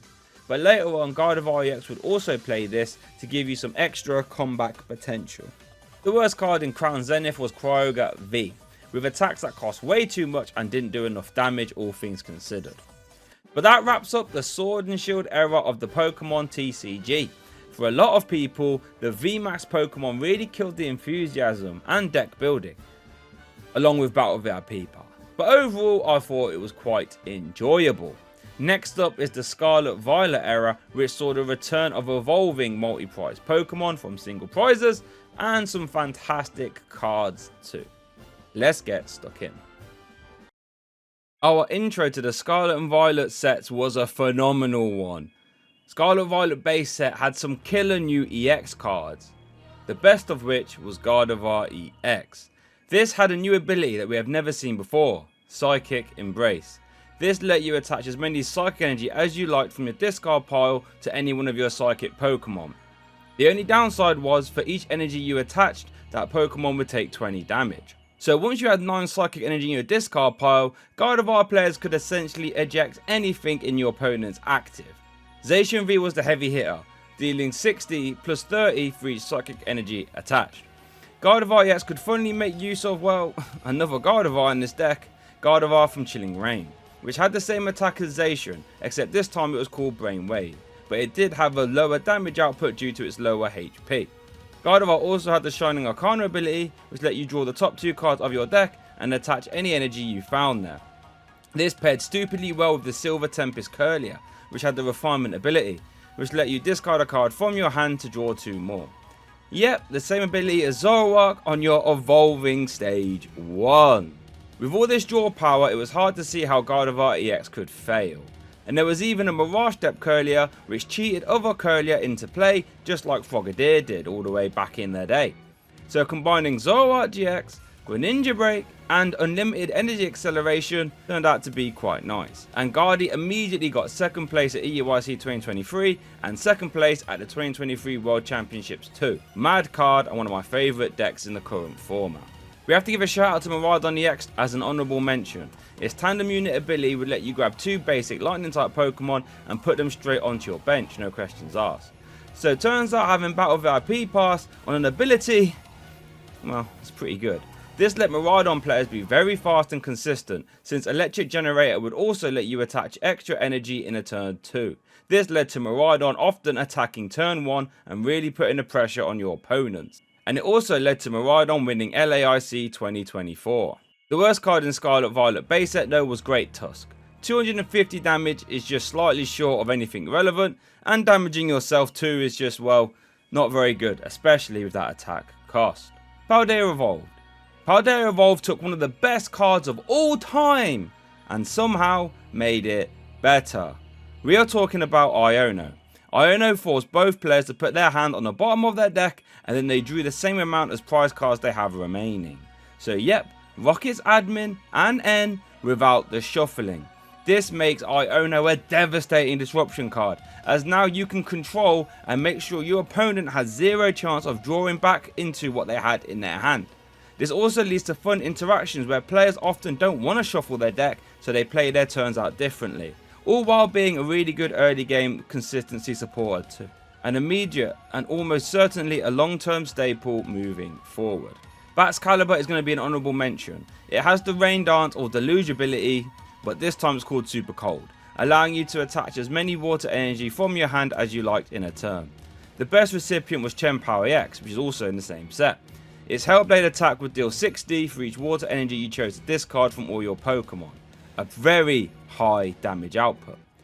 And while Chien-Pao was in the active, you could use Shivery Chill, which would let you grab 2 water energy from your deck and put them in your hand. This led to a very aggressive, scary deck that would also make use of Radiant Greninja to attack too. And it's gonna be a very strong deck for a very long time. The worst card in Paldea Evolved is Chi-Yu EX. HP, dreadful. Second attack, dreadful. And the first attack might seem useful, but while Abominable V exists, there are better mill options. Obsidian Flames. Obsidian Flames did something that hasn't been done in possibly the 30-year history of the Pokemon TCG. Gave us a best deck in format that revolved around Charizard. This Dark type Charizard EX could do it all. Attach energy from the deck when it evolved. Dark typing meant that you could one-shot Gardevoir EX and Mew VMAX. And an attack that gets to one-shot numbers on everything else at the end of the game. Now, it didn't have all the bells and whistles like Gardevoir did, but it does have raw damage output and just silly high power levels. Burning Darkness would deal 180 damage plus 30 for each prize card your opponent has taken.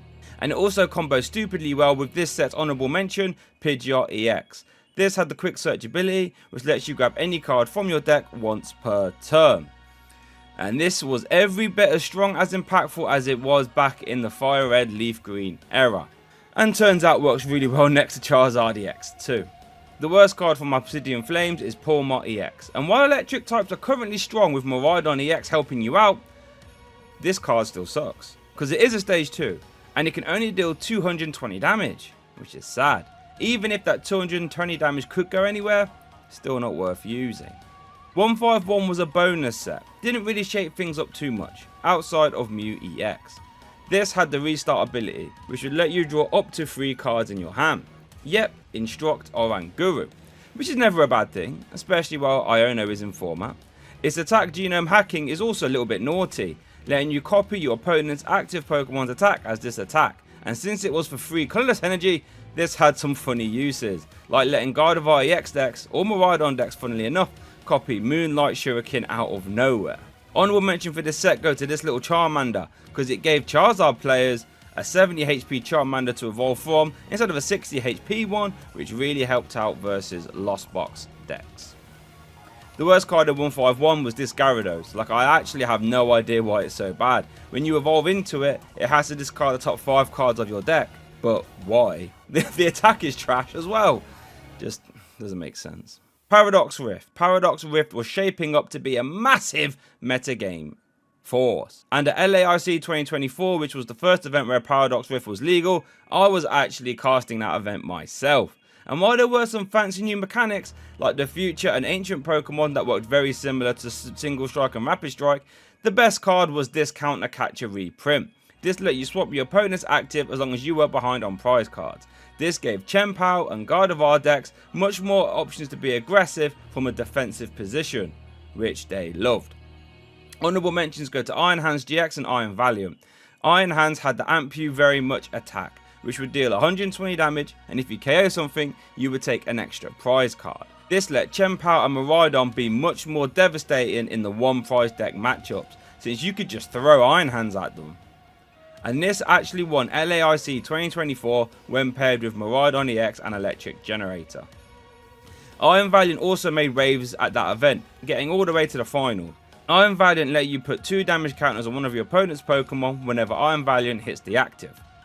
Yep, so if you could musical chairs for Iron Valiant, you could place 80 damage before you've even attacked. This in theory would let you KO 60 HP Pokemon going first before they have a chance to do anything. This made evolution decks be terrified of Iron Valiant players, since they could also place all these damage counters and then end the turn with a yoga loop to steal their next turn and probably win the game next turn. The worst card in Paradox Rift was Chantal. This makes no sense. They took Guzma, split it, and then made it a coin flip. So you couldn't reliably swap your opponent's active and you can't reliably switch yours, because depending on how the coin flip landed would depend on what effect you got. Swap your opponent's active or swap your Pokemon. This made for a card which I don't think will see any competitive play. Paldean Fates. Well, Paldean Fates was almost exclusively a reprint set. The best card, however, is Moonlit Hill. This let you discard a psychic energy from your hand and you would heal 30 damage from all your Pokemon. This went straight into Gardevoir decks, since getting psychic energy in the discard pile for them was monstrous. And the healing was very nice too. Honourable mentions from this set have to go to this Charmeleon, which has the Flame Veil ability, which prevents all effects of attacks done to it, so Sableye can't Lost Mine it, and it can't get de-evolved by TM de-evolution. We have yet to see if Charizard decks will actually adopt this Charmeleon though. The worst card in Paldean Fates is this Great Tusk card. Like, sure, it hits for a high number, but if it ends the turn with it in the active, you discard the top 5 cards of your deck. I mean, what's that about? Temporal Forces. Now this is interesting because as of recording, Temporal Forces actually hasn't released yet. But I already definitely know what the best card in the set is, and so does everyone else. Prime Catcher. So, do you remember how strong Guzma was? One of the best cards in the Sun and Moon block. Well, Prime Catcher is Guzma on an item. Now, to be fair, it is an A spec, so you can only run one of these in your deck. But still, that means Arven can now search for a tool card and Guzma too. This card will see a ton of play in so many different archetypes, and I for one can't wait to get my hands on it. The worst card in my opinion from this set is also an A spec, but this time it's Neo Superior Energy. It's just rubbish. It's a special energy card that provides 2 energy of any colour while it's attached to a stage 2 Pokemon. Otherwise it's just one colourless. And to be honest, I think stage 2 decks might value Master Ball more than this, so makes it pretty bad. And I have to give a shout out to the baby Roaring Moon for being a Vesperchem throwback, which I'm convinced will be a good deck when paired with Roaring Moon EX2. But wow, that wraps up the video. If you made it this far, please consider liking the video, it will help me out a ton. Please consider subscribing if you like more Pokemon TCG historic content. Check out Dragon Shield on the link below and use code BURTS for 5% off, which will help me out a ton too. And make sure to check out Pokédex, link in the description. If you want a pre-built 60 card deck no matter where you are in the world, sent to you as early as the next working day, well, you're only going to get that from Pokédex. I have to give massive shout outs to Burke for helping me out a ton with this video and providing me with a lot of the Gen 4 cards that you see here. Also to Zaya Lee for really helping me out too. Joe Bernard from Omnipoke, and Jack Gregory Campbell for providing some of the cards you see here as well. Go check them all out in the links in the description below. But here's to the next 30 years of Pokemon TCG action.